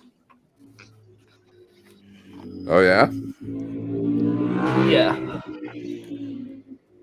My bad. There's another BA. My bad. Fred Warner. I live Anyone? next to yo. That's bad. Oh, yeah. That's a nice spread. And believe it or not, you see all that? Mm-hmm. Those are all cards I won off Mariah. There's a couple I haven't got up because I need more holders. This You one didn't right get here, this one right above me is an Anquan Bolden plaque. Mm-hmm. Oh, did But, you win yeah. the plaque? Oh, that's cool. That's a Kittle. McNider, did I ever send you any cards? Other Trey Lance. You did. You did. I gotta get covers for them before I put them up though, because they're like the cool old school ones. Yeah. Is that Bowman or Willis? I might be getting some more cards. So if anybody wants them, let me know. Yeah. I know I'm gonna buy a Corey Davis, a customized Corey Davis 49er card. I think E-Man just use us for the who's E-Man? Oh, Emmanuel Mosley. Emmanuel Mosley. Just use us for the bag. Yeah, he went. I don't know how you could say that, Steve-O. Like, I swear we used him. We knew how good he was the whole time, and we just stood back and paid him the bare minimum the whole time. And then he got hurt, and we could have signed him, but I think we decided to sign Brendel. So Look at this Playing card. Oh yeah, I haven't even opened them. Are those, Me neither. So you get them as the season ticket holders. They send you the playing cards 1 year. Are those playing like those cards, cards? Oh, they are. Yeah. Yeah,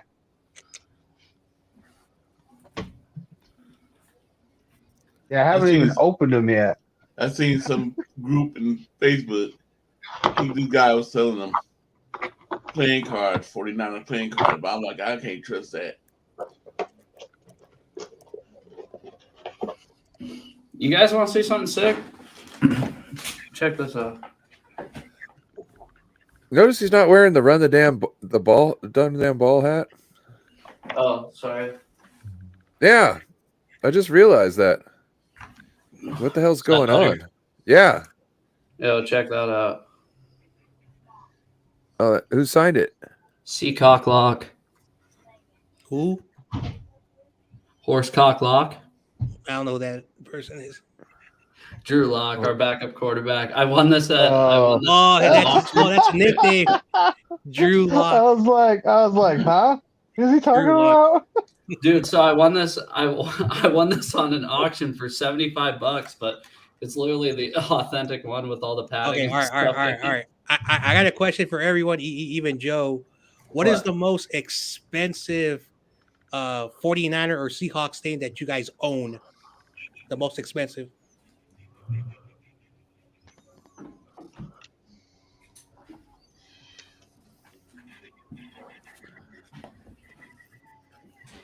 What's everybody saying? I'm thinking about my answer. I'm gonna say my starter pullovers is probably the most expensive 49er thing I own. Nice. What about you, Corey? Because you got a lot of 49er stuff over there. Corey said.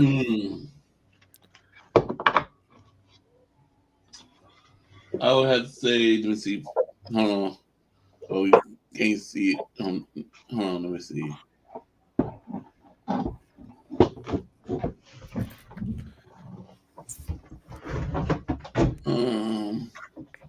I think it's that relax with Crabtree. That's sick. And Willis.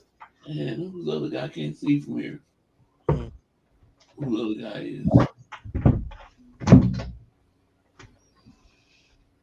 He's right. He's right there. That's the most expensive thing you got there, Brian? No, I just found that in the trash the other day. Who throws that out? You want to see what I found in the trash? And I'm not even joking. What?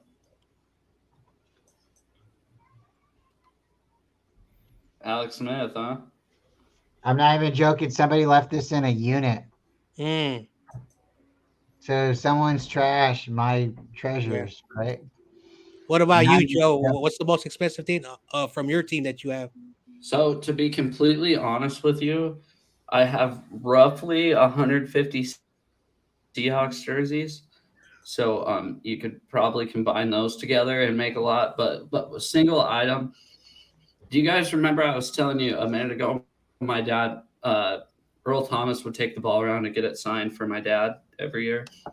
So one year was crazy because he took it around. So obviously Earl signed it, Pete Carroll, Michael Bennett, Richard Sherman, Cam Chancellor, Russell Wilson, Marshawn Lynch, basically everybody you could imagine from the best Seahawks team that was ever around signed that ball. And I don't know if it's the most expensive item. It's just, I'm more sentimental. As the most value to you. As the most value to you. Yeah, because me and my dad were there, obviously, and stuff. Like you could buy, you can buy other jerseys. Like if you could go out and buy all those jerseys all over again, it would suck paying all over again. But you could get your hands on them again.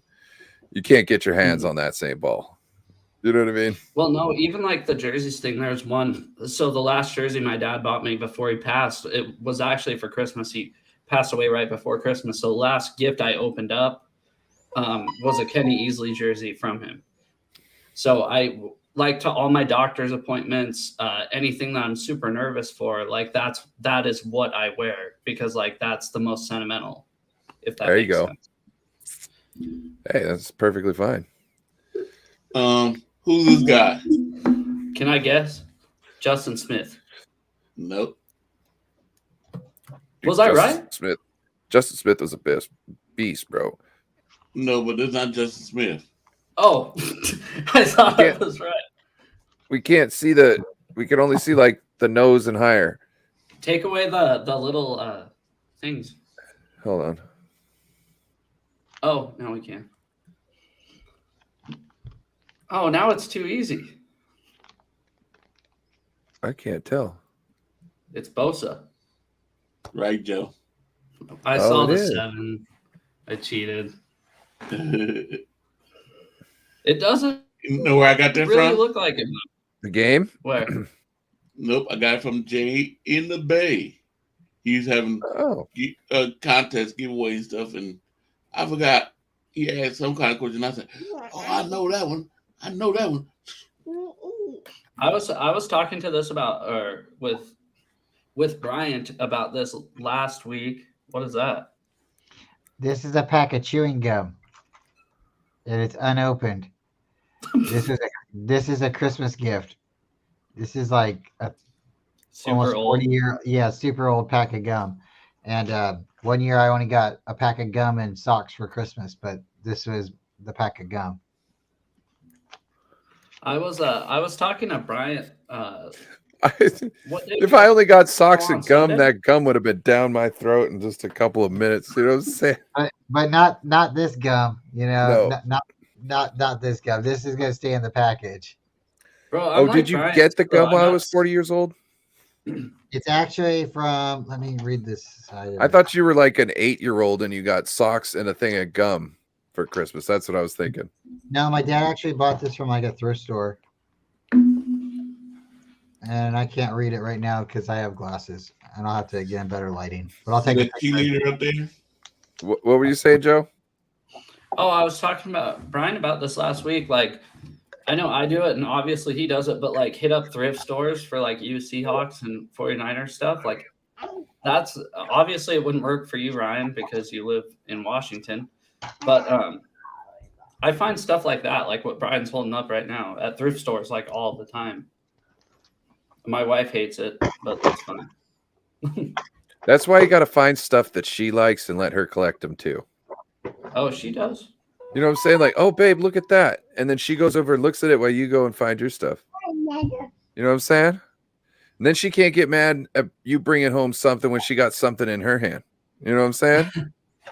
I find weird shit, all kinds of 49er stuff. Like, this is a 49er Volkswagen. The way I see it, the thrift That's stores. you. That is you, Brian. Thrift stores should be used as much as you can. So these are the only two jerseys I've owned. A Frank Gore, it was a black one with like some military logo, and an 85 white Vernon Davis, and I had a Patrick Willis. Unfortunately, I never took a picture of that. I had to sell those in 2020 to get some money, you know, pay rent, all that stuff, because I lost my job. So yeah, those were the only jerseys I own. And of course, when I was a kid, I found a John Taylor in a Goodwill. It was like raggedy, but like the numbers were still there. I wore that until that jersey ripped apart. Right, or David McNiner, what's the coolest thing you got? You mean 49er wise? Yeah. Oh. Well, I got two of them, and one's small because it was a girlfriend's at one point, but she made the mistake of leaving it here when she left me and took her stuff.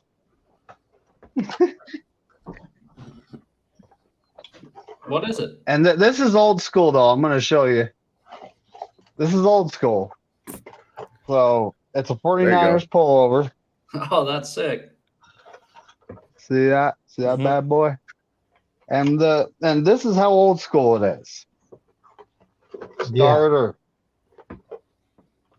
But yeah, I have two of them. One's a small and one's a large.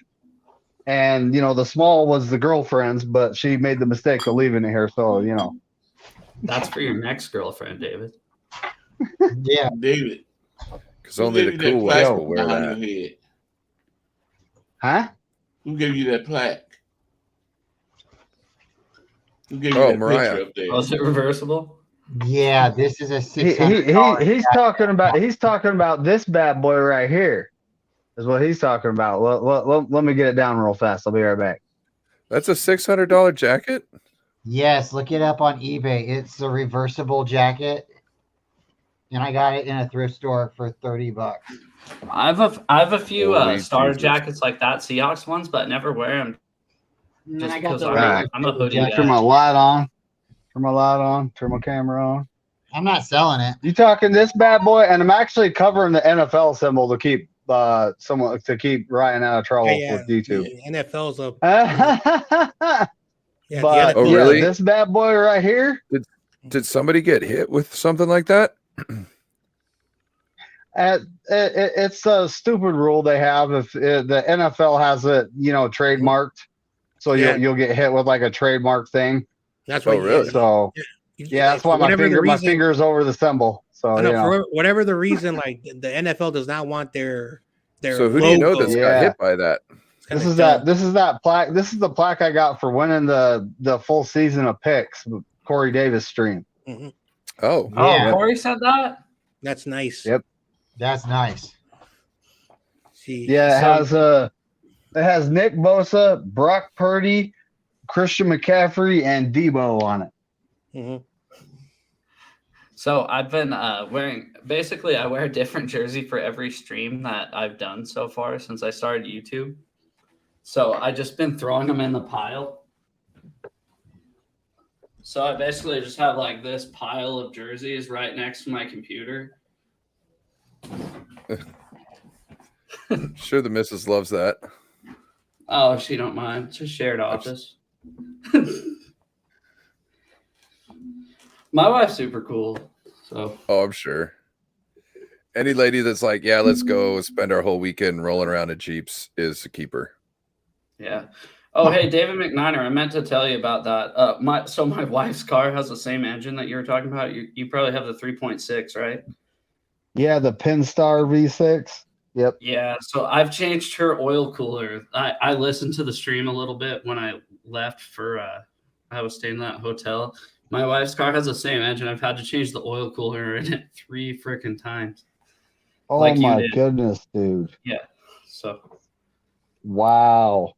You see, and what I was looking at was like I went original equipment this time, but I started looking at aftermarket to see if there's something that is better, and there is. Yeah, there is. There's an aluminum Dorman one. They make one, and that'd be great for your car. But I was looking at a Moog, but either way, I'm not going original equipment next time because their original equipment's junk. Yeah, it's junk. It's a good motor. That's like one of the biggest design flaws that I was looking at that. Like, why'd you guys even do that? Mm-hmm. Niner Sickness wants to join. Yeah, Beto's what first thing, shout out. What up, Beto? You also have a link in your I tweeted you a link for the show. But I don't know if you come on. You usually don't like to share the stage with one of the people up here. So whatever you want to do, I'll drop the link. It's me. No, it's me. I think he thinks my name's Brandon.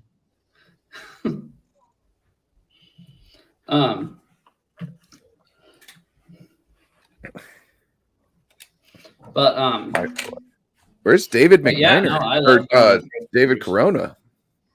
I was He's not a baseball umpire thing. At 9:20 at night? Oh yeah, that's late now. But he should be in here. Someone needs to text David Corona. I'm getting a little worried about him. He wanted to come in before the stream, but we had Jason on, and I kind of wanted to make sure Jason was, wasn't bombarded with question after question just yet. You know what I mean? I got to ease people in. No, I thought it was funny because David was like, "Can I join?" And then he goes, "Lakers are going to win the NBA championship next year." And I was like, "Oh yeah, maybe we should wait until after Jason's off." You know what I mean? Because it's like you never know what you're gonna get. And I was like, well, because this is Jason's first time on the show, I kind of wanted to, have a good atmosphere, just have it kind of, normal and consistent. Yeah. And so, yeah, I thought it went really well. I wasn't trying to out. I appreciate you letting me jump on at the beginning too, because I really like Jason, and he seems very knowledgeable. I mean, I'm looking forward to asking him questions again. He came up with a really good point. Rewatch it in the beginning so I can come up with kind of some questions and think from what we already asked and expand from it, because the guy can go into detail, in depth, about numbers. And he's not just other people's contracts. He can shed light on what somebody's upcoming contract would look like compared to something that was similar back in history with our team or with other people's teams. So he's handy. Yeah, and he's not just Niners. He's also Vikings. So he's well versed. Yeah, and I just don't understand, like we were talking about earlier, how much money the players are actually getting paid versus how much goes against the cap. That's where I get confused. It's not just a flat, rate. It seems so simple until you look into it. I don't know why they got to make it so complicated. You know what I'm saying? Why do they have to make it so complicated? So why can't you just make it streamlined and easy? And that's just the way to do it. That's why I almost wish there wasn't salary cap. This is what happens when you let accountants make decisions. Yeah, in free agency.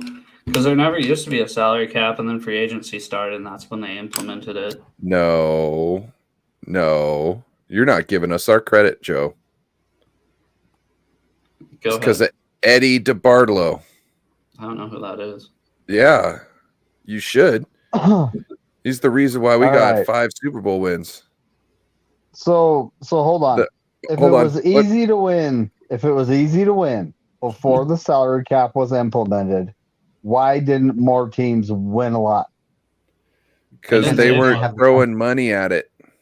They didn't have the money. The Cowboys they're America's team. They weren't willing to. The Cowboys, Jerry Jones, he had the money. There were a few teams. There were teams in the league that had the money to do it. It's just the owner wasn't willing to cough it up, and Eddie D was. And you can't fault the 49ers for that, because we had a good owner. You can't fault us. You just can't. I wasn't faulting. I was trying to give us credit. Oh, okay. Rudy has a bad habit of doing that, and I say, all right, if it was so easy, why didn't the Rams win anything? So Eddie was going out, and like what Eddie and Jimmy were doing is like other teams, they would win something, they get all that money, and then they'd spend that money next year. But that's not going to help you, because the next year afterwards, it's the hardest time to win again. So essentially, you're sitting there and you're dumping all that money for anything. They put all the money up front each year, hoping to win. And if they got money back out of it, that's nice. It was more about how to put this. It's like Eddie knew what he was supposed to do as an owner. He was there to make sure he brought in the best coach, the best team, the best players. He had to open up that checkbook. He knew that was his job, and he did that because he knew that's what he needed to do. And when anybody else faltered on their job, he was there to stick his foot in their ass. You know what I mean? And the way it works so well is because he was able to say, look, this is your job. I'm doing mine. I'm doing everything else, and you can't say that I'm not. You know what I'm saying? So it's on you to fix your job right here. So how did Jed York acquire the team then? Oh, there was a little gambling issue with a little gambling boat, and then Jed was told you have, or not Jed, Eddie DeBartolo was told you have to sell your team. He sold it to his sister. Yep. And the sister and her husband took it over. They started running into the ground, and then they thought, oh, let's give it to Jed. He probably knows what's to do. Yeah. So, Jed fucked that up, and now it seems like all 3 of them now are in charge, but Jed's the face. Oh, so it's still in the same family then. So basically, the Barlow Senior, who was a guy who owned teams back in the 50s and 60s in the East Coast, because the family's from Youngstown, Ohio. That's why the Niners always go to Ohio every time we go to, like, when we have to spend out, games out in the East Coast. So California has always been a state where, like, a lot of regulations for every little detail. So at the time, Louisiana was a very relaxed state when it came to gambling and, things, business, yada, yada. So he really wanted to get a gambling license. So he applied. I don't want to get to the particulars, but I don't know if the governor at the time had an issue with them. For whatever the reason, they changed the law. He got in trouble. So he got suspended for a year. He couldn't operate the team, and his sister took full control of the team. But because she's not a football person, she gave it to her husband, a doctor. That's why he's called Dr. York. And since the Yorks have been the owners of the franchise, they haven't been like hands-on. They're not hands-on. They're in Ohio. So then they let their son take over the team, and then he moves out here to Santa Clara, and he makes a couple bad decisions and fires the wrong coaches. So Jed's been running the team since then. I think he started taking over the team, in 2010, 2008 or something like that? It was when they hired Singletary. Yeah. That's his first year.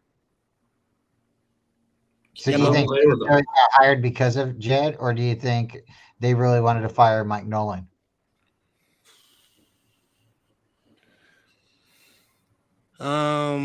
Personally, like Mike Nolan, I don't know if he lived up to expectations.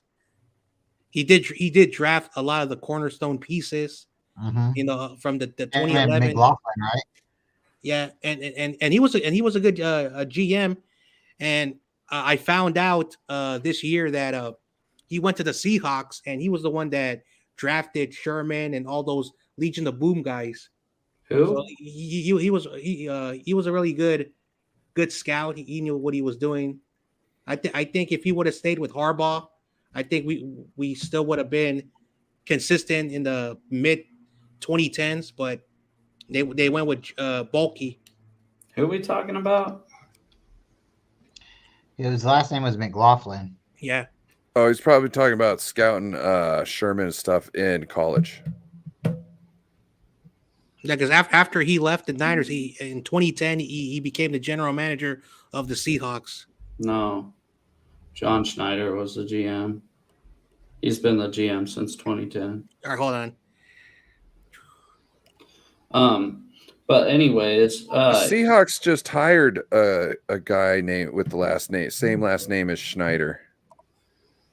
I was wondering if it was a Nepo hire. It wasn't just hired. It's front office thing, but he was promoted or something. I don't think so. I thought it. Yeah. Oh, yeah. He's in the front office. I was like, is that John Snyder's cousin, or not cousin, but like nephew? And I couldn't dig it up. Like, I couldn't find a family relation, but that doesn't mean there's not one. Yeah. Last name's the same. And they look kind of alike. Yeah, no, I don't know. I'm trying to find it. But no, John Schneider's the one who drafted. Oh, Willie Schneider, maybe? Yeah. That might have been it. Willie. I don't know. I never heard of him before. You're more on it than me, I guess. Look at you. I'm gunning for you guys. You got to watch out. Our friendship is all just an elaborate ploy for my Niners to win. Yeah, so it was Scott McClellan, and when he went to Seattle, he was the senior personnel executive from 2010 to 2013. So he was part of the process of bringing those Legion of Boom players. That's what I was trying to say. Interesting. So you guys take our practice squad players and our cast off coaches and general managers. Good for you. Seems like if you had a draft like 2010, 2011, 2012, you wouldn't be butthurt. Yeah. But yeah, I don't know. That was those were some all-time drafts, Dude, you guys hit so well. Mm-hmm. And like that's why I was like so scared, because you guys were hitting so well. It's like, what is making that sound? Sound like it's just like I couldn't. How come it didn't happen every year? I think they started drafting for depth instead of best available player, and then they kept trying to hit on those guys that nobody else believed in, and it didn't work. If that makes sense. A lot of sense. But why would you go away from what you had? To me, like, if you're drafting best available player, right? I think after a while, you're gonna have your team figured out anyways.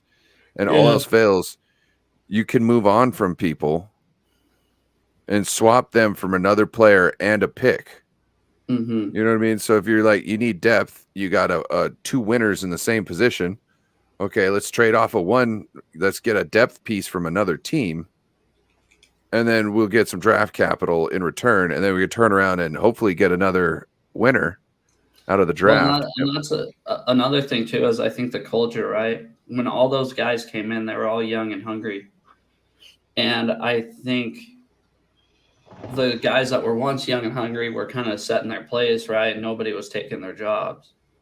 So that's why I think the Seahawks are so scary now in the next couple of years, is because it almost reminds me of those teams that came in. Everybody's young and hungry and fighting for their job. And kind of turned into nobody we drafted was doing that. But this year it seems like they kind of are. Because, I mean, if you look at it, 10, we had Russell Okung, Earl Thomas, Cam Chancellor. I think KJ Wright was 2011, but I don't know. They hit on a bunch of guys. Yeah. And then 11 was the Sherman, Byron Maxwell, KJ Wright. And then 12 was Russell Wilson, Bobby Wagner, Malcolm Smith, all those guys. I mean, they hit really good. So when the 49ers got Malcolm Smith, I was like, what the hell are you doing? You know where he went right afterwards? It made me laugh. He won the Super Bowl MVP with us. And then the Raiders signed him right afterwards. And it was just the most typical Raiders thing to do because they're known for like signing Super Bowl MVPs and then them not working out. Well, Malcolm Smith wasn't anything special, right? He got lucky. He was the one that picked the ball off too. I know. The Niners on the tip. I know. Play. He got lucky. Like it. Like he was one of those plays. He was just in the right spot. The other one, he definitely worked for. But I mean, like one of them was just gifted to him. You know what I'm saying? And that's why to give him the MVP, I was like, well, yes, but no, not at all, because there's so many other players. Won the MVP of that game. You know what's funny is I talk to Broncos fans. Actually, I don't really talk to Broncos fans much, but I hear Broncos fans saying, so after we beat them the week 1 on Monday Night Football, the Broncos go, this was just like Super Bowl 48. We beat ourselves. I go, Super Bowl 48, you guys did not beat yourselves. Our offense could have literally took a knee on every play, and we still would have won that game handily. Facts. I mean, facts. Yes, you did beat yourself against the Seahawks this year. You didn't go for it on 4th and 6. I wish we would have got Peyton Manning. I really did. They were thinking about trying to get Peyton Manning, and Kaepernick was still like right there, but they didn't know. And it was like Peyton Manning was going to go to the Broncos, Miami, or the 49ers. And I think if we would have got Peyton Manning, we would have won a Super Bowl. He did with the Broncos for that 1 year. And he got him there twice. So his defense won that championship. But then it would have been the same thing with the Niners because we had a really good defense. We just needed a sound quarterback. Yeah, no, we were in the Peyton Manning sweepstakes as well. Does anybody hear that? Yeah. Is it me? What is that? It sounds like a fan or something, like something hitting something. Yeah. Let me mute myself. Tell me if it's me. It's not you. It's not Not you. John. It's Bryant.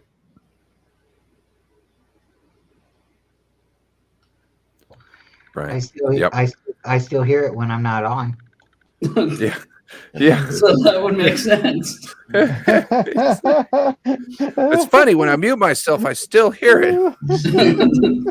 No, when I mute myself, I don't hear it, and I don't hear it go away.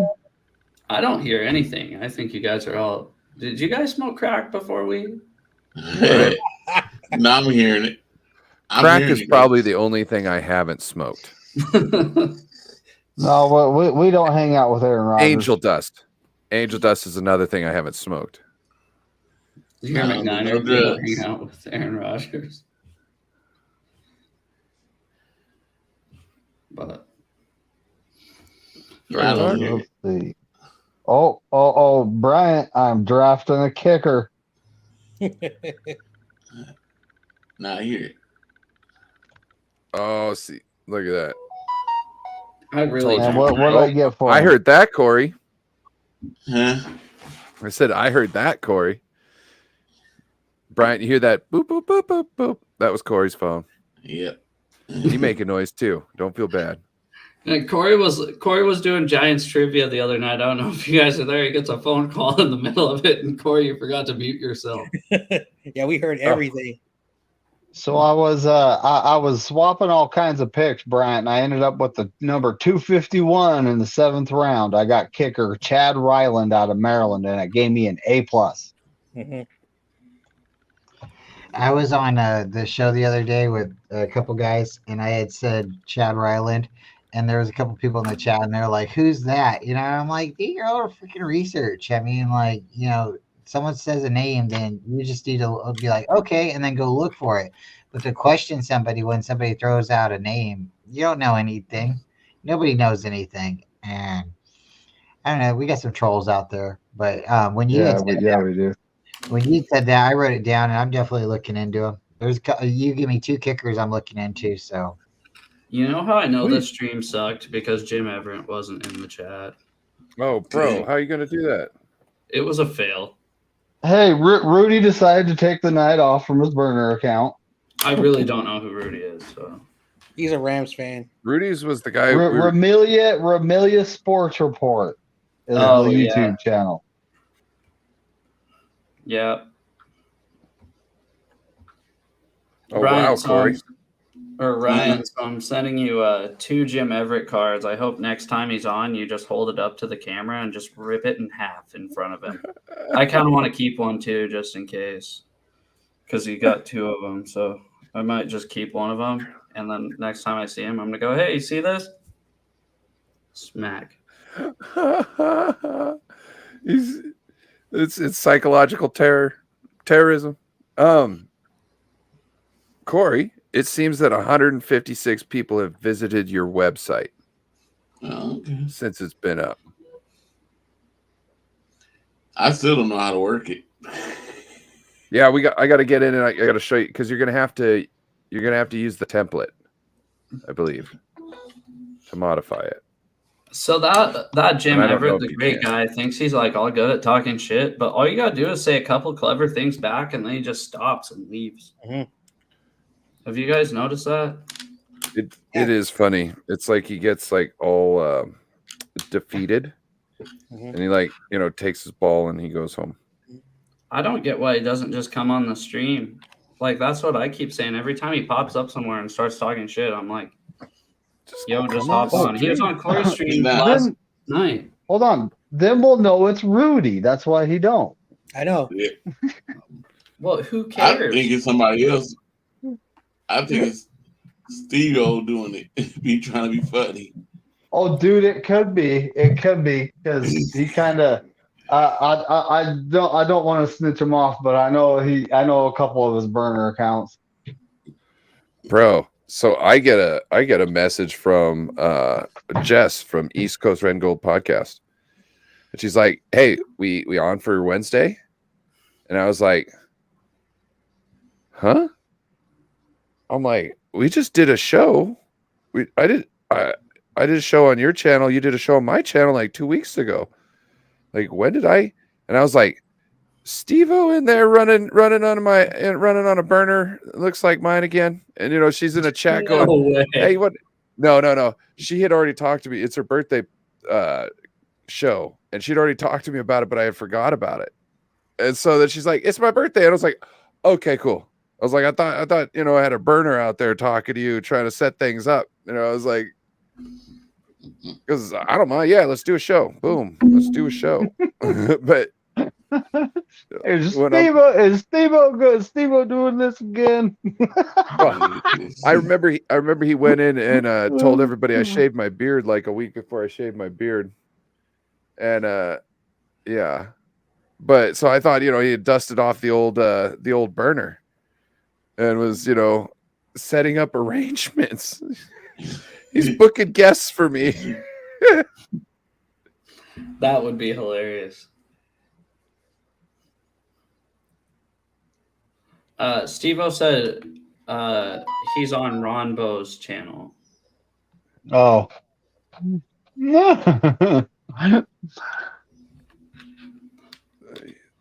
I don't. How do we know? How do you know so much, Steve-O? He's everywhere. Joe, have you ever been to Rombo's channel? Oh, No. Oh, that's a interesting channel to go to. You might want to go there sometime. Why is he? What does he do? He's my big brother. He does a call-in show. Essentially, like it's all it is a call-in show. He just sits there and takes people's calls all night long. Basically, Yeah. like he talks for 10 minutes, and then he lets 49er fans either rant or give their thoughts. Sometimes, some people don't like Rumbo's opinions. I get it. I don't always agree with them, but I don't think he's a bad person because I remember a year ago there were a lot of people like that were just, oh my God, it's very rude, like yelling at Rumbo, cursing them out for some reason. So he's a jackass. No. No. Rombo was, Jimmy G. So a lot of people came in and attacked him, but Rombo is one of the first 49er YouTube creators. He's got a lot of people started from his platform. Well, a lot of people called into his show and then was like, "Hey, I can do this too," and started from there. To be fair, some people might think he was a jackass because of how he wouldn't listen to arguments. It was like totally 100% Jimmy G, and like Trey needs to fuck off right now. You know what I mean? Everybody's like, "No, bro." You know what I'm saying? You don't give up 3 first-round draft picks to just let the guy fuck off. You know what I'm saying? And so there was a lot of that last year. So not to say that he is a jackass, but that was kind of like the feeling that a group of people in the community were feeling. You know what I mean? About him. I actually started a GoFundMe account because he had a Jimmy Garoppolo, big head on his back wall, and it's still out there. If you would like to donate to his channel, we're going to buy him a new fat head to go up on his wall next to Joe Montana, and we're going to let the fans decide when we get enough money raised. Right now we have about $60 raised. I want to get to about $200 so we can buy a fat head, get him a pizza and a 6-pack of beer, and maybe a hat or something. Who are you gonna buy? I'm going to let him decide, but he was going to do a poll, and it was going to be like Jerry Rice, or it was going to be like Steve Young, and he really liked the idea of like Jerry Rice because it's not Steve Young versus Joe Montana. He doesn't want to, but he was going to throw it out there, and we were going to see what other people thought. After he picked Jimmy, he was like, "We're not going back to that. We're going to old school players that people don't have beef with." Yep. And because a lot of people were giving so much crap, I was like, "Hey, man, let's start this." And it was a joke, but it's actually legitimate. And I have a GoFundMe account still going, so we're collecting money. Larry Krueger is almost sitting in the same spot right now. He just blocked Ski. Yeah. What's up with all this beef? Oh, I don't get it. I don't know what's going on at all. It's people's personal opinions on the quarterback and if they're right or they're not right, and other people are like, "Oh my gosh, I don't like." That's what that is. Yeah. There's also this kind of this clique type thing going on. This clique tribe type like thing where one of the bigger content creators got upset because one of the other content creators used the same thumbnail as him. I heard about that. And then people that work with the big content creator then started to try and pile on the guy. And the guy's like, "Look, dude, I work all day. I got home from work. I knew that the article had broke. So I searched real quick. Aaron Rodgers, 49ers. He said, I scrolled down the thing, which I looked this up too. And literally it's a page and a half down and that image is right there. And it's got no writing on it. It says there's a YouTube something underneath it, but it doesn't have anybody's name on it. You know what I'm saying? So you don't know what's going on. Doesn't have a time or a date when a thing was published. So he just clicked on the picture, downloaded it, and then put some text on it, put it out, and then the guy put him on blast. But like I said, all his homeboys started to pile in. So I might or might not have gone back to most every single one of those guys that piled in and tried to rub their nose in their own poop. But a lot of them can't admit that they're wrong. Because this is the way I see it. Look, is it okay for Raj to steal somebody's image? No. It's not okay for anybody to take somebody's image and this and that. Tell me one person who hasn't copied an image off the internet and used it for your thumbnail. That's and didn't have the rights for it. Every day. Yes, Every day, exactly. Guess who took 2 images off of the internet, photoshopped one of them, and added that photoshopped image into another image? Didn't have the rights for either. That was the guy who was complaining about someone stealing his thing. He did the same freaking thing to create the image that he's complaining about somebody else doing. Mm-hmm. And I went there and I put it all in their faces like that, and they all, what was his name? David Lichty or whatever. He was like, I said, hey, I asked a question. I said, what's the difference between somebody doing this, taking 2 images, putting them together, not having the rights to any, and then turning around and complaining about somebody else taking their image? Mm-hmm. And he didn't want to answer that. You got Levin, Rob. Oh, Rob Stats was in on him. Yeah, so I've been getting around a little bit. Mm-hmm. And then we had George Kittle slam dunk on Rob Stats, which that caused a fight between, or caused a scenario between 2 content creators. One was asking the other one to drop his address, which hopefully that one guy can float like a butterfly and sting like a bee, because if he gets caught by one punch from the other guy, I'm sorry, someone's going to buckle. I'm just saying. Coach thick. You know what I'm saying? You want to fuck around and get caught with one of them? Okay. Better hope you got the speed, bro. Man. I can't believe people are so childish. Like, no disrespect. Like, I don't know who's the youngest, but you know what? I'm not gonna go there. Because I'm not gonna go ahead. there. I'm the youngest. I'm not gonna go there. I'm not gonna go there. I'm an only child, but I have a sister. So I was an only child with my mom. My parents got divorced. My dad had a daughter with my stepmom. So I was an only child in one part of my life, and at the other time I was a older brother. I will say this. I'll keep it.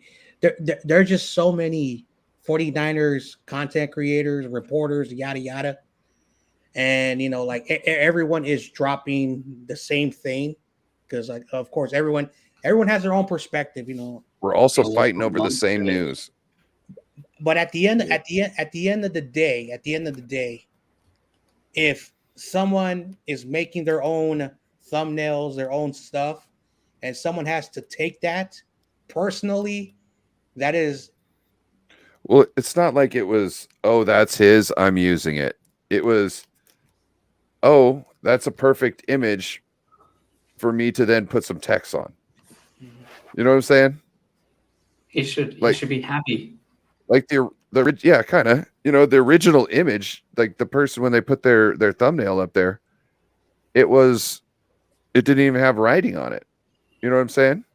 And I'm not saying that you have to have writing on it, but now I'm guessing he sees how if he wants to keep his thumbnail original essentially and him be the only one for it, you're gonna probably want to start putting some print on there so somebody doesn't steal.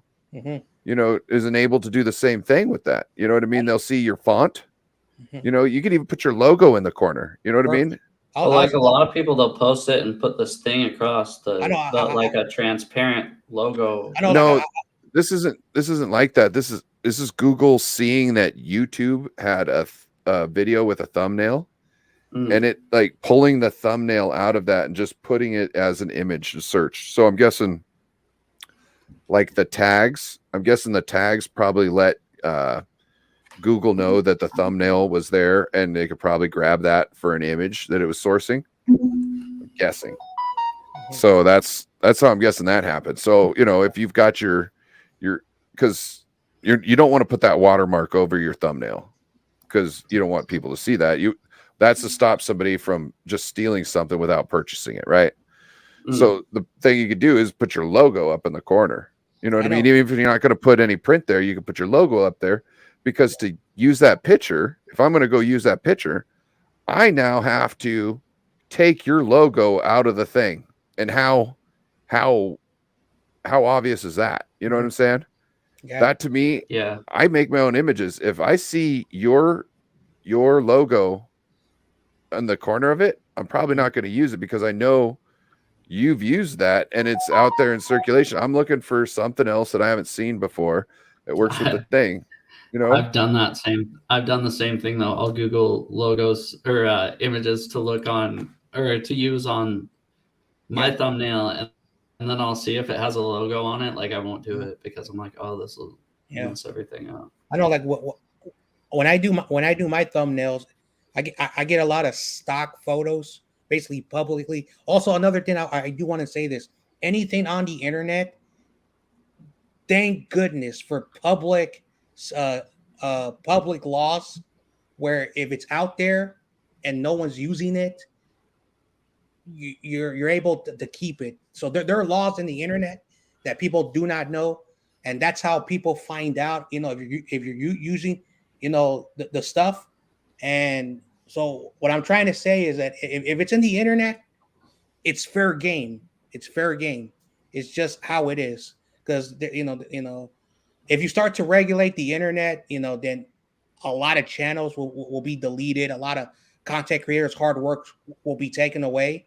And YouTube is moving in the direction where they're trying to get YouTube regulated, and they want to take channels down. Like this started over a year ago. YouTube, you know, they're a private corporation, and if they don't like your channel, or like, oh, you know what, our system says your channel is, you know, illegal, just be really careful. So shout out to public use laws, where YouTube can't do shit if you're using certain stuff, because at the end of the day, if it's your stuff, you know, if you're creating it, good thing for those laws. But besides all of that, when I do I have the logo that I have, and I have a second tier logo. So basically I have two logos, and I use this free software, which I'm not telling nobody, because I only gave it to one person, and I could design the fonts, design all the stuff, and, you know, customize, you know,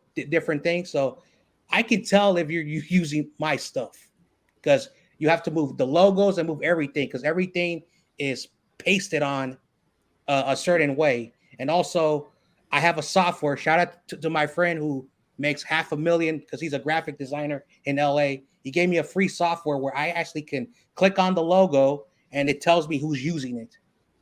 Hey, I got a question for everybody. Yeah. Yep. What's the biggest 49ers take you've ever been absolutely dead wrong about?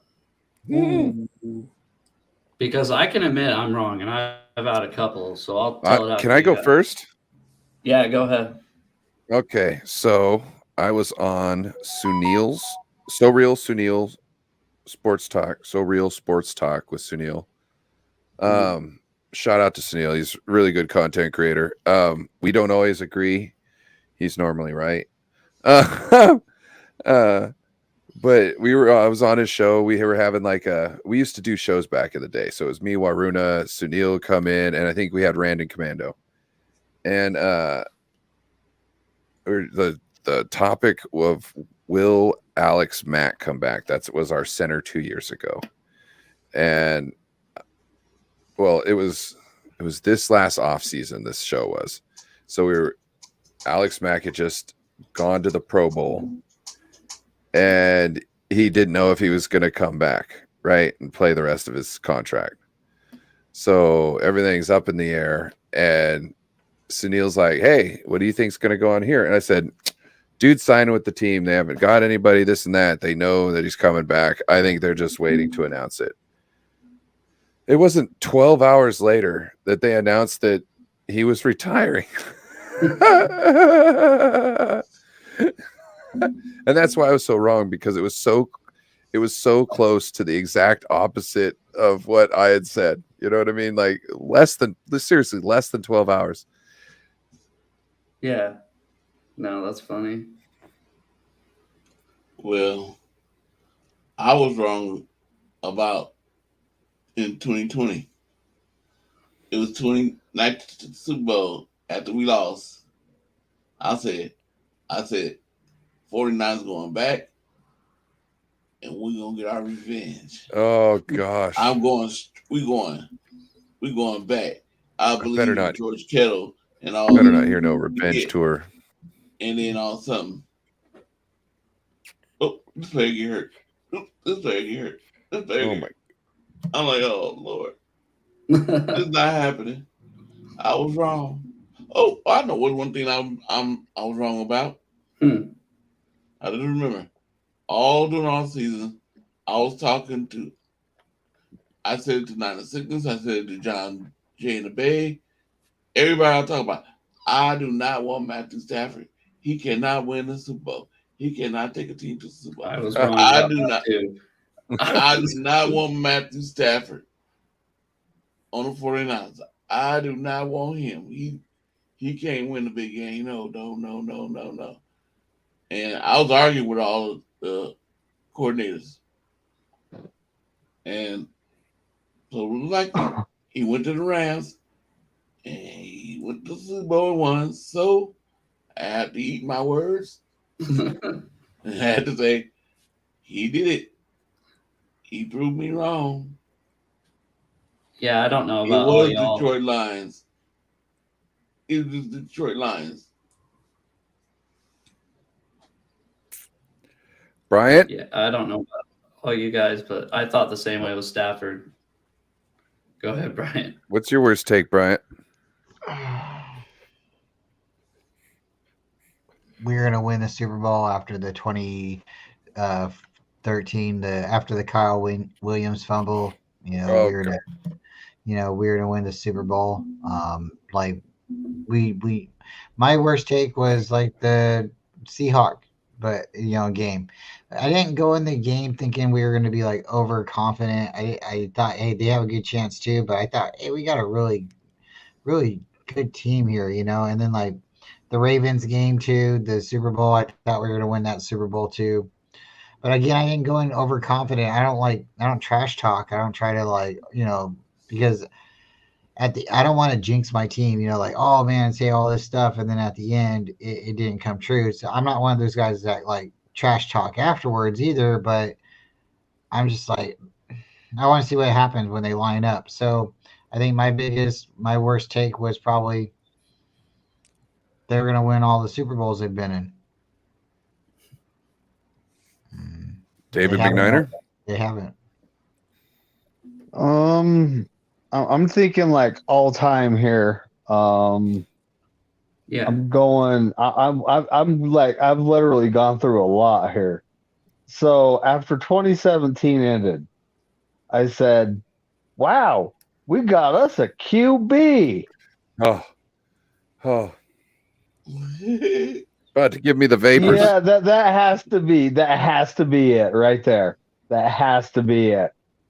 Yep. Okay, yep. James Garoppolo won 5 games. I was like, yeah, we got us a QB. Yep, me too. Boy, I was wrong. I had to join that too. I did too. Yeah, I was John wrong. Jay. My take that I got wrong was before I was on YouTube. Was in 2017, I said, I do not want McVay or McDaniels. Or Josh McDaniels. I wanted Kyle Shanahan. And I know that he just lost the Falcons lost the Super Bowl. I said, if he comes over here, we're going to get a top-tier quarterback. We're going to build a very explosive offense. Our quarterbacks are going to be whoever the quarterback was going to be like throwing like Patrick Mahomes numbers. That's what I thought. And I said, we're going in 3 years, in 3 seasons, we were going to have our 6th Lombardi. We, didn't look good those couple of years. Of course, Jimmy got hurt when he came after the 5 games, and then Jimmy is healthy. We go 13-3, and then of course, what happened, and then Jimmy getting hurt. I said Kyle Shanahan was gonna be like the next Bill Walsh. That's what I thought because his resume, where he came from. So I was like overhyping him. Now, after watching him on the Niners, I kind of look stupid for that. Oh, one more thing? I'm glad he didn't come to the Niners and take the Niners Super Bowl. Because I told this guy, I said, if Stafford comes to the 49ers and he takes the 49ers to the Super Bowl and win it, I'll tell you what, I will get on this YouTube and do a dance for y'all. So I said, ooh, I'm glad he comes to the Niners to take the Niners Super Bowl because I would have to do a dance. Hey, and Corey does do some singing, don't you, Corey? All right, he got some videos of him singing some karaoke. You out here, Bryant? Yeah, I want to get out. I got some girls that are falling asleep, and I need to go check them out. And I've been up for 19 hours. Hey, thanks for having me on, guys. If you're not busy tomorrow morning, I'll shoot you a link. You guys come on if you want. We'll talk a little 49er football. If not, no sweat, no worries. I'm gonna have plug the show, and it'll be a 9 o'clock show. And bring a cup of coffee, hot chocolate, a cup of tea, some hot apple juice. I know other people in different parts of the country will be up a little bit longer. So if you want to eat lunch or whatever, that's fine too. But Ryan, thank you again. And man, super pumped. Jason, man, how did you come up with him? He's, I can't say more. One of your best guests you've had probably in a while. So, and you guys are all great guests too. You guys are all great guests too. But Jason, he comes with a little bit of dude's super smart. He's got the numbers, and love to talk to him again. So shout out to everyone here, and Ryan, keep doing what you're doing, and everybody like and subscribe. And in 5 hours, I gotta I gotta dip out, man.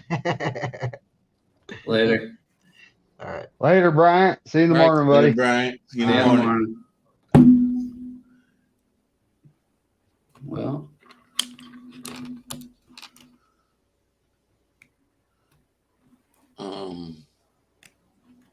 Well, what else we got? You didn't tell me you didn't let me say what I was wrong about, you jerks. Well, say it. Let's hear it. I thought Russell Wilson was going to be a bum, and I didn't know why they were starting him over Matt Flynn. You guys just signed Matt Flynn to that big contract too, right? Oh yeah, Exactly. I remember. I was so pissed. I was like, "What are they doing? They're idiots." And you know what? And then last year, I was so pissed that they started Geno Smith instead of Drew Lock. I can't do quarterbacks, dude. I suck at it. So if you ever need my advice on who to start, just ask me and then take the opposite person of what I say. Yeah, because Matt Flynn had, I think, 2 games that he was in Green Bay, and he looked really, really well. And then for whatever the reason, I was like, do not do it, Seattle. Do not do it. And then I hear on I think ESPN, you guys paid him a lot of money. And then you guys drafted Russell Wilson, and then he won the job. Man, I was so pissed they named Russell Wilson starter. I'm like, okay, there goes everything. We're done. Well, I was the only person who said Russell Wilson was to be a good quarterback. But, because at the time, I think, was it 2010, 2011, or was it 12? 12. When he got drafted, they still had that. You had to be a tall quarterback, 6'4", 225. This outdated, this outdated It still helps. But yeah, I get it. Like, if you're a much taller quarterback, but one good example was Brock Osweiler, who got paid a lot of money from Texas, and I knew that dude was never going to be good. First of all, he played for, I think, Arizona, University of Arizona, and they're not known for, great quarterbacks in college. And same thing with Nick Foles, he's a good quarterback, but he's always inconsistent. So, yeah, drafting quarterbacks is not a science. It's really hard. And Russell Wilson had it. It's just like, oh man, if he was 6'4", he would have been the first quarterback off the board. Now, I will say this: I don't want to overhype Russell Wilson. He had Marshawn Lynch. They developed a team around him, so of course he was going to succeed early in his career. But later in his career, and again, as a person just outside looking in, I don't follow the Seahawks. I don't cover them. He started throwing the ball much more than earlier in his career. So I don't know if it's because he didn't have, the offensive weapons anymore, or he lost Marshawn Lynch. But I've always been a person that if you have a good team around your quarterback is going to succeed. Okay, Joe, I have a question. Yo. Do you believe, the Super Bowl against the Patriots, y'all on the 1 yard line? Do you think why they didn't give Marshawn Lynch the ball because they didn't want him to win the MVP because they know he ain't gonna talk to the press? No, I think what happened was you look at it, right? It's 2nd and goal from the 2 yard line. You got 4 shots at the end zone, right? Or 3 more shots at the end zone. They only have 1 more timeout. You throw an incomplete pass at the worst. You don't have to use one of those timeouts. But they didn't think the worst thing that was going to happen was an interception. Shout out to Bryant Colt. Shout out, Bryant. Everybody tired? Ryan. Bro, I've been up 19 hours. So I got up at 7 this morning. I got up at 5 this morning. I got up at 3. I went to bed at 1. My rib wouldn't stop hurting, so I sat in a chair and tried to fall asleep, and that doesn't work. I had the flu all day. I'm so sick of getting, I'm so scared of getting sick right now that I'm hawking loogies in a bottle so I don't get bronchitis. You know what I'm saying? Oh, my nephew was here. I don't know if you guys ever heard of this. I've never heard of it. It's called hands, mouth, and feet. Have you heard of that? Yeah, hand, mouth, feet cough. Yeah. Yeah, he's got it right now. So I'm like, I hope he don't give this to me. So I heard it's pretty rare to get as an adult, though. So. If I can get all your attention really quick, this is the beginning of the end. I want you all to welcome in David Corona. Okay. Oh, it is the beginning of the end. You got a fresh cut?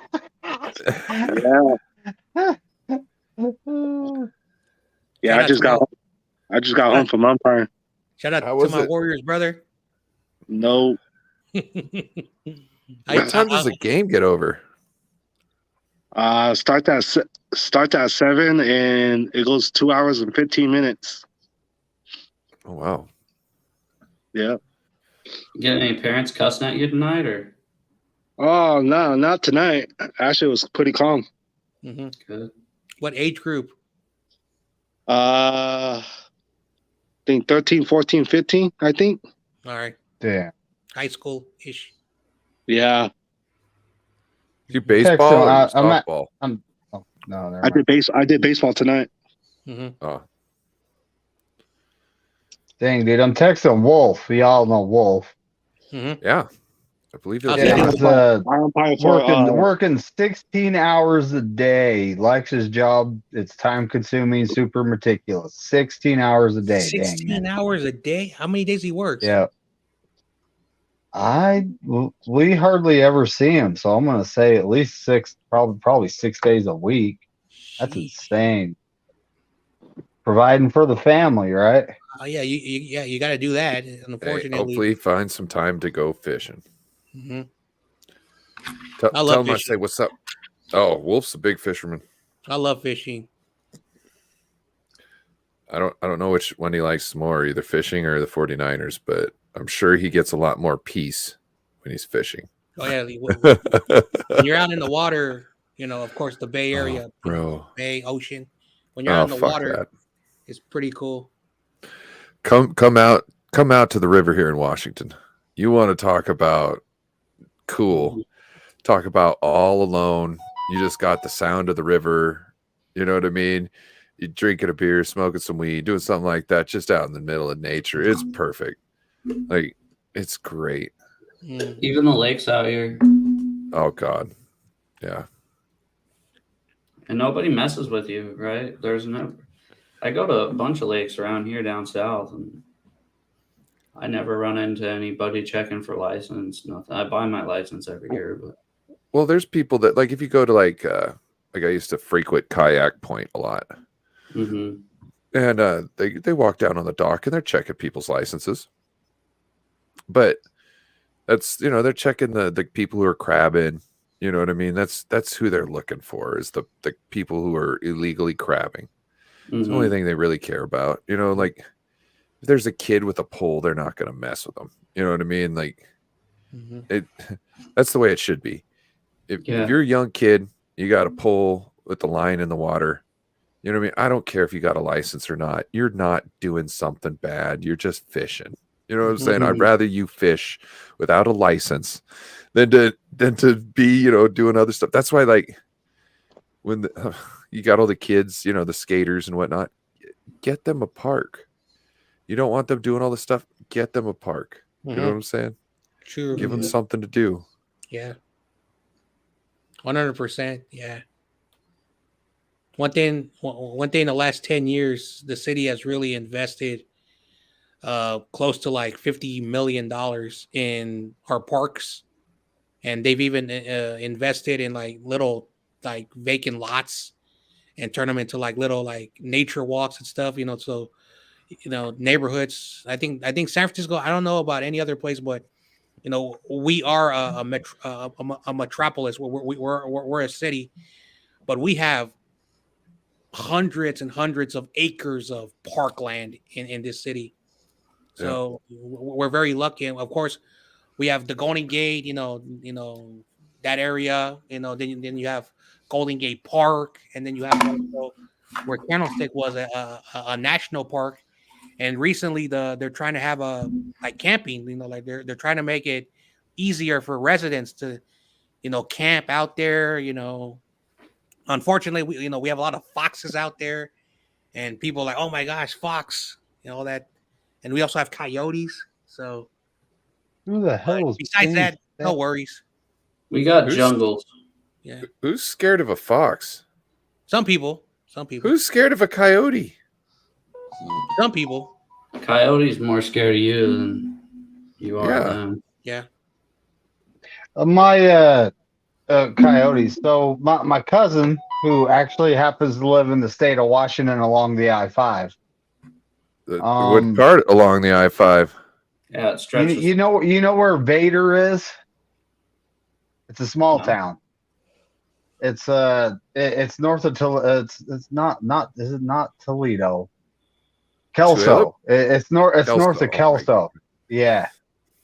But you kidding? One of my other cousins is a police officer in Kelso, and that's insane.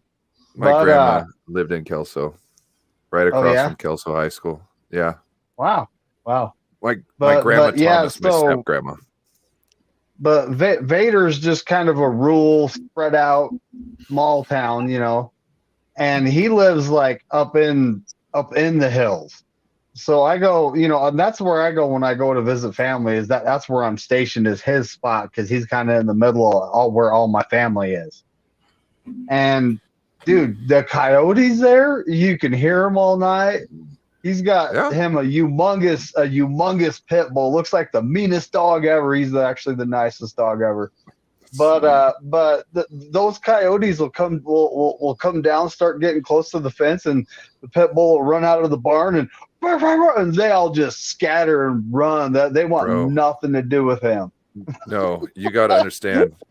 So I lived on the res, okay, and so there was like a huge just forest. I was in the middle of two forests essentially, and we've got a cocker spaniel, okay, and there's coyotes all around, and they would try and come and attack her, and she would get into a way where she could use the fence along the house to escape to the other side of the property, and then she could turn around and close them off. You know what I mean? And if they were trying to come down the same alley, then she could go out. So she strategically figured out how to keep herself safe from all them. But she would literally, to protect herself, would just sit in front of my window and bark all night long to let them all know she was right there, and she was waiting for them. Yeah, Lakers win. You got that right, Sickness. Hell yeah. Uh-oh. All right, speaking of, I've also been out. I've been up for about 20 hours at this point, so I'm hitting the sack. Yeah, I think yeah, bro. It's just that time. Mm-hmm. But thanks for having me, Ryan. I appreciate it.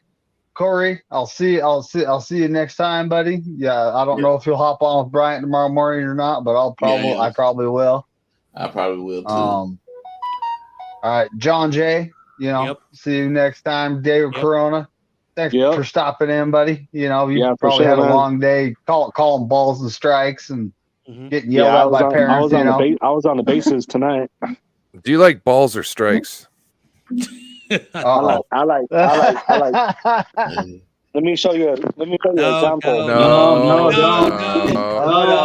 Oh boy. All right, Joe. I'm getting a free show. Oh yeah. Man, you know how small Joe, this thing have a is? Good night, buddy. This thing's small. I'll be doing with Ryan tomorrow. Put your pants back on. I'll bring you back on. Man, it's small. Wow. Put my pants down. I didn't put my pants down. What are you talking about? All right, bro, later, you guys only had saw. You guys had only had saw. I was calling it strike three. You're calling us, Yeah. What you thought I was doing? Looked more like a strike 1.5. Corona. Oh no. Yeah. Yes, sir.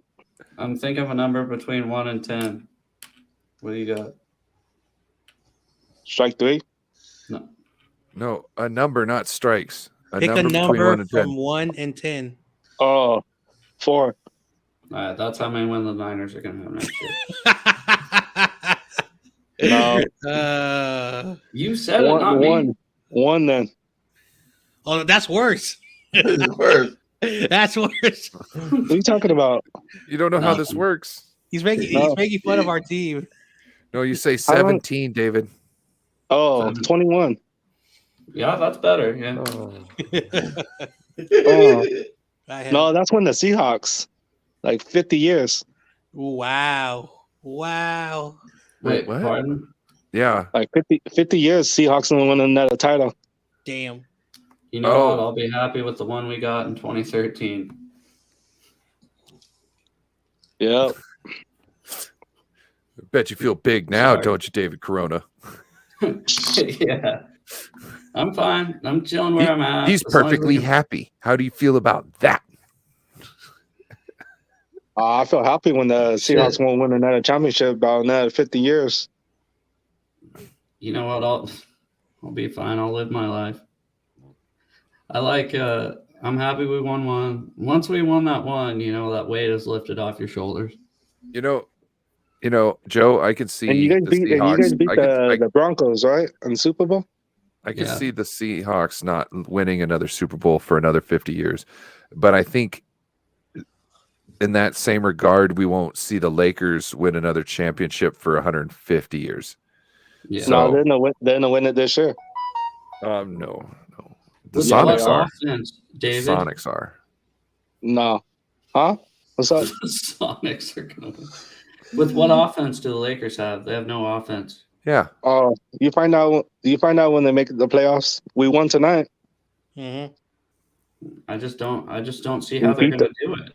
We beat How the many Suns. players? Neither How does many Ryan. players do you We have talked about left? this before you got on. But didn't the Suns didn't play their starters?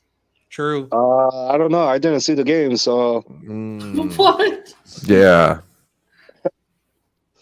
I'll find out when I see the highlights. That the Suns David not Corona, playing me their and Ryan starters. were talking before you came on here. And honestly, we were thinking, how is it possible that the Lakers aren't going to get swept in the first series of the playoffs?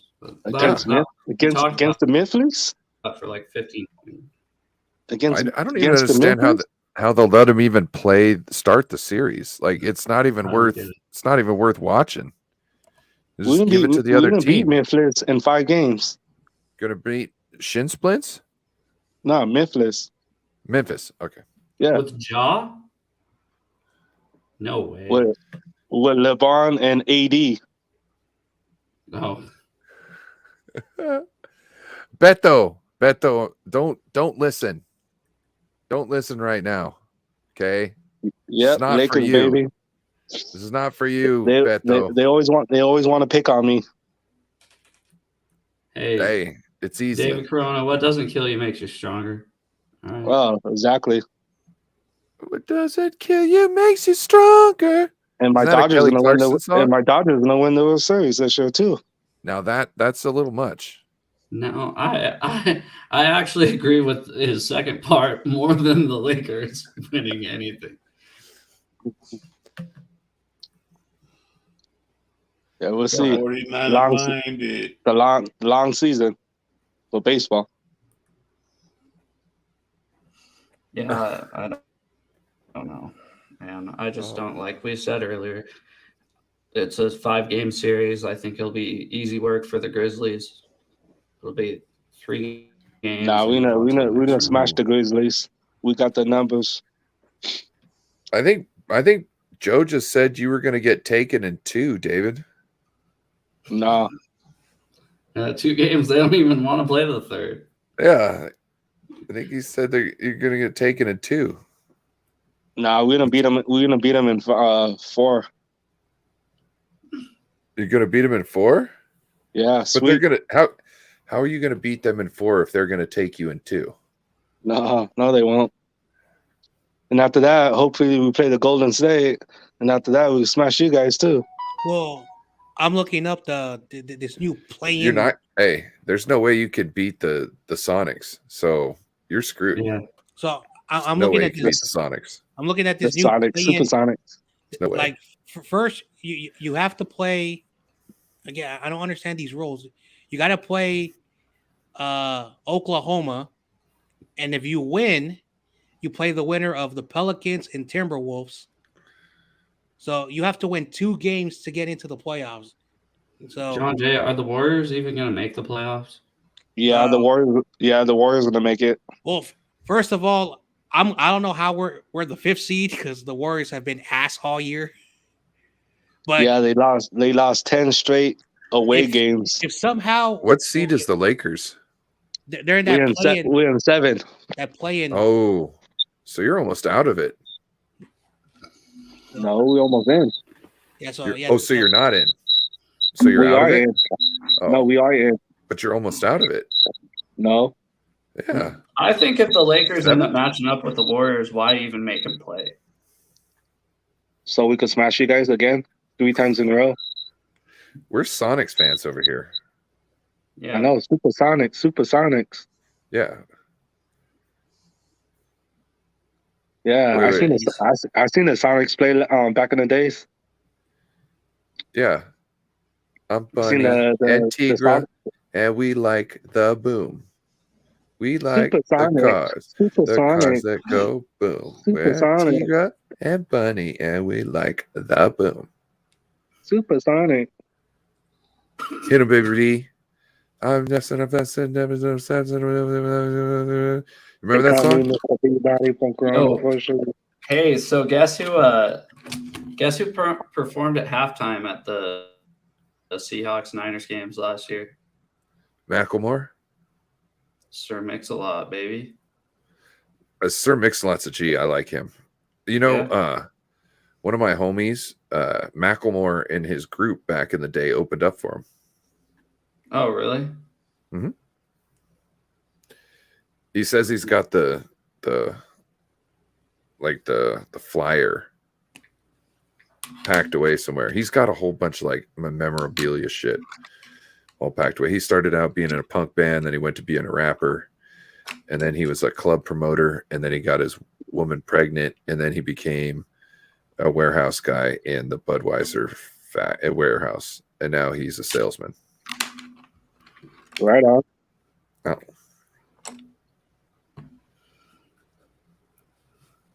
Well, David, you got anything we need to talk about?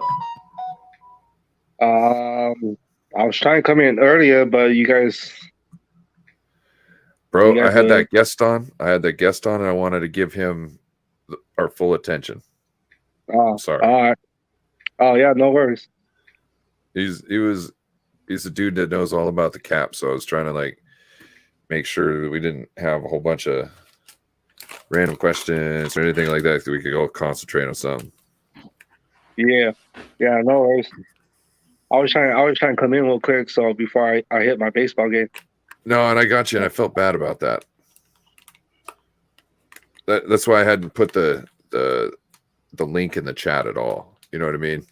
I was just gonna do it after, but he might be in next week too. I don't know. It seemed like he liked the idea of being able to come in and join the show whenever he wants. So we might see him on here, more often. That's cool. Yeah. I was just wondering where David? Nathan went.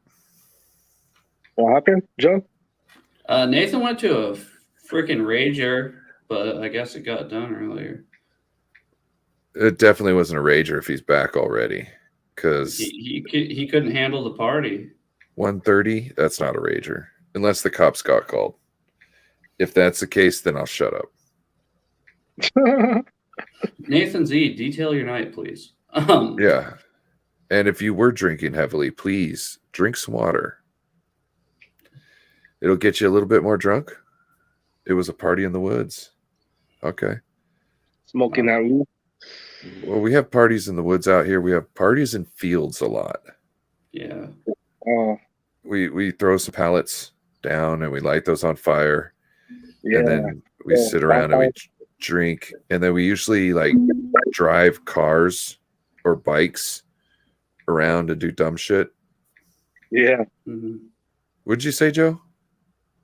Like when you're partying in the field and somebody's, going to get so drunk and they're going to pick up, get in their car and start doing laps or something. And then somebody's going to get on the bike. And I've jumped my fair share of fires.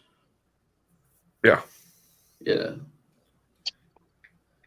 How about you, David Corona? How many times I catch on fire? No, how many times have you jumped over a bonfire? Oh, none. How many times? What do you have any questions for the panel, David? I think you guys already talked about it. I'm not. We didn't. No. I don't know. So what do you guys think? What do you guys think about Trey Lance starting the first game? Oh yeah, we already talked about that. Yeah. Something new, David. Honest with you, like we should give him a chance, but I really don't think he's ready. But I have a feeling that Brock Purdy, how to put this, he could probably be back before week 5. But I think the 49ers are like, nope, you're going to have more than enough time to get ready. You're coming back at week 5, so then we can actually see what Trey Lance has got. Yeah, exactly. I think that might be a thing. And with seeing how nice that Trey Lance pass looked like, even though it's one, if he has actually improved his spiral to where it's good like that consistently, we're talking about a different type of player, maybe. You know what I mean? Like seeing somebody. All I want to be in the our division is the Rams and the Seahawks. That's all I want to matter. What about the Cardinals? I'm not worried about the Cardinals. Well, then we're going to lose those games. Then we won't be able to get first seed in the playoffs. We're gonna beat the Cardinals too. Well, then we got to worry about them. Not really, because they don't got a quarterback. That doesn't matter. We almost got beat by teams without quarterbacks last year. Yeah. Don't ever look past an opponent. That is the stupidest thing ever. Exactly. Complacency kills. You know, they've been teaching people that in wartime tactics all the time. You start taking certain things for granted, and one day it's not going to be just like it was every other day, and that's when you're going to die. Yeah. So don't get complicit. Treat everyone like they're a threat. Look, I'm a tall guy. I'm a tall, strong guy. I got long reach, right?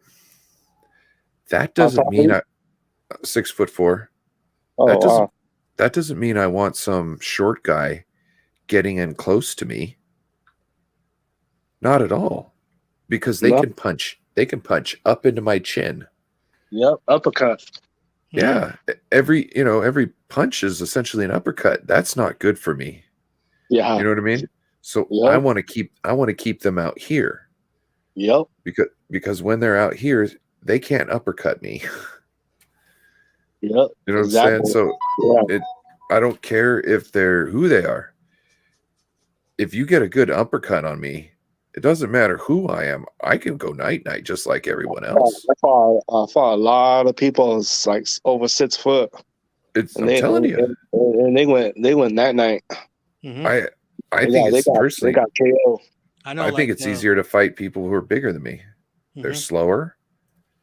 They're not as as nimble. That's how I see it. And why wouldn't that be the same as somebody who's smaller than me trying to fight? Look, if I get a hold of them and I can, restrict their arms and their legs, they're screwed. Yeah, if they get one good thing on me, I'm fucked. You know what I mean?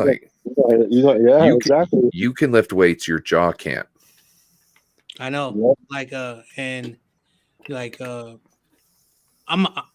I'm a huge boxing fan, and one of the things they teach you, the bigger you are, the harder you fall. The bigger you are, the harder you fall. That's why when you watch heavyweight fights, one punch, like you can lose every round, but that one punch, and it's night. And when big guys fall down, they don't get up. Now, if you're in a smaller division, it's harder to get knockouts because both are very lower to the ground. They don't have too much weight, and they're able to throw like 1,000 punches. 1,000 punches, and after the fight's over, death by paper cuts.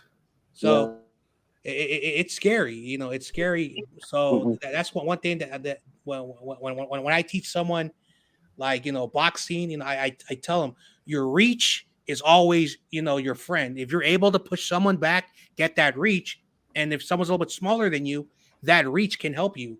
And if you're bigger, wider, you can use that reach, and they don't have to get close to you. That's why boxing, the best offense is always the best defense. Yep. And the best defense is a run game. Yes. He said the best. I remember this guy was like 6'6". He's trying like he looked at me and I'm 5'8", and he's like, look at this guy. I knocked him out in 2 hits. Also, a lot of people don't know this. If you punch someone in the ribs at the right angle, they're going to freeze up. They're going to freeze up, and they're going to fall down, and they're going to be holding that area for whatever the reason. I don't know what it's called. Are you talking about the solar plex? So, yeah, that thing. If you punch them at the right spot, they're going to freeze up, and they're going to just drop to the ground. It is. Do you know what a liver shot is? Yep. Mm-hmm. You could do that with the liver shot. Yeah. So yeah, especially a kidney shot too. I know, because like mixed martial arts, boxing. If you punch them at the right spot, they always freeze up first, and then they become a little ball. They they go down, and then they're it is the most excruciating pain. Like a roly poly. Yeah, yeah. Oh, yeah. They basically freeze up and they become a roly poly, and they stay on the ground. Yeah. They stay on there. Bro, I watched a guy totally demolish a kid in wrestling. So he was wrestling at 190 pounds, right? 190-pound weight class. Our guy could not pin this guy. He couldn't pin him. The guy would not let him get pinned. So my guy was like, screw it. So he straight up picked him up, got him in a high single leg. As the guy's body started to tip over, my guy would just drop from underneath him and pretty much slam him to the mat. He'd get 2 points, and then he'd let him up. Because if you sit there and wrestle him over and over again, you're not going to keep getting 3 points, and you're not going to pin him and stuff like that. And then you're only going to get 3 points for winning the round. If you pin him, you get 6 points. If you tech fall him, you get 5 points. So he's trying to not get pinned. And my guy's like, well, I'm going to tech fall you, which means he's got to win by 15 points. Okay? So what happened is my guy picked this guy up and dropped him. What was it? 15 times. Every time the guy would get 1 point when he let him up, and then he'd take him back down again, slam him to the mat. This guy was trying to get out of there. He did not want to stay in the fight at all. He didn't want to wrestle anymore. He was just always just trying to get away from him because he just kept on getting slammed to the mat over and over and over. He didn't want to get pinned.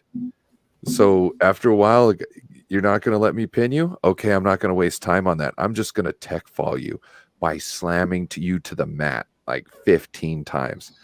That guy probably had a concussion.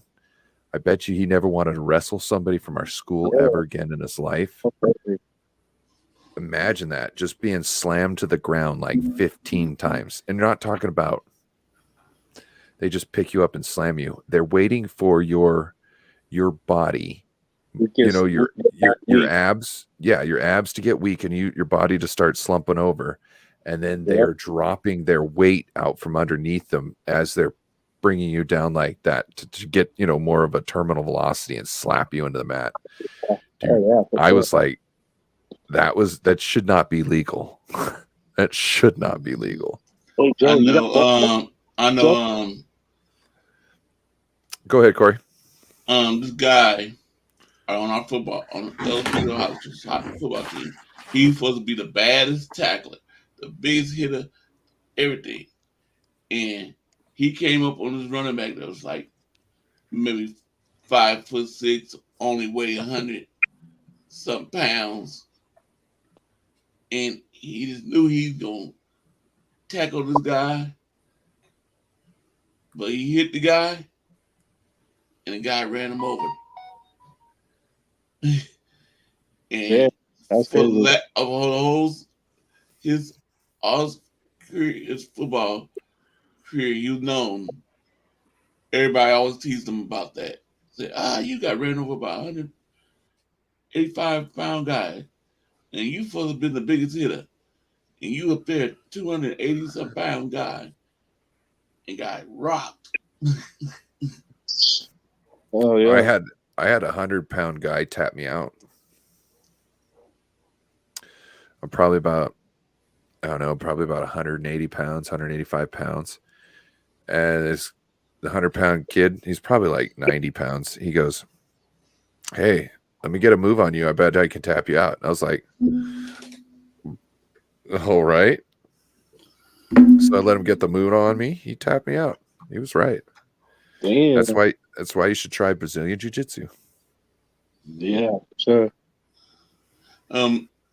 Ryan, did you ever get hit and also this looking up in the sky and you know you're about to hit that ground, and like you feel like you've been in the air for forever.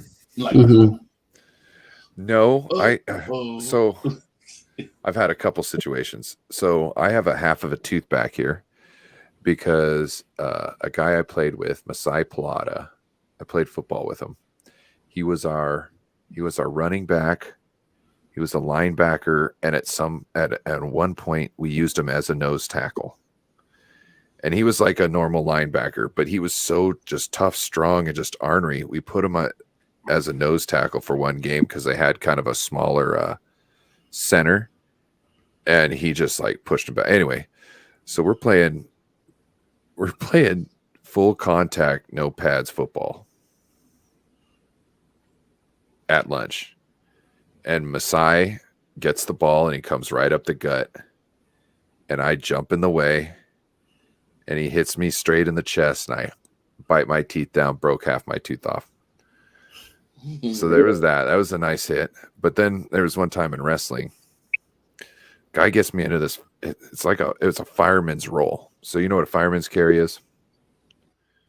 So instead of picking somebody up, imagine so when you get the fireman's carry, you pick somebody up and then you go up. Well, fireman's roll is you pick somebody up and then you roll them over the other side of your body. And at the last second, you kind of give them a snap and that'll send the leg over your shoulder so you don't get hit.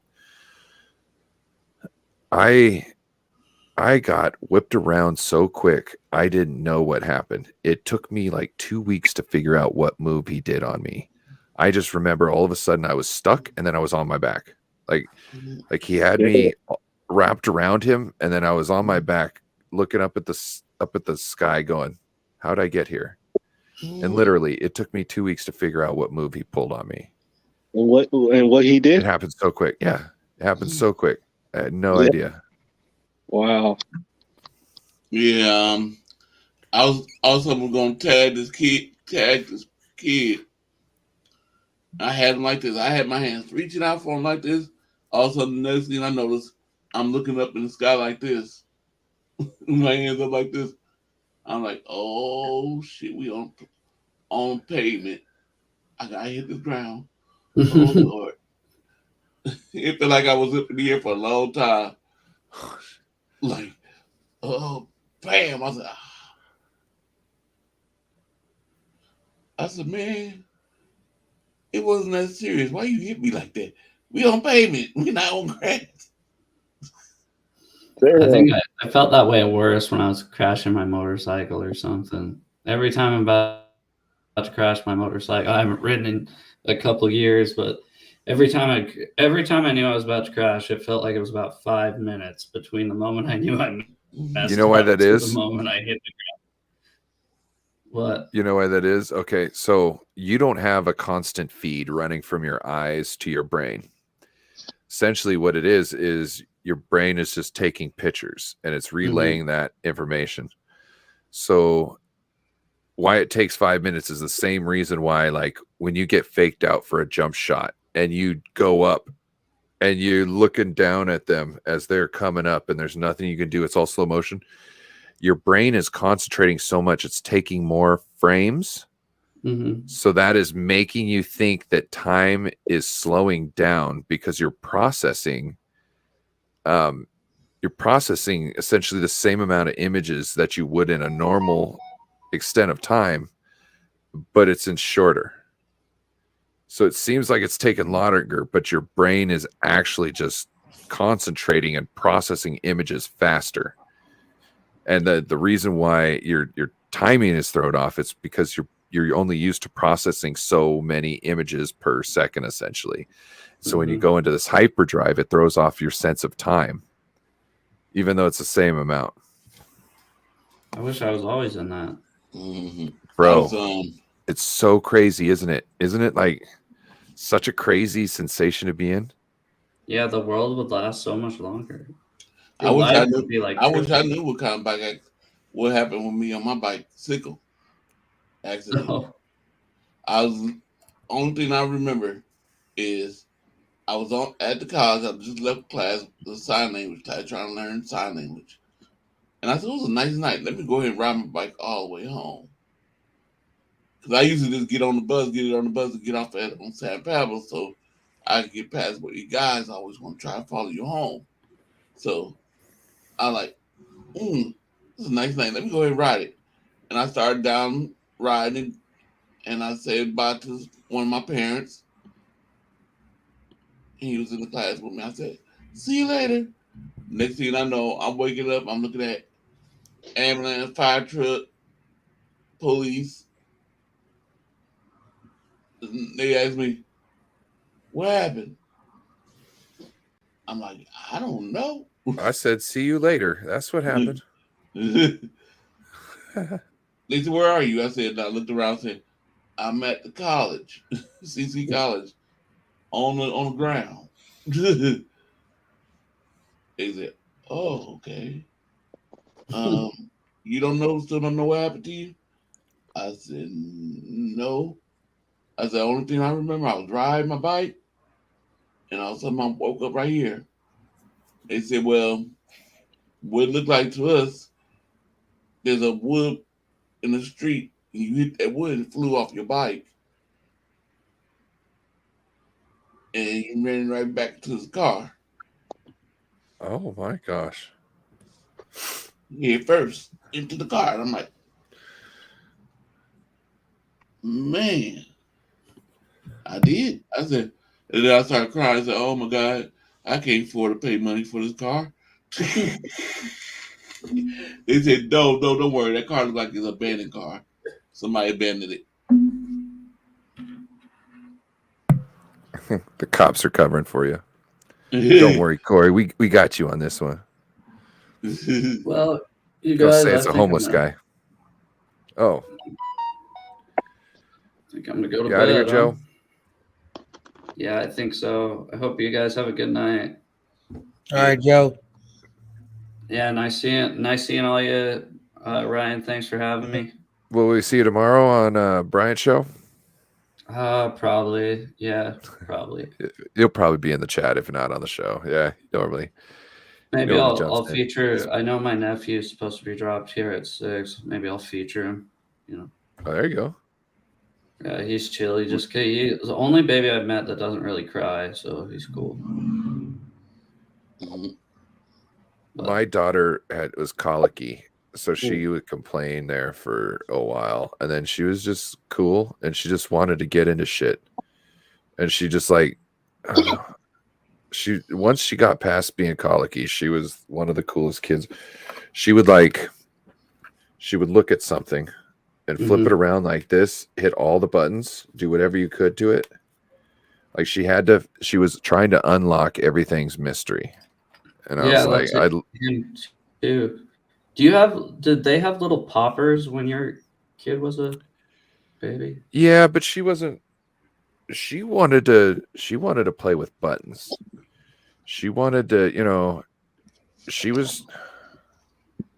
she's trying to build, she's trying to take things apart, she's trying to wield technology. You could tell.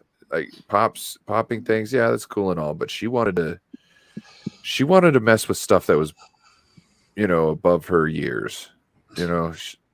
I've noticed he's starting to get into that shit too, where like instead, he's got like his toy remote or whatever. He wants my remote no matter what. I'm like, dude, you're kidding me. I'm doing this. You know what maybe you could do is maybe you hold the remote, but you teach him which one to press.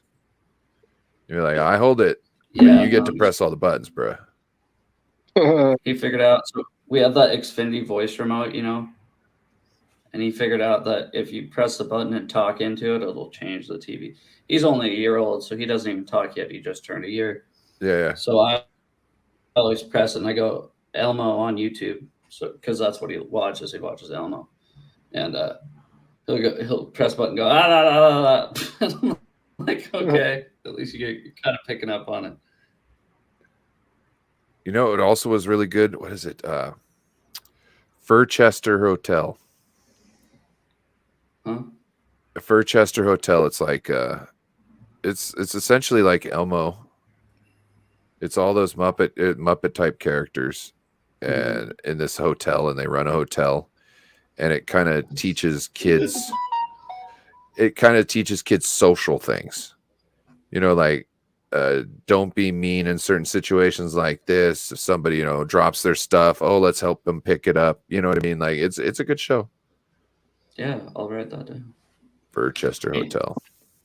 Yeah, he's got that. What's it called? Mouth, hands, and feet, or whatever. Right now, like I said, so yeah, he looks like a freaking 14-year-old boy going through puberty with all the. It looks like acne on his face, but it's hives. Oh, poor kid. I feel so bad for him. Yeah. What about South Park not today? Yeah, he's my little pride and joy right now. So I'm gonna have to get him a Niners jersey. he's already got 6 Seahawk jerseys. He has every player at the pro shop. I bought him, and I bought him sporadically. That way he can grow into him. Yeah, I got him the 0 to 3 month, 3 to 9. I think he needs a 4th yeah, he's good until 24 months. So he's good until. Bro, my daughter was in 24 months clothes in I think it was 14 months. How many kids you got? That's me. I only got one. Oh, you only got one? My daughter's a beast. She just turned 5, and last time she was here when she was 4, she was 38 inches tall. Wow. She's almost 4 foot. And then now she's, oh God, I think she's 4 inches short of 4 foot. Wow. My nephew's small. Yeah, my godson's pretty big. He's only 4 years old, but he's fucking like a monster. Yep, that's my daughter. Yeah, not me. My sister was freaking out. She goes, he's only in the 49th percentile. I'm like, Taylor, that's average. Or maybe it was the 45th. And I was like, that's perfect. The Warriors beat the Kings 119 to 97. Damn. Don't worry about don't worry about the percentile. Worry about how healthy the baby is. Don't worry about the size. Well, that's what I was telling her. She said maybe it was 42nd or something like that. I'm like, Taylor, if you're between 4, my sister's name is Taylor. Yeah. I go, if the baby is between 40 and 60, I think you're good. I wouldn't be freaking out. Bro. So once they come out and they're breathing, you're good. My daughter, I almost lost my daughter and my ex that night. My daughter's umbilical cord was wrapped around her throat almost 4 times. Man, that sucks. Sorry to hear that. The doctor, they have to do a C-section emergency. Yeah, the doctor didn't know she was breech, and so when he was like, "Hey, do you want a St. Patty's Day baby?" I was like, "Yeah," and he just went in there and went, and next thing you know, the water, everything was coming, but then they realized that she's breech, and so you can't. So she's born on St. Patrick's Day? Well, yes. So if they're breech, you don't want them. It can be bad, and especially if the umbilical's wrapped around their neck. Wow. If they're breech with the umbilical wrapped around their neck, you can die. Man, that's a scary thing. And then this isn't even the half of it. So as she's dilated, I think it was 8 centimeters or something. I think how did things get wrapped around her neck? So she's dilated at 8 to 10 centimeters, right? And so I think at 12, that's when the baby comes. So she was about ready to have the baby, and they had to wait 45 minutes for the anesthesiologist to get there. And so you're talking about putting the brakes on something that's already coming down the canal, and she's having convulsions, and the body is trying to tell her to push. You know what I mean? And she's having to fight her instincts not to push, because if she does, she could kill our child. That's so messed up. Man, that sucks. And the nurse was acting like it was nothing. And I don't like my ex's mother. I shouldn't say that. I have problems with her, but thank God she was there that night, because she was yelling in my ex's face. She was like, "Don't you do it! Don't you push, Becca!" And she was like like getting at her and like, don't you do it. You know what I mean? And it was like, it was some crazy shit. And that was the only thing that saved my daughter. You know what I'm saying? That, and then once my daughter came out, they nicked my ex's artery. So as they're like, okay, sir, you can come with your daughter around here. I walk around and I see the cavity that my daughter just came from full up with blood. So like she could have bled out right there on the table. That's scary right there. So if she would like push, the baby will die. It can. It's not 100% that my daughter would have died that way, but Yeah. it's when they're breached like that, which means they're going feet first. Right. That's scary. Yeah, that is. That sucks. Mm-hmm. And can it have can it have like some sort of palsy or something if she would have pushed or something? Oh, I don't know about that. And the umbilical cord just gets wrapped around from a baby just doing cartwheels in the mommy's stomach, which is par for the course for. That's the reason why I had the umbilical cord wrapped around my throat. And my daughter is a goer, you know, since she's been out, you know what I mean? Since she could walk, she's just going, you know what I mean? She's throwing herself into stuff. She's a goer. So I'm sure she was in there doing cartwheels and got that stuff wrapped around her neck real quick. No, she has a couple of jerseys of 49ers, right? Mm. She had one. It's funny. The last day me and the ex was together, the ex bought her a Seahawks dress. I was like, you bitch. Yeah. Yeah. It is what it is. Yeah. I don't care. Yeah. You want to shoot, you want to play stuff like that, Right. Whatever. That's not cool though. You know what I mean? You the dad, and this fool is trying to come in and like trying to get credit, but like you know what I'm trying to get? Oh yeah. It's like that's not cool, man. Well, that's good to hear that your kid and your ex are okay. Yeah.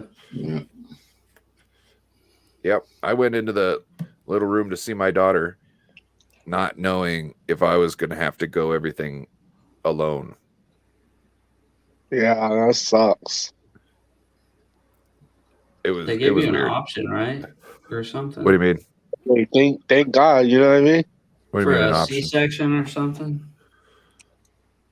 Well, yeah, they gave it. Well, it was going to be natural, but once they found out there was an issue, they had to go C-section, or we had to go C-section because we weren't gonna risk the life of our child. You know what I mean? Yeah, that's what happened with my parents. I guess they came up to my dad and my mom, and they were like, "Listen, either we can risk this baby's life, and he's probably not going to make it," and that was me, or we can risk both the mom and the baby's life, but we don't know. And my parents looked at each other and were like, okay, me and my mom are both fine now. So yeah. Oh yeah. Well, I know I was turned around like that too. My ex is is a good mother, and I know she would have given her life to have my daughter. Like she wouldn't have cared. Like she would have, like she would have been sad. Well, not she would have been sad. She would have been dead. But you know what I mean? Like she was gonna have that baby. You know what I mean? And she, do everything to have an alive baby. Yeah. And that's so. My wife had that conversation with me. She's like, if I'm ever pregnant and they have to choose me or the baby, which one are you going to choose? And I was like, you? And she's like, you never choose me. And I was like, okay. All right. Yeah. Well, see, this is the thing too. Like if there's an issue like that, they might not be able to have another one after that anyways. Mm-hmm. Yeah. So they might rather feel that it's better that they finally have one than to never. And if it's going to risk, losing their life over it, at least they fulfilled what they wanted to accomplish. You know what I mean? Their goal to have a little thing. You know what I mean? This is the other thing. Yeah. When it comes to girls, you want to know, this is some crazy stuff. When it comes to women, So when my ex came out of her mother, she already had my daughter inside of her, essentially. She had my daughter's egg already developed inside of her. Mm-hmm. So my daughter has spent time in her grandmother's body, essentially. My daughter was originally created in her grandmother's body. Kind of weird, but yeah. Yeah. It's and they say that's why women have such a strong bond, is because they like their bodies synced up. You know what I'm saying? All at the same time. You know what I mean? Mhm. You know, it's not like our son is coming from out of our body. You know what I mean? And into the world synced up on our, our heartbeat, our, everything, our body fluid that they were, the food nutrients that was coming through our body. You know what I mean? Our body was putting our own, signature on it, essentially. You call bullshit on that? What do you call bullshit on? I don't know what you call bullshit on. There's lots of things. You probably got mad because you were talking about our Lakers. Oh no. No, it's totally true, Beto. Well, also, you out of here again, Joe? Yeah, sorry, man. I'm gonna hit the hay. I'll see you guys in the morning. All right. Take it easy, Joe. All right, see you guys. Thanks again. Good night. Bye. Yep. Likewise. Did you ever heard about a woman having a baby and she didn't know she was pregnant? Yes. Yeah. My friend, he was born, and his mama didn't know she was pregnant with him. She was driving in a car with her boyfriend, going down the street, going on a date. And her stomach started cramping up and hurting. So she said, "Man, I'm hurting. I'm hurting real bad." Baby's kicking, huh? She had a baby in the car on the freeway. Wow, that's cool. My ex thought she had cancer. Oh no. That's how we found out she was pregnant. So she thought she had cancer. Okay. So she had 2 children previously, right? And her first one, she wasn't able to have kids. So she had to do the in vitro or whatever, she had to pay to go through the clinic and whatnot to try and, I don't know if it was artificially inseminated or what. I think it was artificially inseminated. Anyway, go through that type of process. And then she had her daughter a little bit later, I don't remember, 6 years later, but she didn't think she could have kids. And we were just, going around, not worrying about anything. And all of a sudden she started feeling, sick and didn't have much energy. And she was like, "I think I might have cancer." I was like, "Oh no." And she's like, "Well, I'm going to test one thing and then I'll have to go to the doctor." And then all of a sudden I come home one day and she's like, "I don't have cancer." "Well, I don't think I have cancer." And I'm like, "Oh yeah, how's that?" And she's like, "'Cause I'm pregnant." And I was like, "Oh, yeah, that's crazy."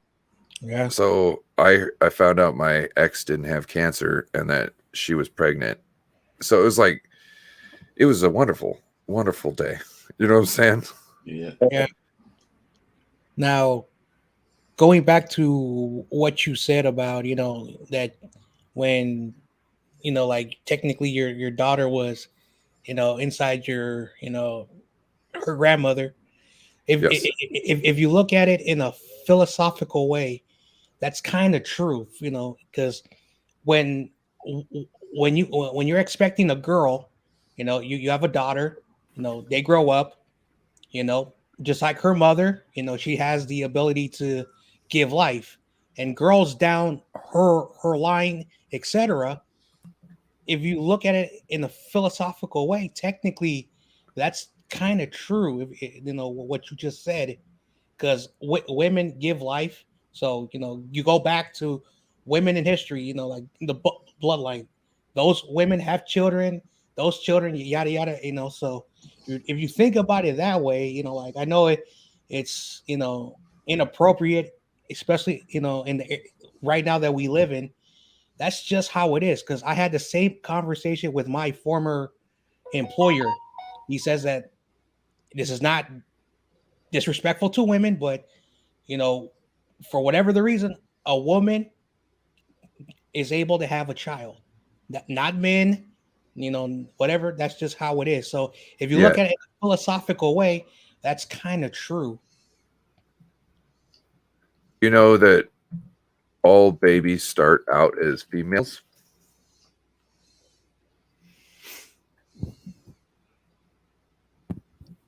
All babies, whether they're boys or girls, start out as females. Facts. And then the ovaries drop into testicles. Yeah. Yeah. Yep. Hey, you ever notice what that stitch line is right down the middle there? Yeah. That's the lips closing up and then being filled with the ovaries. Yeah. Yeah. Oh, wow. Yeah. You start out, every kid, every child starts out essentially as the start of a woman, even though you've got your, I believe you have your gender already set. It's just as the body's developing, it develops a certain way first. And then once it gets to a certain point, then it's like, okay, let's worry about the gender now. You know what I mean? And starts getting your privates going. Yeah. So, it's worried about getting your other organs up and going, and Yeah. So really crazy stuff. I know. Yeah. There's go ahead, Corey. I think sometimes, like when somebody dies, they meet the baby that's getting born. Because my nephew, my great nephew, like passing, like they're passing. Because my great nephew, he never met my papa. My papa died like a month ahead of him or something before he was born. And all of a sudden, this boy come out, and my papa always had this thing about bumping the head like this. If he pick up his kids, he always, when he pick us up, he was always go like this, take his head and bump our heads. And so we pick up my great nephew, and all of a sudden he just said, wham, bumping everybody's head. Like, is this Harvey? He been Harvey. Yeah. There's a theory, like a scientific theory, that I don't know if it's ever been proven, but that a woman is able to decide what kind of child she wants. Now, it's a theory. I'm not saying it's true. Basically, like if a woman is like during her pregnancy, she feels more feminine. She feels like more girly. And she's like, a girl can, technically, or if she's feeling like less feminine, a little bit more like, more than a son is being developed. So it's a theory. And again, I'm not a doctor, but there has been some cases where like a woman's like, I hope I have a girl. I hope I have a girl. And then like, and then for some real weird reason, oh, you're going to have a daughter. So I don't know if there's any type of like bodily influence that the mother can, determine what kind of child she wants. But it's a theory. No more sports. You going 6 hours already. Oh, yeah, wow. My phone's about to die. Your phone's about to die? Yeah. Okay. Probably got like 15%. Now that's not true, Beto. I went to EVCC, which is a community college, and I got my 19.5 Washington State diploma by completing a college class. That's all I had to do was complete a college class, and that got me my 19.5. So I have been to college. Thank you very much. I've been to college too. Ooh. Yeah, me too. Ooh. Early childhood class at CC College. Yeah. I went to my alma mater in January, City College of San Francisco. See that, Beto? John Jay's got an alma mater. Yep. I wouldn't say I've got an alma mater. Like I said, I just went and did one class. I got my it was like my 60 units, which is basically associate's degree. It's in general studies, which is BS. Is basically I took all the required classes. yeah. Mhm.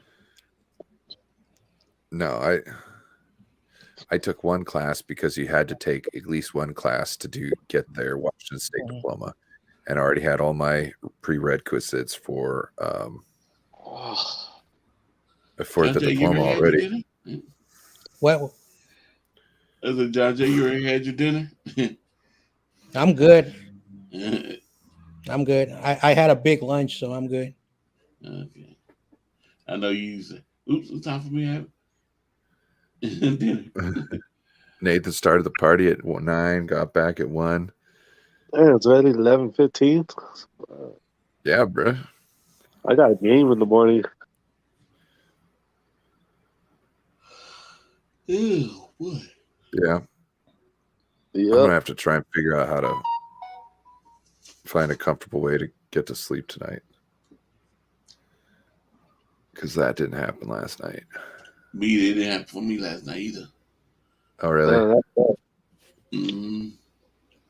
I got those tossing and turning. I don't know if it was because I was born to die early, but then I was thinking about, I don't know, I was thinking about doing the trivia with you, and I said, should I change it? Because he might already seen the show and No, know all the answers. I have specifically not gone back and done that. Don't worry.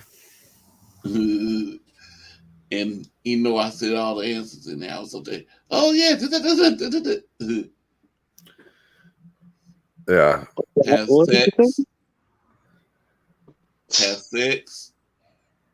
I cannot read it all. They said have sex. It'll put you straight. Have sex. I will put you straight to sleep. Yeah. I think you forgot a T. Beto, are you offering to have sex with us? I don't go that well. Beto. What is Mrs. Luna gonna say? I don't go that route. Oh, I'm sure you just haven't met the right one, David. No, I'm good. I'm cool. I got my wife. I don't like that. David Corona's married. Yeah, you're telling me if he doesn't find the right sugar daddy, he wouldn't leave her. Hell no. I don't go that route. I don't know. What happens if you go that route? Hold on. Have sex and I will punch you and put you straight to sleep.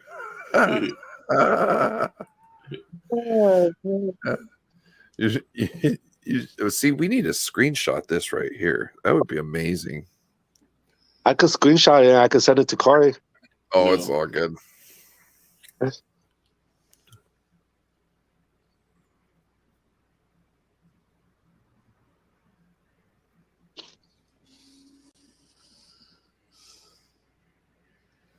Man. Surprised we don't have anybody from across the pond popping in. Who's doing a show in the morning? Brian? Yeah. Yep, Brian. And I. What time you doing it, Corey? Right after Brian. I'm doing a 10. I got to set up Ryan at 10:15. 10:15. I probably could be in for a little bit. My game starts at 11. I already sent you the link, Ryan. Oh, okay. Man, you're ahead of things. Don't die, Nathan. We're not done yet. Oh, he's talking about the comment. He said, "Oh, I'm dead." I know. There's no Beto in there causing a ruckus in the chat. Oh, Kate Thompson and Curry, they scored 54 points tonight.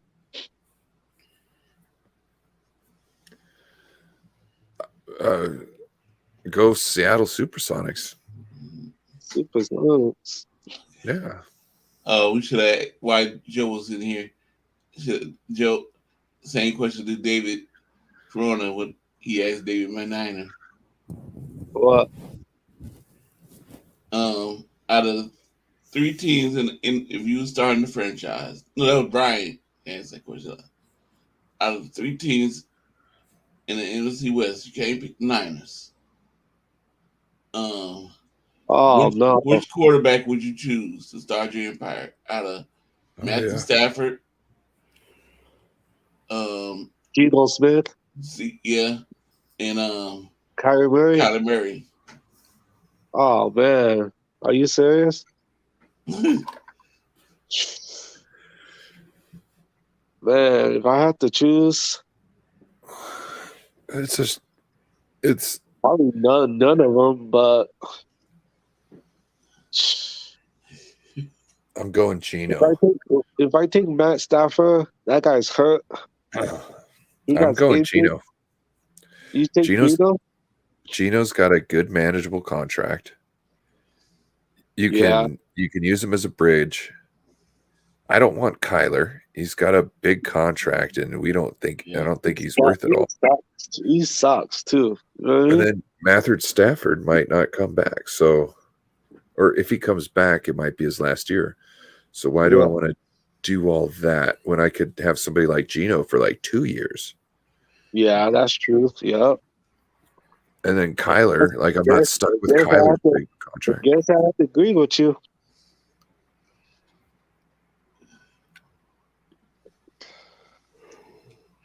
If you had to start over and rebuild, I think he's probably the best one. If you had a team that was built and you could win now, I think there would be a good risk at going after Geno? No, after Stafford. Yeah. Because if you can get one season out of him, you might be able to win it. Yeah. So if we got Matt Stafford, like after he got traded from the Lions and he came to the Niners,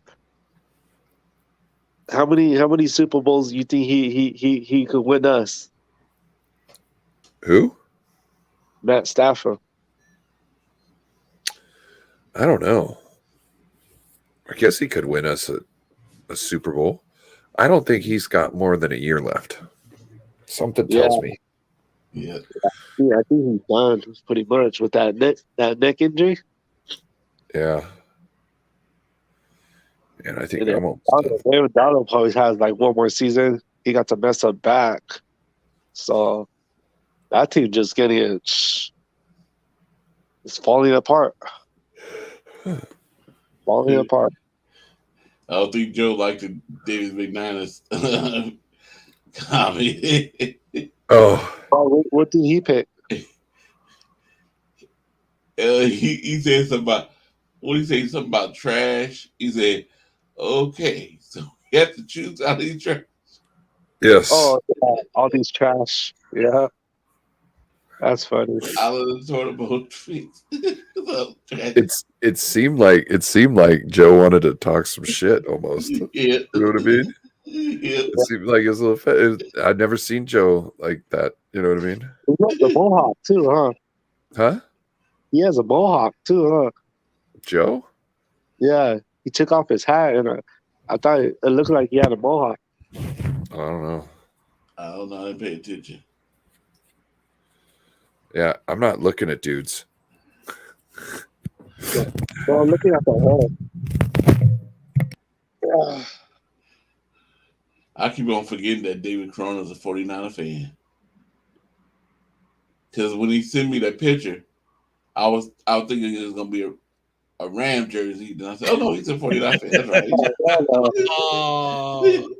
No, I was gonna send you my other picture, the picture I got on my screen right now. Oh man, with the ski mask. I was gonna send you that picture, but I said, no, I'll send you a sports. Mm-hmm. Yeah, I was like, oh, that's right. David Cronin's a 49er fan. He's not a Rams fan. Why you say that? Huh? Why you say that? Because I keep on remembering that you keep on saying your family's a Rams fan. So yeah, my family's. I keep, I keep on picturing you being a Rams fan. Nah, hell no, I don't like the Rams. Family doesn't let families be Rams fans. Yeah, they're Rams fans, but they don't like us, and I don't like them. Goes both ways. So yeah, I got a lot of jerseys. I got Nick Bosa, I got Kittle, I got Debo, I got Patrick Willis, I got Christian McCaffrey, I got you guys want a Jimmy G jersey? I got a Jimmy G jersey. I give that away already. I'm not giving none of my jerseys. I don't give. I still keep. I'm telling you what. I still got Nick Mullins jersey. Oh wow! I almost bought a Nick Mullins jersey. I got it for free. I almost bought one because it was like. Now I got it for free. How?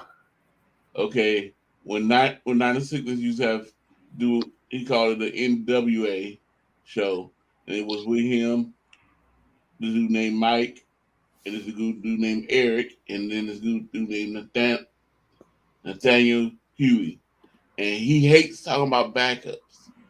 He do not like talking about backups. Don't ask him any question about who, Beto? Backups. No, Nathaniel. Oh. Do not ask him anything about backups. You don't like to talk about backups or practice. So I always brought up backup. I was asking the questions about backup. And so he said, Corey, since you ask so much about backups, I'm going to buy you any backup player jersey you want. He said, tell me, and I'll buy it for you. And I was like, I said, okay, give me Nick Mullins. He said, okay. But then he sent me after the show. He sent me and said, "You don't have to choose Nick Mullins. You don't have to choose. You can choose a starter." I said, "No, I'm a man of my word. Yeah, I buy a backup. I'm going to buy me a backup, and I'm on your next show. I'm gonna send 96 a picture of me wearing it, and I don't keep. I'm gonna send you another picture of it. I'm gonna send you a Debo. They are expensive. I thought about. They are. I was thinking about, like, because I was talking with Beto about, I was asking him questions about monetization. And I was asking him, can you just turn on the membership? Because I want to be able to give people emojis and, like, they can badges of honor and, like, show how long they've been a member and whatnot. That's cool stuff. So I wanted them to do that, but I'm like, I don't want to, like, take the money. You know what I'm saying? So what I thought is either I'll put the money into having articles written about the 49ers. So the fans, the community can read the articles. There'll be articles just for them essentially. And or I was going to get stuff to, like, give to people, like do a raffle of the month of all the members, and somebody from the thing, they get one of the prize. So you essentially, like, you buy, you do the monthly membership, and you just we raffle off, the proceeds essentially to somebody, some 49ers gift, and send it back to them. I was thinking that'd be a good way to do things. I'll send you that picture, Corey, the Debo. Oh man.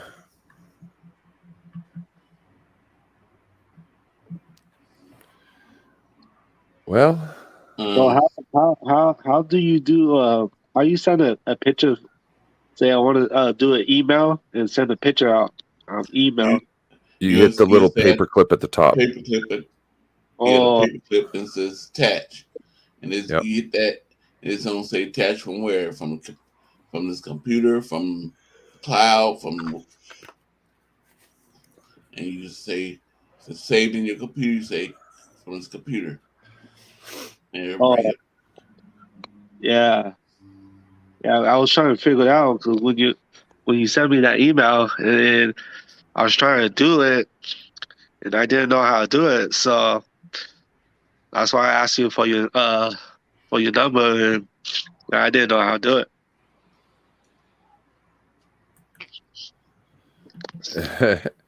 In the web, yes, I called you a fan of the long live streams. Yes, I was trying to. Crack it up. Nathan, are you on Twitter? If you are, send me your picture or something so I can use that as your thing.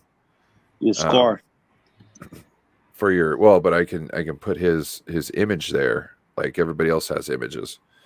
I'm gonna go back in and fix that. But yeah, send me an image if you can, if you're on or if you have Corey's Instagram or something. Okay, cool. Nathan's got it. Yeah, I tried to personalize it a little bit. Like I tried to put Bryant as Superfan, and it auto corrected into Superman. And he was like, "Hey, Ryan, I'm Batman." And I was like, "It was supposed to be Superfan," so I changed it to Superfan and Batman. That's pretty cool how you did it. Yeah. Hey. Oh. Yeah, Chardal, we do the live streams, bro. We go hard. So, Corey, you say what everybody did? No, not to Sunday. Oh, Sunday. Yeah, we'll probably Corey will probably update the scores right beforehand, and then I'll update the website, and then you can go and talk about it, and it'll be live. And yeah, you know well, I have it sent to Ryan after we do his, and I can send him the list of the score. Okay. Oh, thank you, Chardal. It used to be a lot bigger. It used to be, it was like down to here. Yep. What, your beer? Yeah. Yep. You serious? Yeah, it was probably down, somewhere around here. Yeah, I don't know. I remember when it gets too long for me, I need to cut it off because you dyed it gray. You can be Santa Claus. Yeah. I could have. They want me to do my beer and do like Santa Claus. Oh, you're gonna be a mall Santa? Yeah, I'm gonna be a 49er Santa. Oh, I don't know. Maybe 49er Santas won't get peed on, but I know mall Santas get peed on. I do it against the Santa. So Chardal, we do this call-in show, this call-in stream every Friday. I think we might start at 5 o'clock again next week. So just look out for it. Yeah, we're here. Chardal, you come subscribe to my channel. Oh yeah, Chardal, do you know about Corey Davis? Put the link in there. The link is in the description actually for Corey Davis's channel. Okay. Yes. Yeah. He's got a show on Thursday nights where he does 49ers trivia. So you can try and answer questions in the chat and you can get credit for it.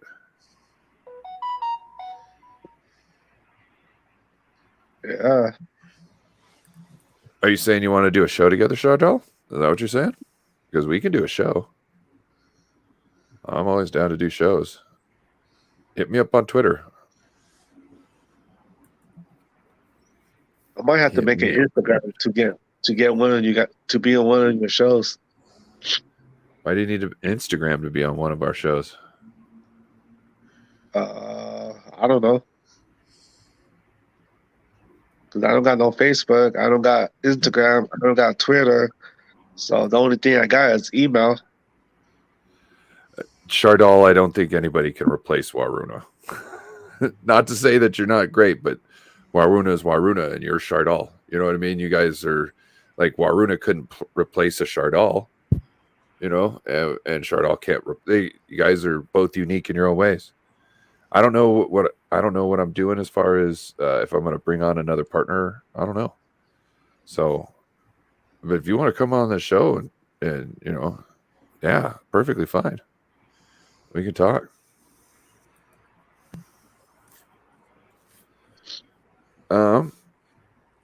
Let's see. We got like 25 minutes till we hit 7 hours. So I wonder if we can find some way. I was about to essentially fall asleep, but now I think I'm hitting my second wind.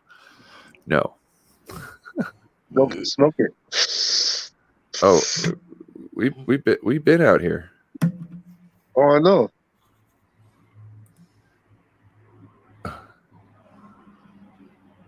Oh, when I did the Jimmy Garoppolo one, and yeah.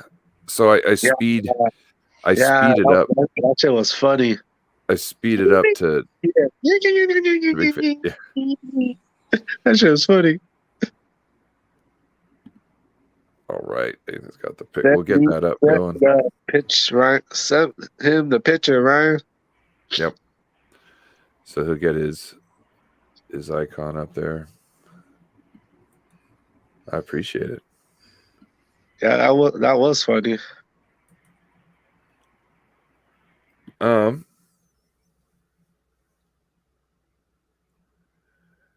you guys talk about all night.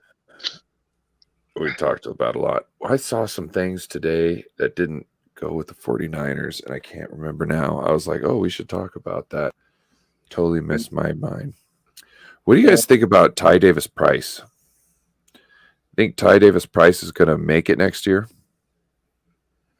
Ty Davis. I hope That's a so. running back, right? Yes.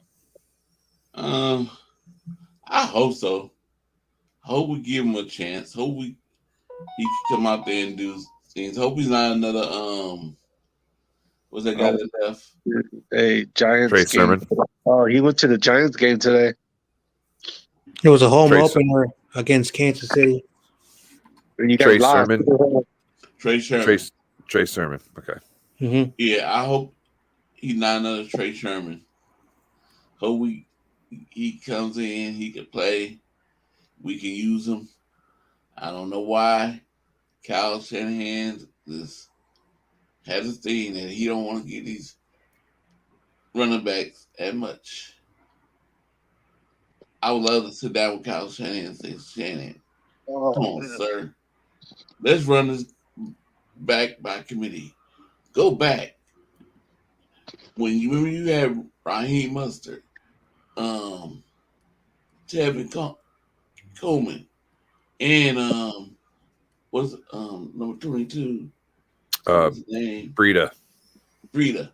You ran him by committee, and you stuck with the high hand. Sometimes this one might stay in because he had a high end right there. Let's go back to that. Let's go back to that. You know, let's stop trying to have a running back into the ground and then get to the next guy. Yeah. Especially now that we got Christian McCaffrey. Mm-hmm. We're paying a lot of money for him. And we need him in the passing game. So we can't run him into the ground. I don't know if it was on your show or somebody's show, and they mentioned about a running back. I sub to your channel card. Oh, he subs to your channel card. Oh, thank you. Shut off. Thank you. Yeah, Eddie, we go hard. What do you do for work, Eddie? He works at Target. Oh, Target. Mm-hmm. I don't know who it was, but they were doing them. Oh, it was Mo's Nose. It was Mo's Nose. You know who Mo's Nose is? I've heard of him. I got to check him out more. Everybody seems to be buzzing about him, so I'm guessing I need to, you know. He's on Wayne Breezy. He's on Wayne Breezy. There's so many guys. He does all teams drafts. He does. Like yesterday, he did yesterday he did the Rams. And then he was talking about, and I asked him a question, and he was talking about the one running back that we should get. He said, and I can't think of his name. Said he's like Raheem Mostert. He's got that quick speed. He can hit a lot of home runs. The touchdowns, breakaway, speed. I can't think of the name he said. Oh. Hey, my phone's about to die. So I see you guys tomorrow. And you guys have a good night. Have a good night. Take it easy. I'm going to send you that picture right now. The Google Sanders. Okay. All right. You guys have a good night. Mhm. All right. Have a good night. Take it easy. Yep. You too. All right. Bye. Then there was 3. Mm-hmm. You ever heard that story about 10 little Indians? Yep. The murder mystery? Oh, that's a crazy story. Agatha Christie, baby. I was watching this thing on today about in Atlanta, about this killing. This guy killed. He was a serial killer, and he was called. He put down Jack, and he knows like Jack, and say Jack on it. And they found out. I think they said he found out why he did all the killing, so he could just kill his ex-wife and make it look like a serial killer did it. Oh my God. I'm like, that's crazy. All these other people had to die because you want to kill your ex-wife. Bro, I don't care how much money. I don't care. Just leave them alone. Yep. Just go away. Like somebody shot and killed my dog in my backyard, right? I plotted this man's murder for months. And the only reason why I didn't do it is because I knew I wasn't smart enough to get away with it. Mm-hmm. And I know my pup would rather my dog would rather me just be, living life as a person instead of being in jail or something like that. Mm. You know what I mean? And because look, he killed my dog. That was like the only thing I had in my life at the time. And like, it took weeks before I could take a shower without crying. It was bad. And, yeah. So, I mean, this guy was like, he was some dude who lived up the road. He was out of jail or something like that. I don't think he was all there in the head. Mm. And yeah, in the broad daylight, he shot my dog and killed her in my backyard. That's messed up right there. And I'm a big dog person. Hearing that frustrates me. Yeah, I knew his area. I was gonna follow him to figure out where, and I was like, you know what, Ryan, you're stupid because there's no way you're gonna get away with this. I think I'm smart enough to be an average person, you know what I mean? But I'm smart enough to know I'm not that smart, you know what I mean? They got all this stuff. They got people out there. Look, the only way you're getting away with anything like that is by luck or incompetence. You know what I'm saying? Mm-hmm. And you can't bet on either one of those. So I don't, if you think you're going to get away with something, you're stupid because you're not.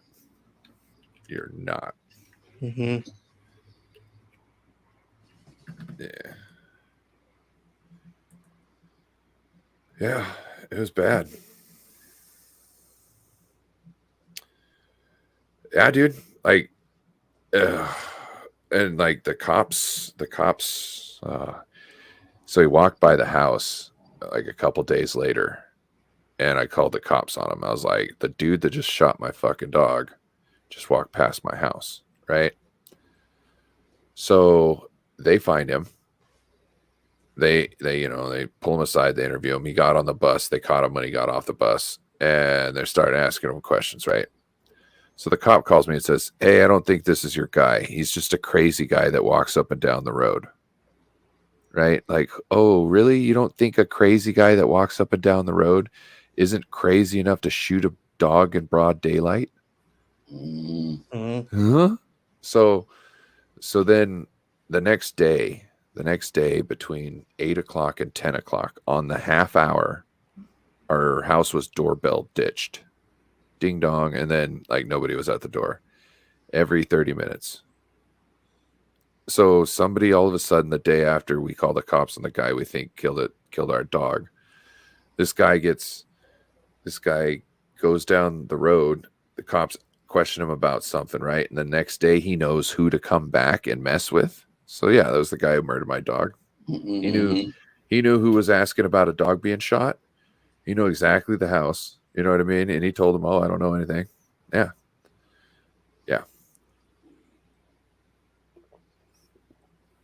I wish I would have caught him in the act. He would have. Oh, if I would have caught him in the act, that would have. You could have crime of passion, bro. I would have been clinically insane. Too bad, it's not in these days area. Oh, they would have video of it. Oh, yeah. I was gonna leave my phone at home, Steve-O. Don't worry. Somebody's house now. So many houses have. You can't get away from DNA. Doorbells. And you've got no way to control when your DNA is going to fall off of you. You know what I'm saying?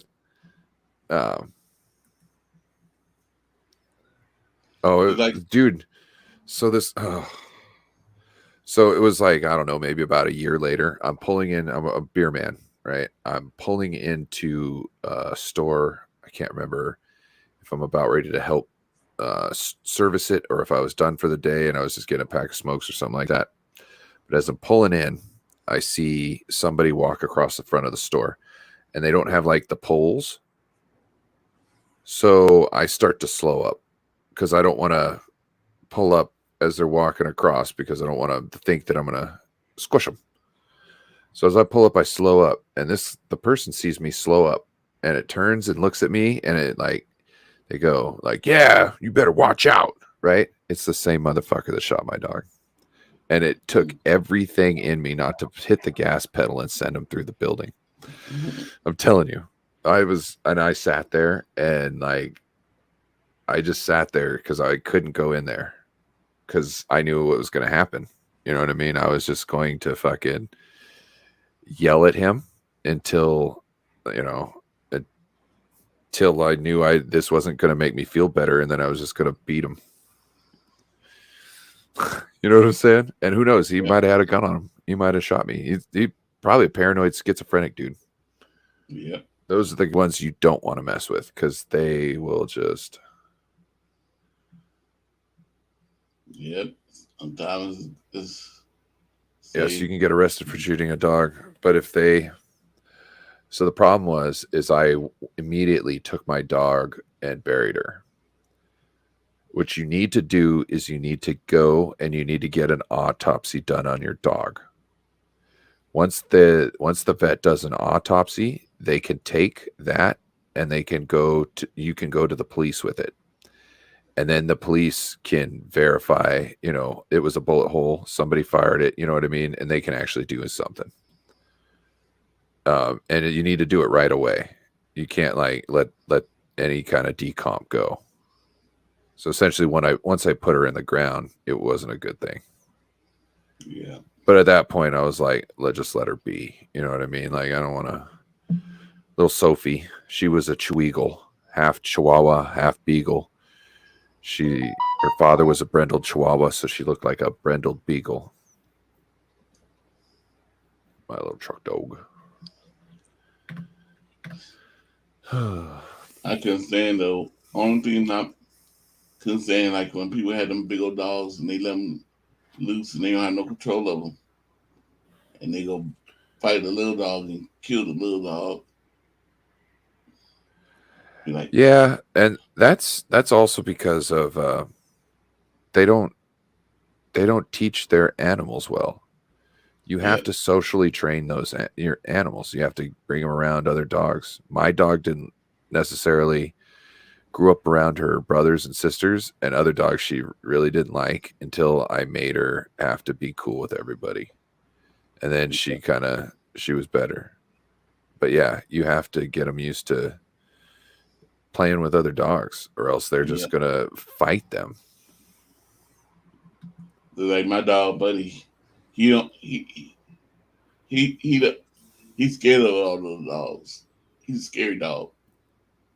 So see, at pit bulls, one of the best dogs is a Staffordshire Terrier, which is essentially half of a pit bull.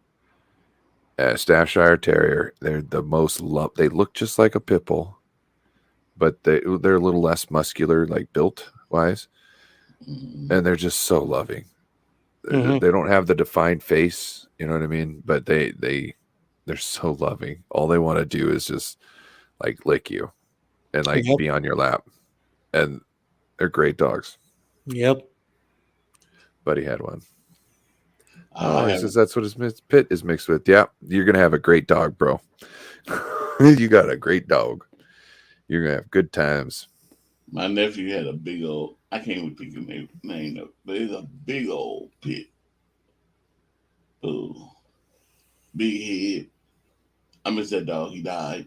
But I used to come over his house, and he'd come up and he'd sit on my lap. I sit down, he'd come on, get on my lap, and just sit there.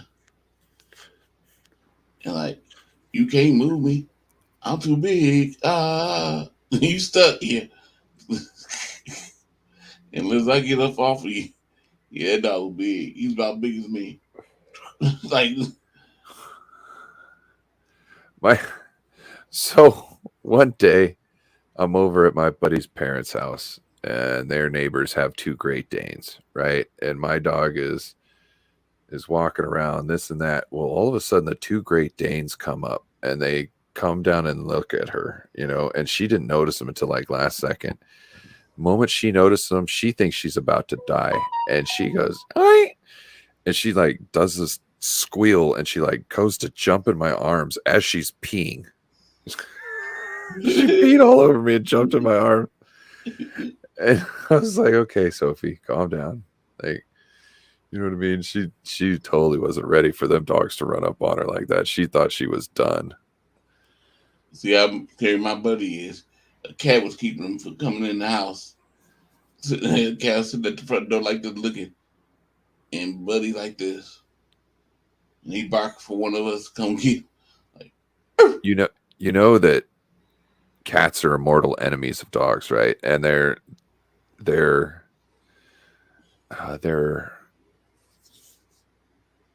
designed to be a better killer than dogs.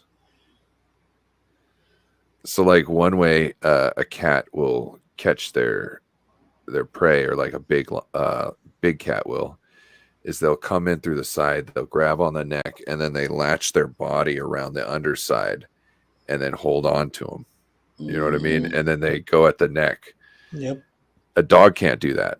And that's and the dog can't, like, it's hard for the dog to stop that maneuver. So cats essentially are built to, big cats are essentially built to take on big dogs and other things like that, because of how so they're better killing machines than dogs. And that's why, you can get a little cat that will stand off with a dog, because that dog knows those claws suck, and that cat is so damn quick. I'm gonna get hit 10 times before I know I got hit once. You know what I'm saying? oh yeah, because my sister-in-law, like she was in the backyard walking, and her dog back there, Jojo, and we didn't know this cat had kittens in our shed. And Buddy went over there. That cat jumped on him. My buddy was screaming, hollering, and Dana came over there to try to get, and then she had to scream and holler. The cat jumped on her. And so my brother came out and ran down over there, and he stomped his feet like this, and the cat took off finally. Yeah.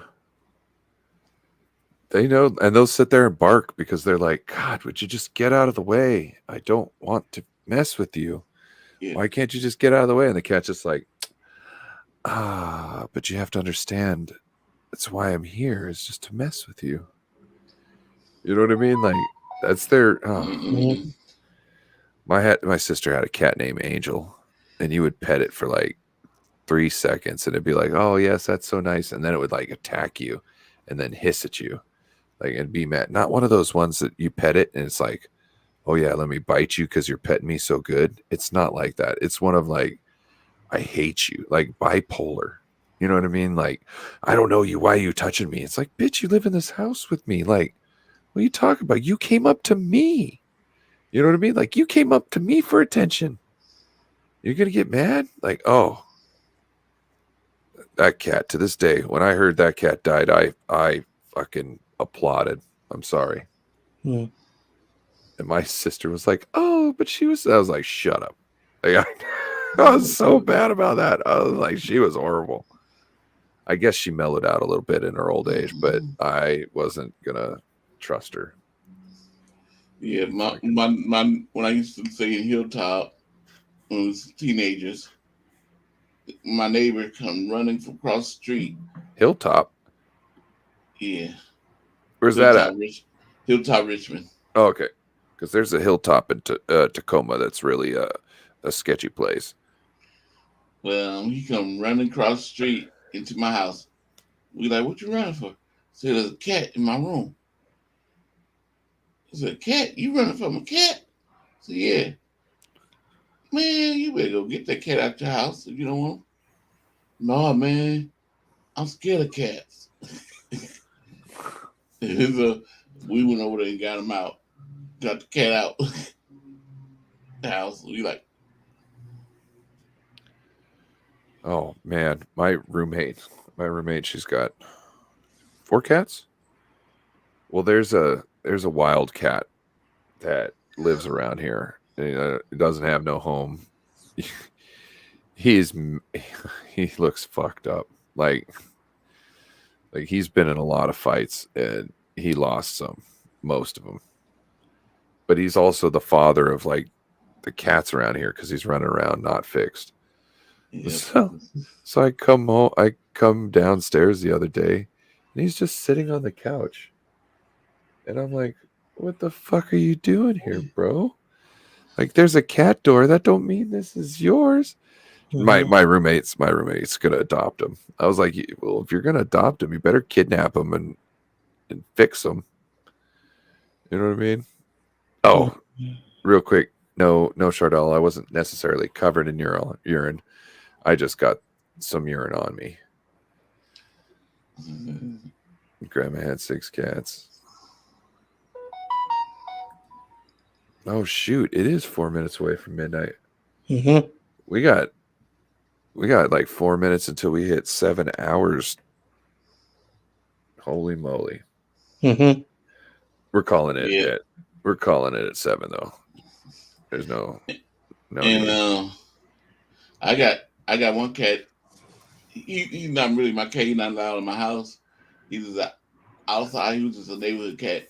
I just started feeding him, putting food out there for him. I call him Trey Lance. At first, I thought he was a girl cat because all of a sudden it disappeared. It was a fat cat. And I'm like, oh, you must be pregnant. He's like, you pregnant. So I thought it was a girl cat. Now you just call her Princess. But then one lady came over and said, no, this is not a girl cat. It's a boy cat. I was like, oh, it is? I can't tell. And then I called him Trey Lance. Trey Lance. Trey Lance. And we got this other cat, this orange cat. We call him Mr. Miyagi. And I got the other cat. First I would call him Scary Cat, but now I call him Brock Purdy. Oh, Mr. Miyagi. Wax on, wax off. Yeah. Wax off, wax off. And Mr. Miyagi, he's a tough cat. He's the one to keep the other 2 cats in line. Trey Lance, he's a big bully too. So my buddy back in the day had a cat name that he called the Commissioner. Okay, he called him the Commissioner because he ran the neighborhood. You know what I mean? Like it's his turf. You know, he ran stuff. At one point, my buddy gets a cat, or his brother gets a cat. Somebody gets a kitten. They name the thing Ninja because the thing was like a ninja. Like it would just like come out of nowhere and just attack you. Well, it kept on messing with the commissioner, right? And then like 2 weeks later, it's gone. No trace of it. Gone. We don't know this for sure, but we all think the commissioner took him out. Mm-hmm. Oh, hold on. That's right. And I can't do it without everybody who was on the panel tonight. So I appreciate everybody who was here. I'm not streaming all by myself for 7 hours. It's not a thing. I've actually been on a stream that went 12 hours. Yeah. If I streamed for 3 more hours, I would be up for 24 hours, Chardall. And I don't really want to do that. Yeah. Especially when we got Bryant Culp's show in the morning. Yeah. Speaking of that, because it's midnight. Yep. Yeah. And I don't want to. If you guys want to plug your channels, please plug your channels, and okay, we'll wrap it up. Let's have Corey go first because he's the GOAT. Let's not forget that. Corey is the GOAT. Okay, so tomorrow I'll be on Brian Cup show. Hopefully, I can get up and be on his show, and then after his show, I'll be on with No Border Sports on my show. We're gonna be doing his trivia parts he need to answer, his questions, 10, 15 questions. And then Sunday, I will be giving the results of what everybody did. Then next Wednesday, it'll be the Giants trivia. And then Thursday, 49ers trivia. Giants 7 o'clock. 49ers 8 o'clock. Corey, Chardall is asking if he can join the trivia. Yes. Do you want him to try and show up tomorrow? Okay. I don't know if you want to. That's what I'm wondering. Because if I'm redoing questions, might as well. If he wants to do it, then he can. Yep. He can, you know what I mean? Yeah, you come in. Okay, Chardall, around 10:15 tomorrow. Make sure you go subscribe to Corey on Twitter. For Corey Davis. That's with a K. Kore, and then hit him up so he can send you the link. Yeah. Or hit me up and then I can send you my link. One or the other. Yes, 10:15. All right. John Jay, let everybody know where they can find you. Well, appreciate it for having me on, man. Yeah. This is the longest I've done on a stream in a while. I've tried my best not to do these very long streams, but it's Friday. I got nothing going on tomorrow morning, so I stayed on all day. So appreciate it as always.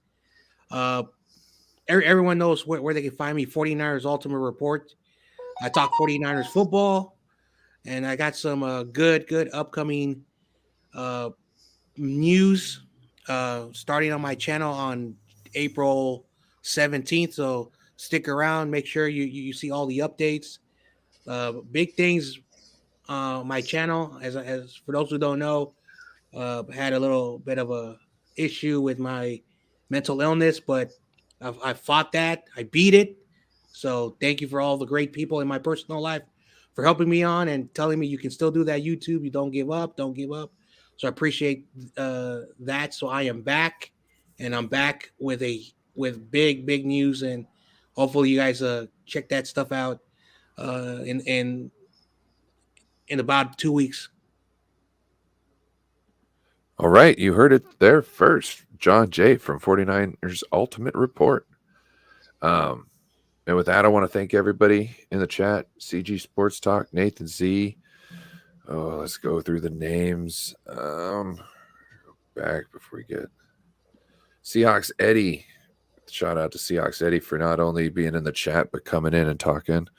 Beto from 49 or from Niner Sickness. Let's see, David Corona, Steve-O, Nathan Z. I believe I already said that. If Bashar, 49er Minded, Bryant Culp for being on the panel and in the chat. Randy Daytona, shout out. And Jess from East Coast Red and Gold podcast. And Little Spongy. And then all the panels. David McNiner. Joe Stevens. David Corona. I can't think. There was more. Oh, Jason. Our start there or guest there in the beginning.